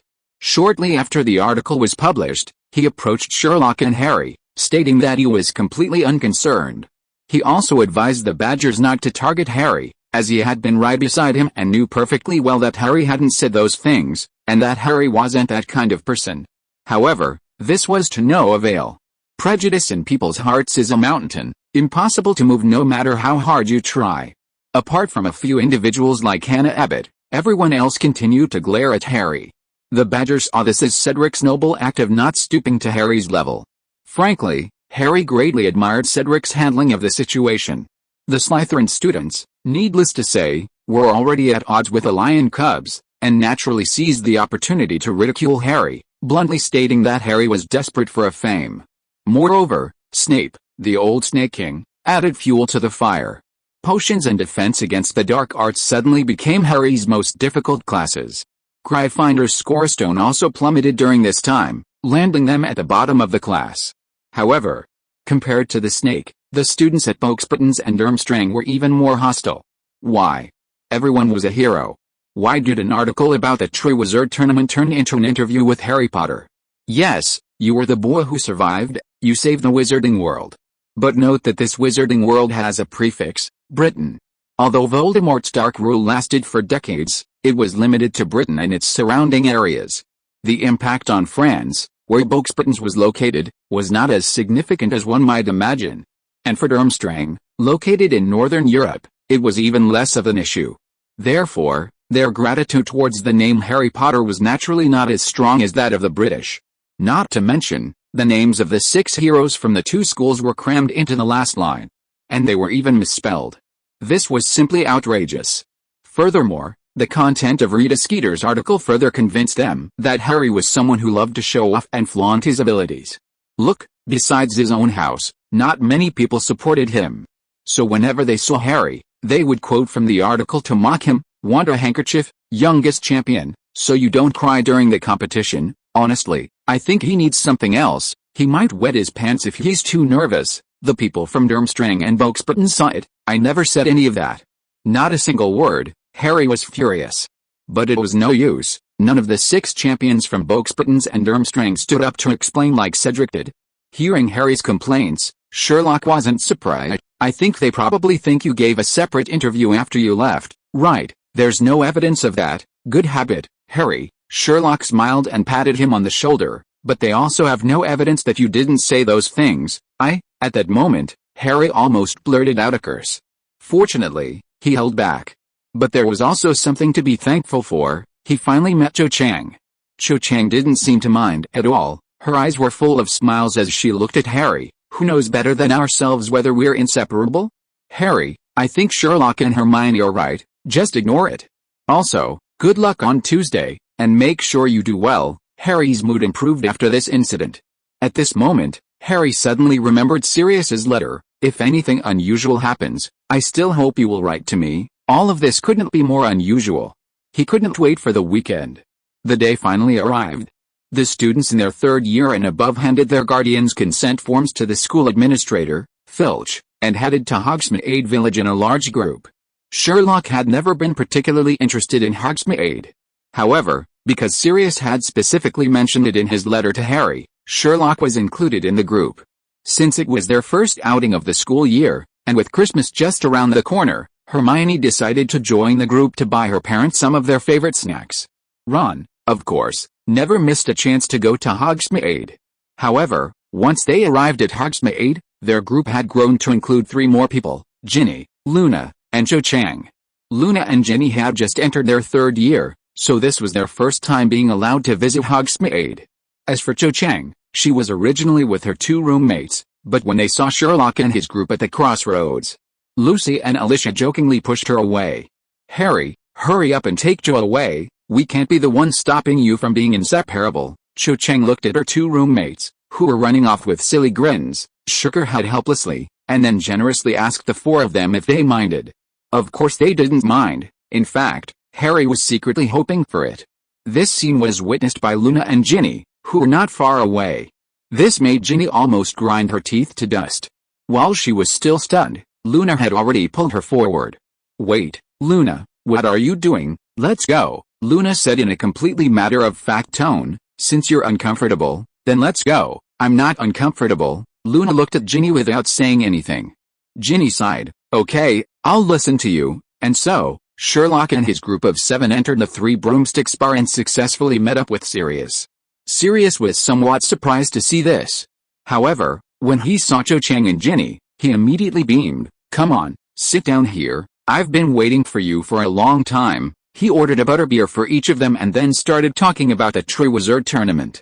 Speaking of which, I really envy you guys, he said with considerable emotion. To be able to encounter such a grand event at school. What's even more enviable is that you can participate in it personally. Alright, tell me, Harry, how did you manage to provoke that crazy woman, Rita Skeeter? I didn't provoke her, Harry said indignantly. She's the one who provoked me. Chapter 521. Let me take you to see some exciting and thrilling things. Facing his godfather Sirius, Harry finally poured out all the grievances he had been holding in for so long. From the baseless slander in Rita Skeeter's article, to the strange looks from his classmates, to the frustration of being pointed at even when he was walking. Every word was filled with a bitterness of suppressed emotions. He had said these things before, but no one listened. Sherlock was not a good listener most of the time, unless the matter was related to the case.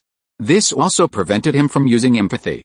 Because in his eyes, everything Harry had gone through is nothing at all. After listening to Harry, Ginny's previous unease was instantly replaced by frustration. She had been secretly angry because of Rita's fabricated stories about Harry's first love in her article, and even deliberately avoided him. Now, thinking about it, it was all so childish and meaningless. She clenched her fists. What she should have done was to be like Sirius, quietly by his side, a patient listener. Damn it, why didn't she think of that? She was too late. So that's how it is. After listening to Harry's explanation, Sirius Black's deep black eyes flashed with understanding as he looked at Harry thoughtfully. I understand now. She discovered your value. The name Harry Potter itself has a million times more appeal than anyone else's. Not to mention you're the youngest of the Triwizard Tournament's champions. How could someone like Rita Skeeter let such a golden opportunity slip by? To grab the reader's attention, she'll write anything outrageous. Actually, like Sherlock and Hermione said, just don't take her words to heart. But I can't. Harry suddenly looked up, his tone full of anger. Her nonsense has completely messed up my life. This is indeed a bit troublesome. Sirius Black sat up straight, his expression instantly becoming serious, and his voice deepening. Rita Skeeter is a special correspondent for the Daily Prophet. Dear Harry, you need to know that this newspaper even dares to criticize the Ministry of Magic by name. Getting her to shut up completely is practically impossible. And then there's the thing, readers just love her stuff. Even if we all know it's all fake, we have to admit, her ability to stir emotions is truly amazing. You know what? Just this one article about you has increased the Daily Prophet's sales by a full 20% recently. That's quite astonishing. Is there really nothing we can do? Harry's shoulders slumped again, his eyes filled with disappointment, and his voice lowered considerably. Not so bad. Sirius suddenly curled his lips into a sly smile, patting Harry's arm. If you really find her annoying, I do have a way to keep her quiet for a while. What way? Harry jerked his head up, his dim eyes instantly lighting up, eagerly leaning forward. Don't ask about the specifics, just know I have a way. Sirius winked mysteriously. So you're planning to use some special methods, aren't you? At this moment, Sherlock, who had been sitting silently sipping his butterbeer, put down his glass. The bottom of the glass clinked softly against the table. He raised an eyebrow and casually interjected, "You rascal." Sirius shook his head helplessly. It's no fun being so explicit, given your personality. This is indeed the most direct and effective method. Harry paused for a moment, then realized the meaning behind Sirius's words and quickly waved his hand. Then let's forget it. It really doesn't have to come to that. Having spent so much time with Sirius, he had heard some stories about his father's Marauders squad. He didn't want Sirius to do anything that might harm others because of his own affairs, even if Rita Skeeter had provoked him first. Don't worry about it, Harry. Sirius leaned closer, a mischievous glint in his eyes. Since she came to cause trouble first, it's not unreasonable for us to teach her a lesson. Harry bit his lip, hesitated, frowned, and after a moment of silence, shook his head firmly. The conversation naturally turned to the Triwizard Tournament. Sirius looked at Harry and Sherlock, his eyes full of trust and encouragement. Since the Goblet of Fire chose you, and not other adult wizards, it means you two are the most suitable candidates. Harry, don't keep focusing on your age. I absolutely believe in your abilities. I've also heard a little about that young man named Diggory. The three of you working together will definitely defeat Boxburton's and Durmstrang's guys. They chatted for a long time about the details of the tournament, with Sirius patiently listening to all of Harry's questions and providing detailed answers. As time passed, the Three Broomsticks Tavern became increasingly crowded, turning what was once a spacious place into a cramped mess. The air was thick with the aromas of butterbeer, toasted bread, and the distinctive perfumes of wizards, accompanied by the lively chatter and clinking of glasses. Most of the occupants were Hogwarts students, enjoying their free time on a weekend afternoon.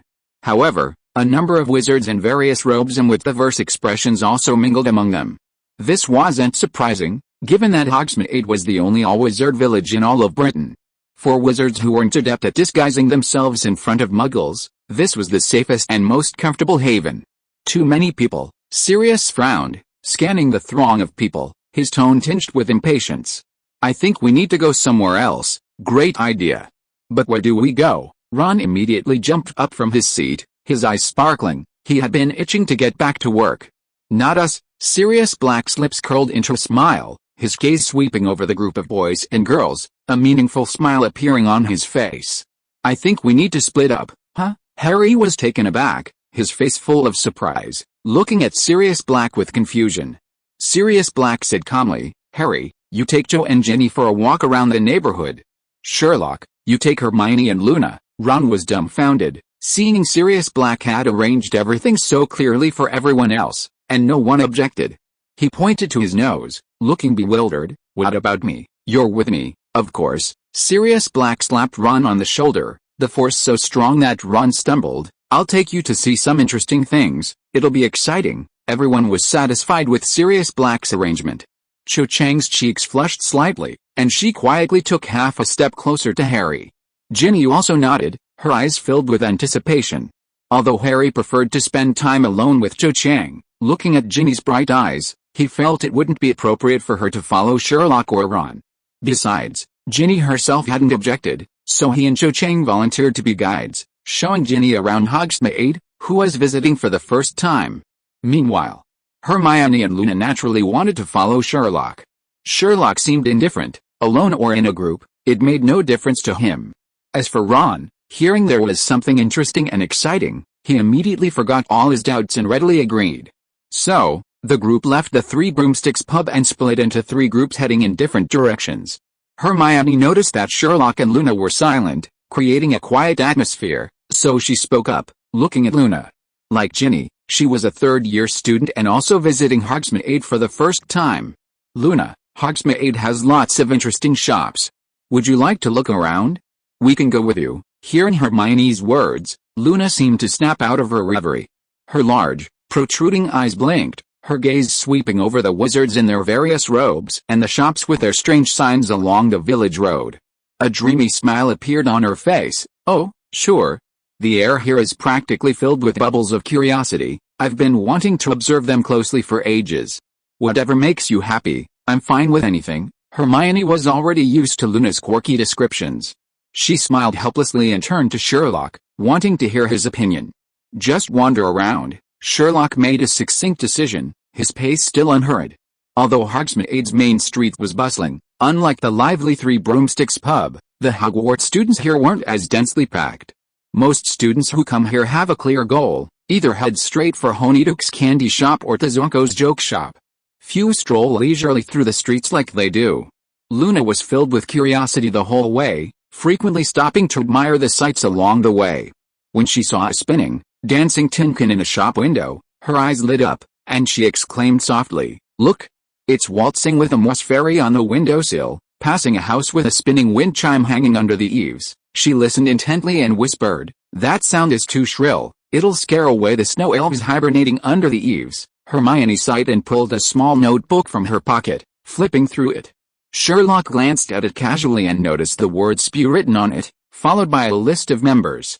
However, the list was pitifully short, containing only 2 names, Harry Potter and Ronald Weasley.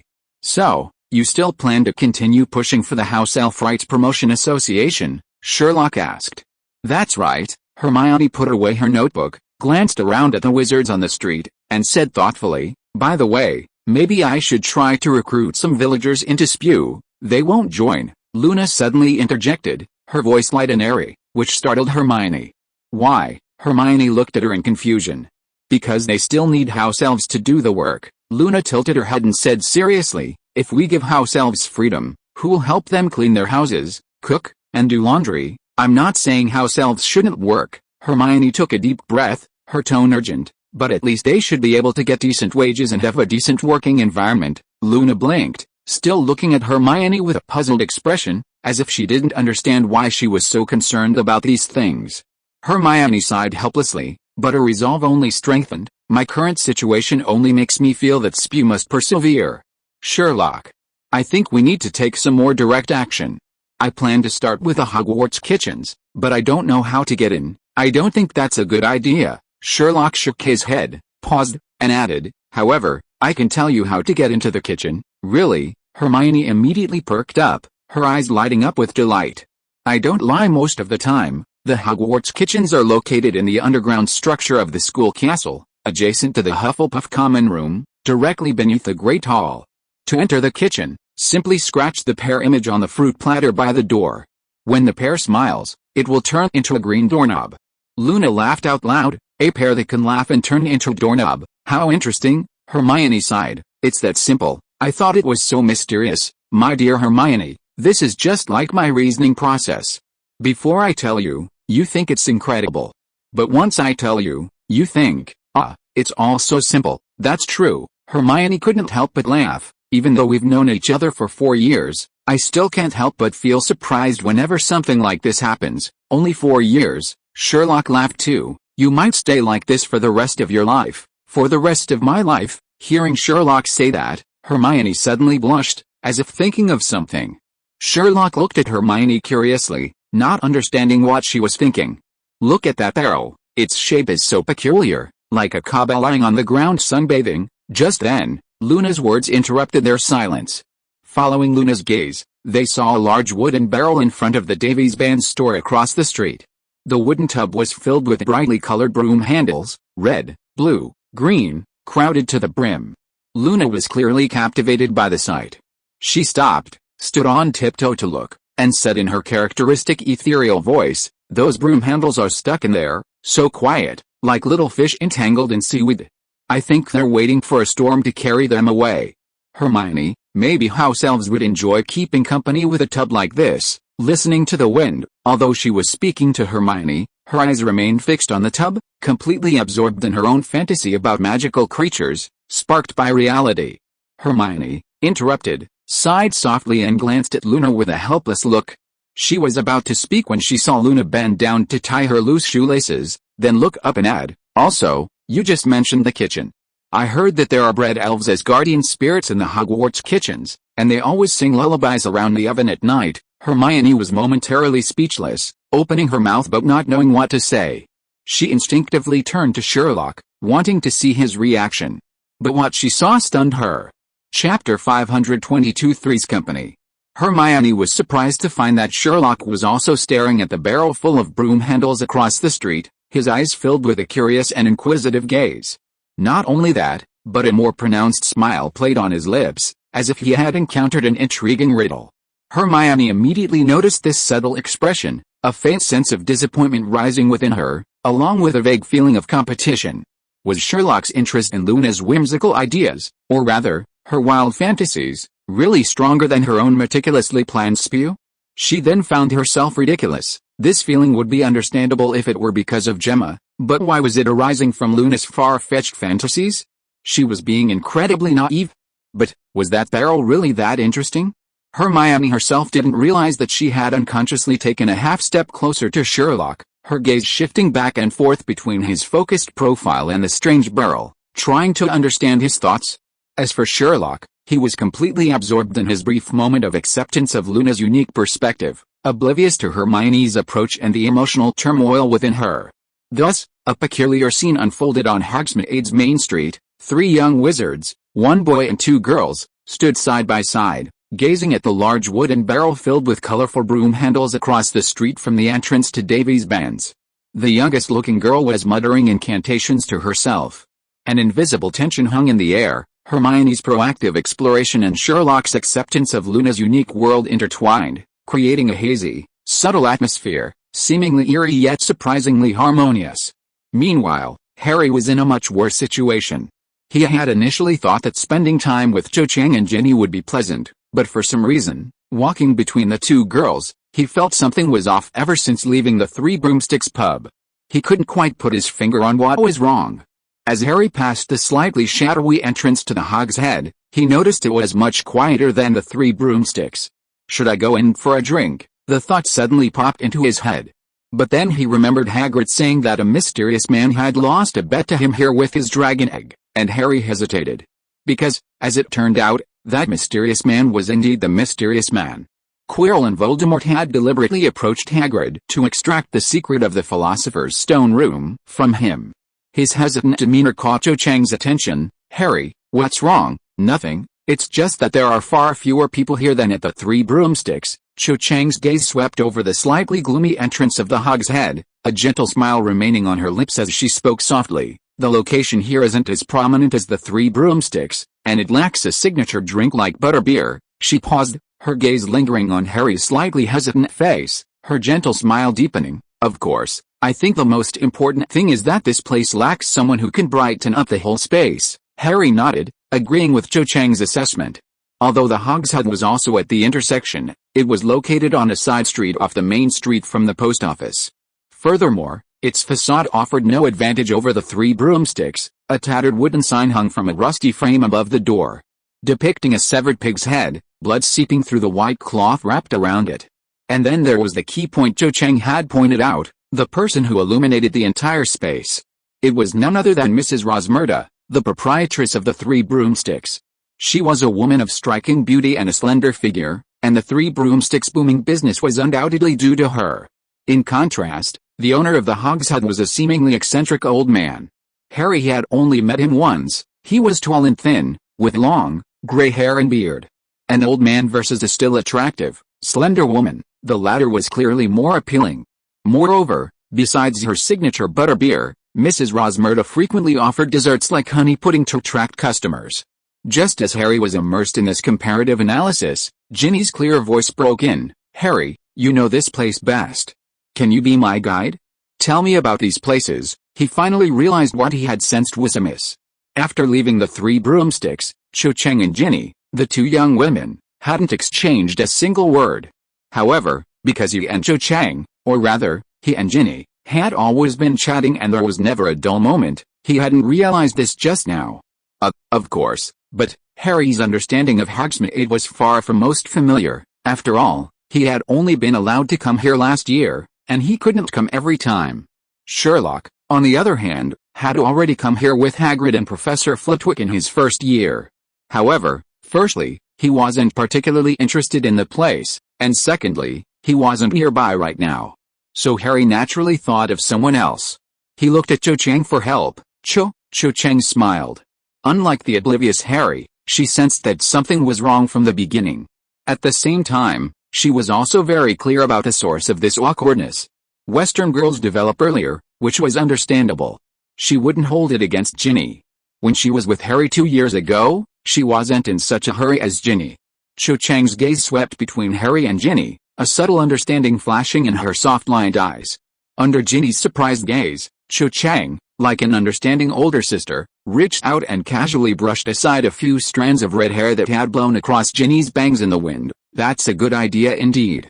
Harry knows some of the interesting details around here." Even her voice seemed to carry a gentle smile. When she turned to Harry, her face held a trusting smile, and she winked playfully. "Mind telling me more, Harry? I'm getting curious about those little stories." Her tone was light and sincere, skillfully taking over Ginny's topic and defusing any potential awkwardness. She had subtly placed Harry in the position of a storyteller both girls were looking forward to, while also openly supporting Ginny's request. Harry's embarrassment instantly dissipated considerably. He gave Cho a grateful look and began pointing to the Hogshead pub by the roadside. "Actually, I don't know much either, but only one small room on the first floor is a bar, the second floor is a hotel." Harry was speaking when a gust of autumn wind blew by, swirling up a few withered, curled leaves. One golden leaf twirled and landed right on Cho Chang's dark, glossy hair. Cho Chang instinctively reached up to brush it away. Just then, Harry, for some reason, inexplicably reached out and plucked the leaf from her hair. Their eyes met the moment his fingertips touched Cho Chang's smooth, slightly cool cheek. All three of them froze. Harry's hand hung in midair, the withered leaf still clinging to his fingertips. The lingering touch, the dry, rough texture of the leaf, and the smooth skin of Cho Chang's cheek felt like a burning brand. At that moment, Harry felt his blood rush to his head, his cheeks burning hot. His mouth hung open, the interrupted description of the second floor of the Hogshead pub stuck in his throat, unable to utter another word. The air froze, leaving only the creaking of the signboard in the wind. Cho Chang's surprise lasted only half a second. She blinked instinctively, the smile that had been merely on her lips quickly spreading. She didn't touch her cheek, but gently took the fallen leaf from Harry's frozen fingertips, the movement as natural as if it were just an ordinary little gesture between friends. "Thank you, Harry." Her voice was still soft, but with a hint of barely perceptible lightness. "Otherwise, it might have made its home in my hair." She looked down at the fallen leaf in her palm, as if studying a precious fragment of an ancient book. "Look, a complete oak leaf, the messenger of autumn. Look." With just one sentence, she shifted the focus, as if the brief touch and frozen gaze had been nothing more than a natural interlude. Harry's tense nerves relaxed abruptly, but his heart still pounded wildly in his chest. Cho Chang's gentleness and composure extinguished his inner turmoil, yet allowed another, more intense and bewildering emotion to silently grow. He could clearly see the lingering, suspicious blush on Cho Chang's earlobe, and feel the intimacy and acceptance in her tone. This tenderness, like a feather gently scratching his heart, was both bittersweet and overwhelming. "Ah, yes, an oak leaf." Harry took the leaf, stammering as he agreed, but dared not look into Cho Chang's eyes.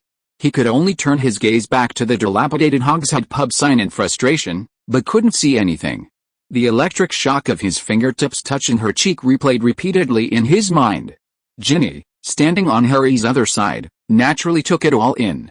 Her gaze slowly moved from Harry's flushed cheeks and stiff fingers to Cho Chang's profile, still bearing a gentle smile, and finally settled on the withered leaf in Cho Chang's palm. A bittersweet understanding silently crept into her heart. There was no anger, no jealousy, only a calm that had settled. So that's how it is. Or rather, it was indeed so. Cho Chang's reaction was so mature and elegant, carrying an understated intimacy and control. In her presence, she felt like a child still clutching a candy jar, clumsily trying to attract attention. At this moment, Ginny clearly felt a gap. It was a gap in experience, or rather, a gap in the ease and composure with which she handled emotions. "Let's go," Ginny's clear voice rang out, breaking the still somewhat sticky atmosphere between them. She casually walked past Harry to Cho Chang's other side, and said to Harry in a relaxed tone, "Aren't you going to continue being our guide? Do you have any interesting ghost stories about the second-floor hotel, like the Shrieking Shack?" Her gaze also frankly fell on Harry's face, as if the thrilling scene from just moments before had never happened. Cho Chang keenly caught a change in Ginny's tone. That subtle lightness, the relief of having let go of some burden, and the renewed sense of direction. She immediately understood. At the same time, her opinion of this red-haired little witch subtly rose a notch. Remarkable, what a clever and proud girl.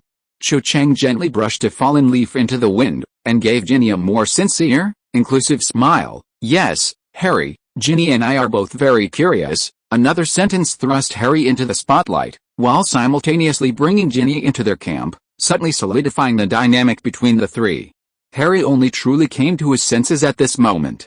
He looked at the two beautiful young girls standing before him, their eyes filled with inquiry, one with a charming blush on her cheeks, her gaze gentle and focused, the other composed, her eyes filled with pure curiosity and a clarity that had been cleared. "No ghost stories, but I do know that Dumbledore interviewed Professor Trelawney around this time, although he had promised Dumbledore not to reveal the prophecy or anything about Professor Snape." The divination professor's story still captivated the two girls. Seeing this, Harry finally felt a weight lifted from his heart. However, the ripples caused by Cho Chang lingered like a stone thrown into a lake, failing to subside. He knew clearly that something was different now. As evening fell, the honey-sweet sunset bathed Hogsmeade in a warm golden light. The three groups met precisely at the village entrance. Ron was the first to leap and bound over. His face was flushed, his hair was more disheveled than usual, and his eyes sparkled with excitement. "That was amazing. Absolutely amazing," he shouted excitedly to everyone, eager to share. "The place Sirius took me to was simply..." Sirius Black, hands in his wizard robe pockets, followed leisurely behind. His expression was languid, but his gray eyes gleamed with a wild light. Seeing Ron's excitement, he chuckled softly and wagged his finger at him. "It's a secret, Ron. We'll save a surprise for next time." Ron immediately shut up, nodding vigorously. But the barely suppressed excitement and satisfaction still overflowed from his unruly hair and wide grin. Sherlock's gaze swept over everyone, suddenly stopping on Harry. "You just saw Hagrid, Sherlock, how did you know?" Ginny asked immediately in surprise. That handprint on Harry's shoulder, besides Hagrid, could probably only be matched by Mrs. Maxim. But I don't think she would pat Harry's shoulder so affectionately. Chapter 523 Sherlock and Harry's Midnight Rendezvous. Hearing Sherlock's words, everyone, including Harry himself, looked towards Harry's shoulder. Sure enough, there was a handprint, not very clear, but not blurry either. It was quite large. "Well, you're amazing," Ginny said with a grin. "We did see Hagrid, and he even told you and Harry to come find him at midnight." Sherlock nodded, indicating he understood. "Aren't you surprised at all?" Seeing Sherlock's calm expression, Ginny pressed further. "He told you to come find him at midnight. You see, when they met Hagrid earlier and he mentioned this, Harry, Cho Chang, and Ginny were all incredibly surprised. But before they could even ask what it was about, Hagrid, upon seeing Madame Maxim, vanished in a flash, leaving the three of them dumbfounded. Hermione and Ron also looked surprised upon hearing Ginny's words. Leaving the castle in the middle of the night was definitely a violation of school rules. Hagrid was no longer just a simple gamekeeper and key custodian. He was also a professor, teaching a course on the protection of magical creatures. What kind of behavior was it for a professor to let his students wander around outside the castle in the middle of the night? But Sherlock seemed completely unsurprised. "Obviously, it's for the Triwizard Tournament," Sherlock said, pinpointing the doubts in everyone's minds. Only this matter warrants us going to see him at this time. And only this matter warrants the two of us going together. Sherlock is absolutely right. Hagrid is a very trustworthy person, Sirius added. So Harry, remember to wear your invisibility cloak. And Sherlock, if you need one, I can get you one too. It won't be as good as Harry's, but it'll definitely be much better than Crouch's. Since Sirius escaped imprisonment and returned to the public eye, he had been increasingly showcasing his wealth. And he often said things like this unintentionally. Giving Sherlock an invisibility cloak was no problem, he could give one to every young wizard present. Sherlock shook his head, no need. Unless the teacher specifically comes to ambush me, I won't be discovered. Hearing Sherlock's confident words, Sirius smiled and didn't insist. He turned to Harry and said, by the way, if you're unsure about anything, ask Lupin. He's usually more level-headed than me. Lupin was currently experiencing his period, so he hadn't come to Hogsmeade with the young wizards. But that wasn't a big deal. As a professor, he could leave the castle for Hogsmeade at any time. Sirius just needed to wait for him there. After finishing with Hagrid, Ginny turned to Hermione. By the way, Hermione, where did you go this afternoon? Did you and Sherlock show Luna around Hogsmeade? It's her first time here, just like mine. Of course, we went to a lot of places, Hermione said, then suddenly realized something was off. Ginny seemed a bit too talkative today. Not long ago, whether at the Three Broomsticks pub or when they split into three groups, she wasn't like this. Thinking this, Hermione glanced at Ginny without showing any emotion, only to find her expression natural and without any abnormality. A thought struck her, and she looked again at Harry and Cho Chang, finding them equally normal. This was strange. No. The fact that the three of them were acting so normally was the biggest abnormality. Hermione pondered silently. Perhaps among everyone present, only she knew Ginny's true feelings for Harry. Ron, as her brother, only knew that Ginny had liked Harry since childhood. But in his eyes, Ginny's affection for Harry was like a fan's adoration of an idol, similar to her own feelings for Lockhart, or Ron's for Krum. As for Harry himself, he treated Ginny like a younger sister. Cho Chang, she wasn't familiar with Ginny. Luna, she wasn't normal. Sherlock, he was a blockhead. Perhaps Sirius had noticed something. His grouping that afternoon must have been intentional. So what was Harry's godfather thinking? It was so hard to guess. In short, under these circumstances, the relationship between Harry, Cho Chang, and Ginny could never be like this. Something unseen must have happened during their outing this afternoon. As Hermione pondered this, Luna suddenly spoke, saying softly, "Look, the tails of those sunset clouds are so long, like a phoenix preening its feathers at dusk." Everyone looked at Luna, who was gazing intently at the last glow of the burning orange-red clouds on the horizon, making this remark. Everyone was used to Luna's state. They glanced to the clouds and then looked away. However, Hermione noticed that Sherlock's gaze once again fell on Luna's slightly upturned face, her lips seemingly relaxed at a slight angle. Hermione's heart skipped a beat. Seeing Luna absorbed in her own world, and seeing Sherlock's renewed attention to Luna's state, the subtle, slightly melancholic feeling she had felt by the burrow that afternoon gently washed over her again. As the sun set, the shadows of the boys and girls stretched long and thin, their thoughts drifting like dandelions in the evening breeze. But for Harry and Sherlock, an unknown midnight rendezvous is quietly approaching. When the students returned to Hogwarts, everyone felt tired and went to bed early. Ron knew Sherlock and Harry were going to see Hagrid and had even brought back butterbeer, intending to get Neville and Dean drunk. "There's no need for that, Ron," Sherlock said in a maddening tone. "I go out every night, and none of you know, Ron. Besides, butterbeer is unlikely to get them drunk. You actually want to drink it yourself, don't you, Ron?" Despite Ron's resentment, Sherlock was telling the truth. By 11:30, Harry, wearing the invisibility cloak, found Neville and Dean already sound asleep. In fact, Neville's snoring had been going on for quite some time. "Sherlock, I'm leaving now," Harry said in a low voice to Sherlock, then gestured to Ron before quietly slipping out the door. A while later, Ron, seeing that Sherlock hadn't moved, asked curiously, "Aren't you leaving? It'll be late if you linger any longer." "Sherlock, Sherlock," Ron called out several times in a low voice, but seeing that Sherlock still hadn't moved, he curiously went to the bedside to take a look. Damn it! There was no Sherlock. The bulge under the covers was clearly a pillow and several large books. You Sherlock Holmes, giving me a live demonstration, huh? While Ron was feeling incredibly frustrated, Harry had already arrived at the common room. To his surprise, there were several other people there. Among them were the Creevey brothers. The older brother, Colin Creevey, was telling his younger brother about what he had seen and heard at Hogsmeade that day. Judging from the brothers' excited expressions, they'd probably be talking for a while before going to sleep. Harry tiptoed past them, sneaking to the portrait's opening. He glanced at his watch, silently waiting for Sherlock to leave the dormitory and meet him. Hermione was supposed to open the fat lady's portrait from the outside. Sure enough, a few minutes later, the portrait opened. Seeing that Sherlock hadn't arrived yet, Harry planned to step out and greet Hermione, to let her know. But to his surprise, the person standing outside the common room was Sherlock. Harry's eyes widened in shock. He was certain Sherlock had spotted him in his invisibility cloak at that moment. Sure enough, upon seeing the portrait open, Sherlock turned and left without a word, completely ignoring the fat lady's question behind him. "Hey, aren't you going in?" Harry had already sneaked into Hogwarts with Sherlock countless times, so he naturally understood and, as before, silently followed, sneaking through the castle. Upon reaching the pitch-black playground, Harry couldn't help but ask, "Sherlock, when did you leave the dormitory?" "Judging from the time, it should have been about 10 minutes earlier than you." "What? I didn't even notice." "That's normal. You were staring blankly at a fallen leaf in your hand." Harry instantly felt that Sherlock had seen right through him again.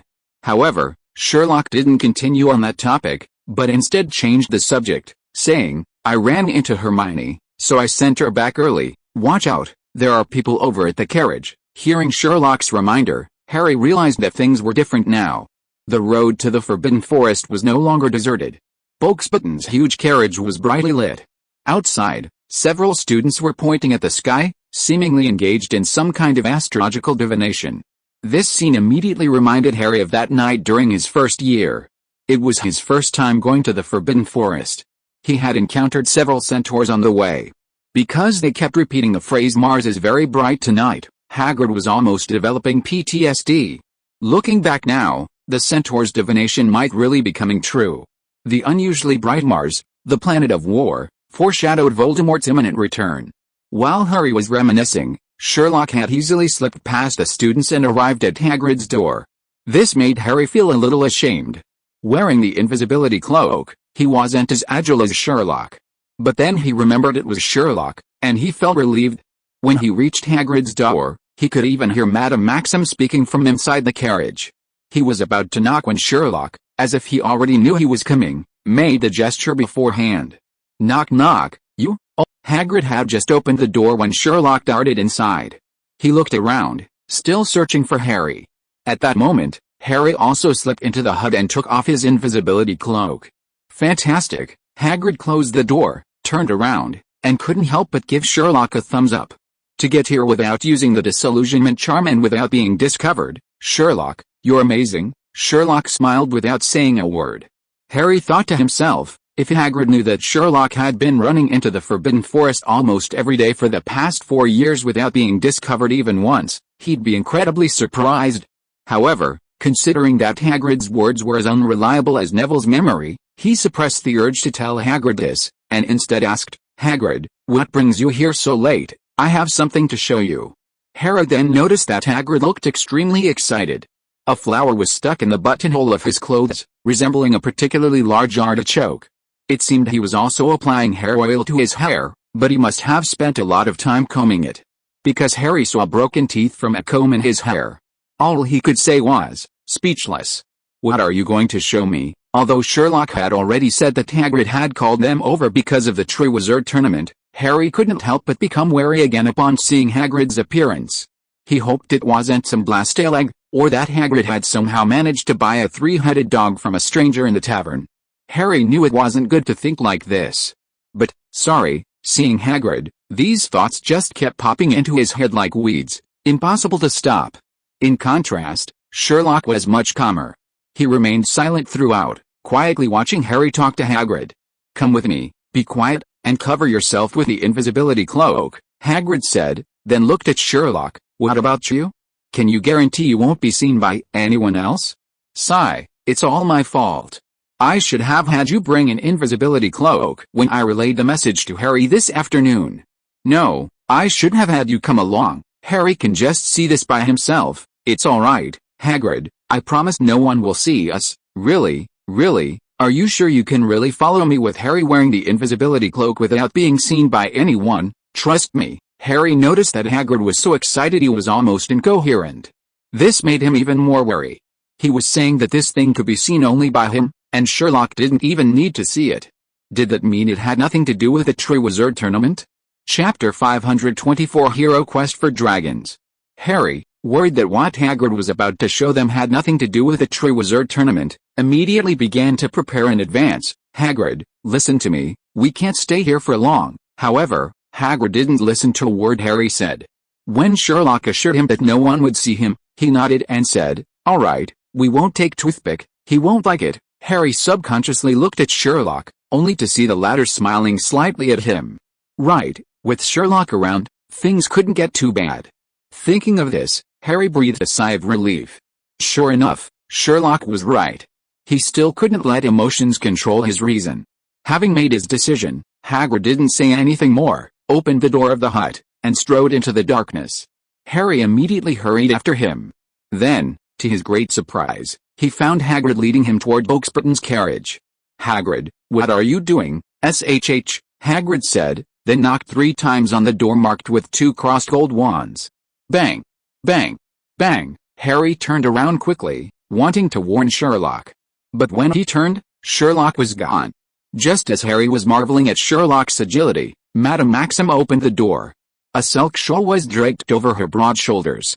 Upon seeing Hagrid, her previously tense face immediately lit up with a smile.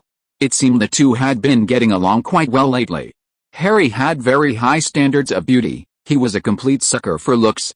In his opinion, although Madame Maxim's figure was somewhat intimidating, her appearance alone was undeniably beautiful. Harry had initially thought she and Hagrid were a perfect match. But now, looking at Hagrid's rugged face, he felt Hagrid was somewhat unworthy of Madame Maxim. The moment this thought crossed his mind, he immediately began to silently apologize to Hagrid. "Hagrid, I'm so sorry." "Ah, Hagrid," Madame Maxim asked with a smile, "is it time?" Yes, clearly, the two had arranged to meet long ago. Hagrid laughed even more heartily than Madame Maxim. He offered her a hand to help her down the golden steps. "Good evening, beautiful lady." Madame Maxim turned and closed the carriage door. Hagrid offered her his thick arm, letting her take it, and they walked around the edge of the makeshift paddock. Inside were Madame Maxim's several winged giant horses. Harry was utterly bewildered. Was Hagrid showing him Madame Maxim? This was completely unnecessary. He could see her any time. Someone as large as her was hard to ignore. He instinctively wanted to seek Sherlock's help as usual, only to realize Sherlock wasn't there. He looked around, and relying on the advantage of his invisibility cloak, finally spotted Sherlock in the shadows of a grove of trees. He almost burst out laughing. Sherlock had made a very comical gesture to avoid being discovered by Hagrid and Madame Maxim. However, he quickly realized he couldn't continue like that. Hagrid and Madame Maxim were walking so fast that he had to jog to keep up. Sherlock, on the other hand, seemed completely at ease under the cover of night. Harry secretly admired him. No wonder he was Sherlock. It looked like Madame Maxim wouldn't be finding him. However, Madame Maxim seemed to be receiving the same treatment from Hagrid as Sherlock and Harry. "Where are you taking this lady so late, Hagrid?" she asked jokingly, creating a slightly ambiguous atmosphere. "You'll like it," Hagrid said in a husky voice, clearly sensing this. "Trust me, dear Madame Maxim, it's definitely worth seeing. But, don't tell anyone I brought you here, okay? Because you shouldn't know any of this." Madame Maxim's heart skipped a beat, and her long, dark eyelashes fluttered immediately. "And of course not, damn it." Harry could detect a hint of coquetry in Madame Maxim's tone. The two chatted as they walked, quickening their pace and venturing further. Before they knew it, they had walked quite a distance around the edge of the forbidden forest. The castle was still visible in the distance, but the lake was no longer in sight. If it weren't for the presence of Sherlock, Harry would have already wanted to return to the castle, leaving Hagrid to enjoy his moonlit walk with Madame Maxim alone. Just as he was lost in thought, he suddenly felt someone tug at him. Startled, Harry realized that Sherlock had somehow appeared beside him. Harry was no longer surprised that Sherlock had detected him while he was wearing the invisibility cloak. "Slow down, listen carefully." Sherlock gestured for Harry to slow down. Unlike the quick-thinking Harry, Sherlock, who had been following Hagrid and Madame Maxim, had already deduced Hagrid's purpose, to leak the questions. The first event of the Triwizard Tournament. Hagrid, being quite considerate, immediately thought of his school's champions. However, bringing Madame Maxim along is a bit harder to judge. It just goes to show that men in love can do anything. When Sherlock heard several men shouting ahead, followed by a deafening roar, he could even predict what he was about to see. It just goes to show why so many people have died in the Triwizard Tournament over the years. Hagrid, leading Madame Maxim, finally stopped after rounding a grove of trees. Sherlock, with Harry in tow, followed the two giants. He then gestured for Harry not to be surprised. With Sherlock beside him, Harry felt much more at ease and looked around. For a moment, Harry thought he saw several campfires, men jumping around them. But the next moment, he gasped in astonishment. If Sherlock hadn't warned him beforehand, Harry would have screamed. Dragons. Dragons. Were the Triwizard Tournament organizers playing a joke on them? 3 ferocious fire dragons were currently confined within an enclosure made of thick wood and planks. Along their journey, Sherlock and Harry had seen their fair share of colossal creatures, trolls, Cerberus, Hagrid, the largest of which was the basilisk from the Chamber of Secrets. Yet, each of these 3 fire dragons, taken individually, was even larger than the basilisk. The sharp roars they had just heard were from them.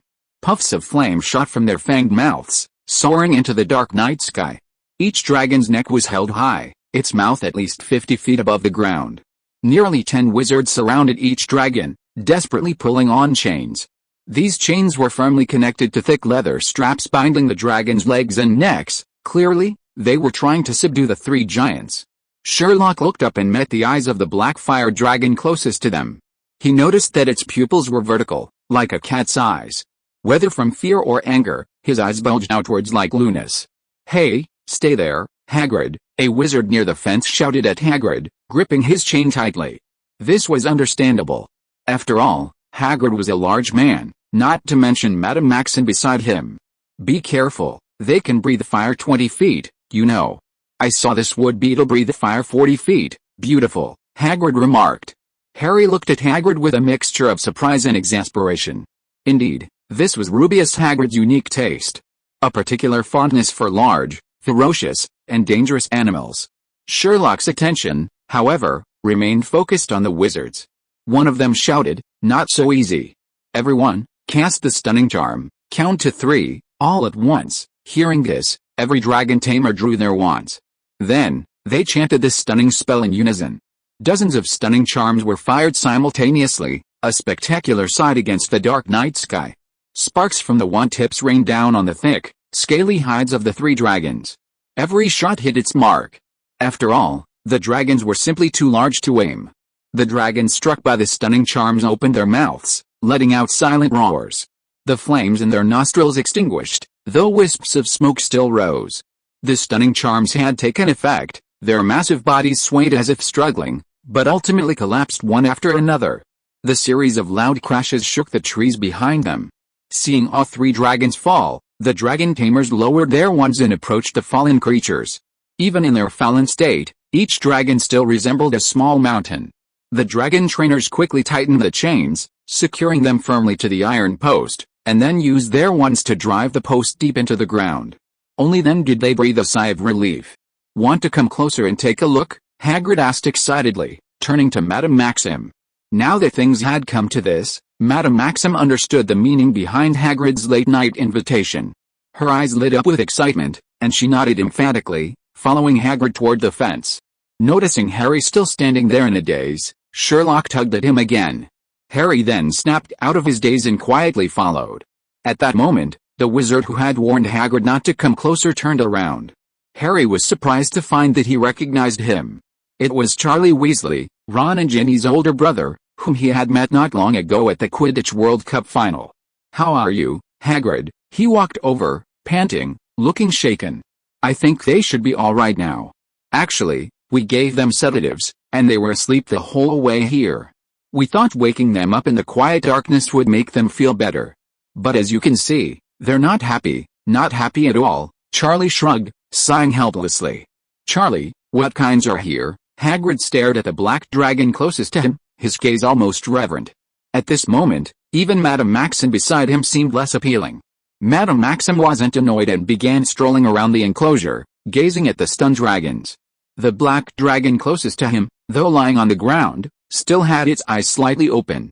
Sherlock, with his excellent eyesight, even noticed a thin yellow light gleaming beneath its wrinkled black eyelids.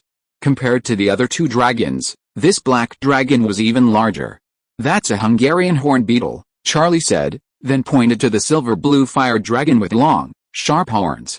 "That's a Swedish short-nosed dragon, the last one, a red dragon with a ring of strange, thin, sharp horns around its face," Charlie described as a Chinese fireball. Charlie looked around, noticing Madame Maxim's actions, and frowned. "I didn't expect you to bring her along, Hagrid. Warriors shouldn't know what they're going to face. I suppose she'll tell her students, won't she? Perhaps, but I just thought she was eager to see it for herself." Hagrid shrugged, his gaze still fixed on the three dragons, clearly unconcerned by Charlie's warning. Now that things had come to this, Charlie could only shake his head helplessly. He glanced at Ms. Maxim, who was about the same size as Hagrid, and finally couldn't help but mutter, "What a romantic date, Hagrid." However, Hagrid seemed completely unconcerned, simply asking curiously, "There are 3 dragons in total, which means each school's warrior has to fight one?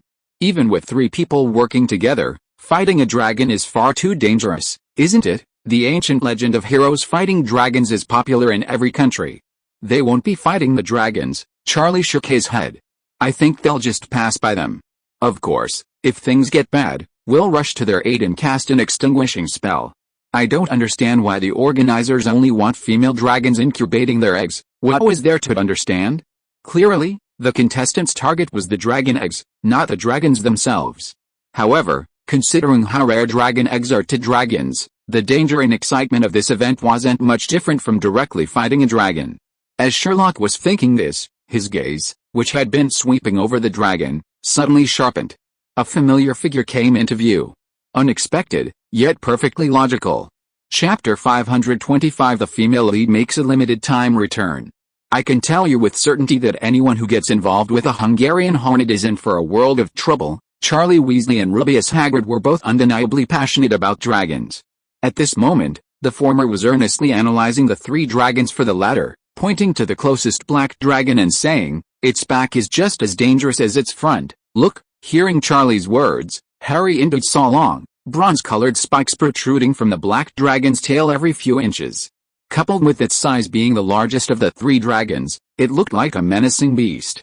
"Please, let's hope we don't run into it," Harry silently prayed.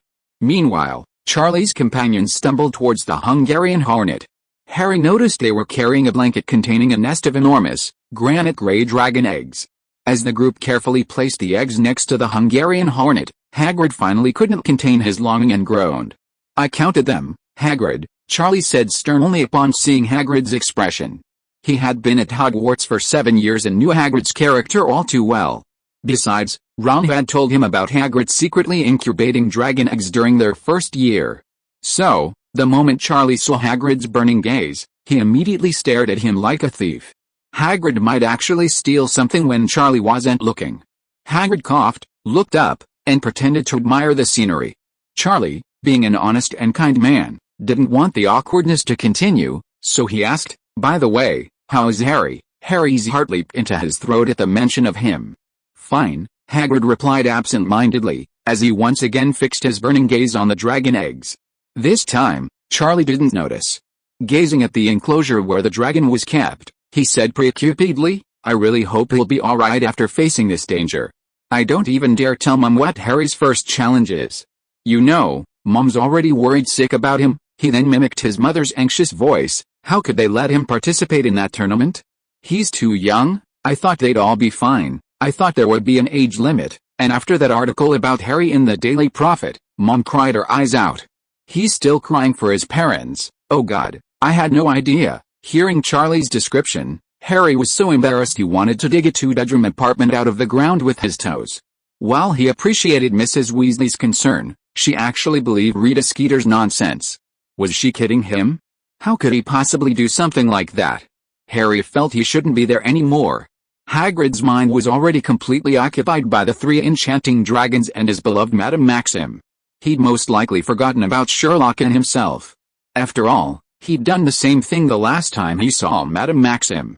Thinking this, he quietly turned around, intending to call Sherlock back to the castle together. But just then, another voice asked, "So, what about Sherlock?" with Harry asking about Sherlock? Harry's curiosity was immediately piqued. He recognized the voice as belonging to a young woman, and it sounded vaguely familiar. Thinking this, he turned back.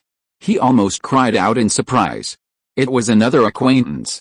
Standing before Harry was Gemma Farley, the former head of the student council who had graduated from Hogwarts last semester, the former Slytherin prefect, and the girl with whom Sherlock had an ambiguous, platonic relationship. But why was she here? Harry immediately looked in Sherlock's direction. Harry saw that his friend remained calm, as if he had expected this. Having spent 4 years with Sherlock, Harry had long since developed a sharp mind. After a moment's thought, he immediately understood the situation. It was obvious that Gemma Farley was one of the dragon trainers with Charlie. With Sherlock's keen observation skills and familiarity with her, he must have noticed her long ago. Hagrid, seeing Gemma, was visibly surprised. "It's you, Gemma Farley. What are you doing here?" Harry thought to himself. "Excellent, this is exactly what I wanted to ask. Miss Farley came to the Dragon Sanctuary in Romania after graduating and became my colleague," Charlie explained to Hagrid with a smile. "She performed exceptionally well, and since the Triwizard Tournament is being held at Hogwarts, she applied to come with us." "Oh, I see," Hagrid nodded. "That's quite a coincidence." Sherlock, of course, didn't need Hagrid's help in asking. The moment he saw Gemma, he understood why she was there. Even when Gemma was still in 6th year, she had already begun planning her post-graduation path. She even told Sherlock about it. Mr. Weasley had hoped Gemma would go to Sweden to explore the magical mineral trade. However, Gemma preferred to do something related to her interests and applied for an apprenticeship at the Dragon Sanctuary in Romania. After several discussions with her father, he finally relented and agreed to her idea. Unexpectedly, a year later, a major event occurred in the Muggle world. The European Union was officially established. This led to a surge in interactions between major European countries, and the magical world, seizing the opportunity, facilitated the restart of the Triwizard Tournament after more than a century. The British Ministry of Magic also unusually contributed, securing the rights to host the first tournament after its restart. Coincidentally, the first event was chosen by the organizers as Dragon Quest. A series of coincidences combined to create this outcome. Gemma Weasley's limited time return. Mr. Weasley, you're too kind. I'm far inferior to you, Gemma said humbly upon hearing Charlie's praise. Despite having just graduated, Gemma seemed to have shed the naivete of her student days, exuding a more mature and capable air. How so? They were both student council presidents, and both had started working immediately after graduation. But Harry felt that she was in a much better state than Percy, who worked at the Ministry of Magic. "So, how's Sherlock?" Gemma asked Sherlock again after greeting Hagrid. Harry couldn't help but look at Sherlock. Gemma really cared about his good friend. "Huh, you're already at Hogwarts, you can just ask him yourself," Hagrid said with a chuckle. "He doesn't even know you're here, because Sherlock is a contestant," Gemma explained earnestly. "According to the rules, we can't meet or communicate until the first project is over." "That's okay, he's hey." At that moment, Harry almost cried out. At the school, you'll see him soon." What a relief. Harry was scared half to death by Hagrid. Hagrid was just a hair's breadth away from revealing that Sherlock was secretly following him. Fortunately, he pulled back at the last minute and managed to smooth things over. Gemma's azure eyes fixed on Hagrid for a moment before she slowly said, "Looks like he's doing well." "Haha, that's right, he's doing just as well as Harry. He's been very popular ever since he was chosen as a Hogwarts champion." Hagrid, feeling a little guilty under Gemma's gaze, stroked his beard and said, "Gemma, you don't need to worry. I've never considered that guy a child." Gemma smiled sweetly. Hagrid, I've never considered him a child either. You're right, there's no point in asking about his condition now. I can meet him after the first project is over. If Sherlock knew you were here, he'd be very happy." "Perhaps," Gemma chuckled, "but I think he'd more likely say, obviously, My friend, on the way back to the castle, Harry asked Sherlock what he thought of Gemma's unexpected arrival, and Sherlock said this. Obviously, Harry repeated, almost tripping over a tree root. He steadied himself, his voice low but barely concealing his surprise. So you really did notice her a long time ago? You saw her there before she even spoke. Compared to Harry's unsteady steps, Sherlock's gait was unusually steady in the night. Moonlight filtered through the sparse canopy, casting flickering shadows on his sharply defined profile, making him appear even more profound. Indeed, hearing Harry's question, Sherlock nodded slightly. I noticed that figure in the group when they were carrying blankets toward the Hungarian hornet. The height and the way they walked made it immediately clear that they weren't strangers. Considering the background of the Romanian dragon sanctuary and the current situation, it would be strange if I didn't understand what was going on. Harry's eyes widened, though perhaps less effective in the darkness. You're really something, he couldn't help but exclaim in a low voice. You know what? I was scared to death. Hagrid almost let slip what happened there. Harry recalled the words Hagrid almost blurted out with lingering fear, and his palms seemed to be sweating again. Luckily, Hagrid swallowed here at the crucial moment and changed it to at school. By the way, Gemma didn't suspect anything, did she? I think she stared at Hagrid for several seconds. Sherlock's lips curled up slightly. My dear Harry, your observation skills are becoming more and more keen. Mr. Hagrid's nervousness and unnaturalness were quite obvious, and it wouldn't have been difficult for Gemma to notice.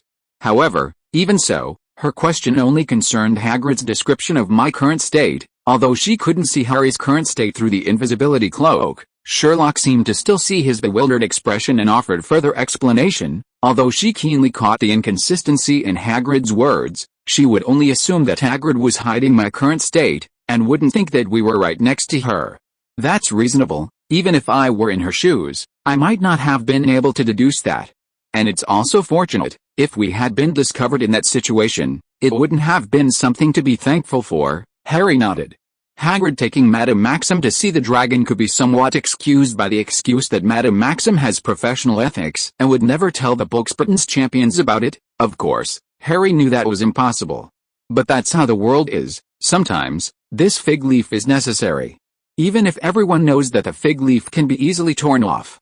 However, if Sherlock and Harry, the two champions participating in the Triwizard tournament, were to be present, it would be a completely different story. So Sherlock was right, they were lucky. At this point, Harry suddenly remembered Gemma's last words and couldn't help but laugh. Oh, right, she also said he's more likely to say it's obvious, huh? She knows you so well. And you've said it now, haven't you? Sherlock didn't directly respond to this comment. His gaze pierced through the increasingly sparse trees ahead. He and Harry had been walking for a while, and now they could vaguely see the solemn and massive outline of Hogwarts Castle under the moonlight. Midnight had arrived, and the surrounding darkness deepened. A cool night breeze swept through the forbidden forest, carrying the scent of grass and earth. Far from making him weary, it actually sharpened Sherlock's mind. He walked silently, seemingly lost in thought. Seeing Sherlock's silence, Harry quieted down as well, but his mind raced. Gemma Farley was back. She was at Hogwarts. And as Charlie Weasley's colleague, responsible for guarding the dragon of Project 1. It was all too incredible. Yet, on the other hand, Harry's heart sank involuntarily. As one of Hermione's closest friends, Harry couldn't help but feel a pang of worry and anxiety for her. Harry knew very well that Hermione held an unspoken concern for Sherlock. This concern had deepened with time and their repeated camaraderie. But there was one thing Harry hadn't told anyone. Not even Sherlock. End of this chapter. Thank you so much for reading until the end. Don't forget to give it a like. Looking for more exclusive content and immediate access? Subscribe to our Patreon.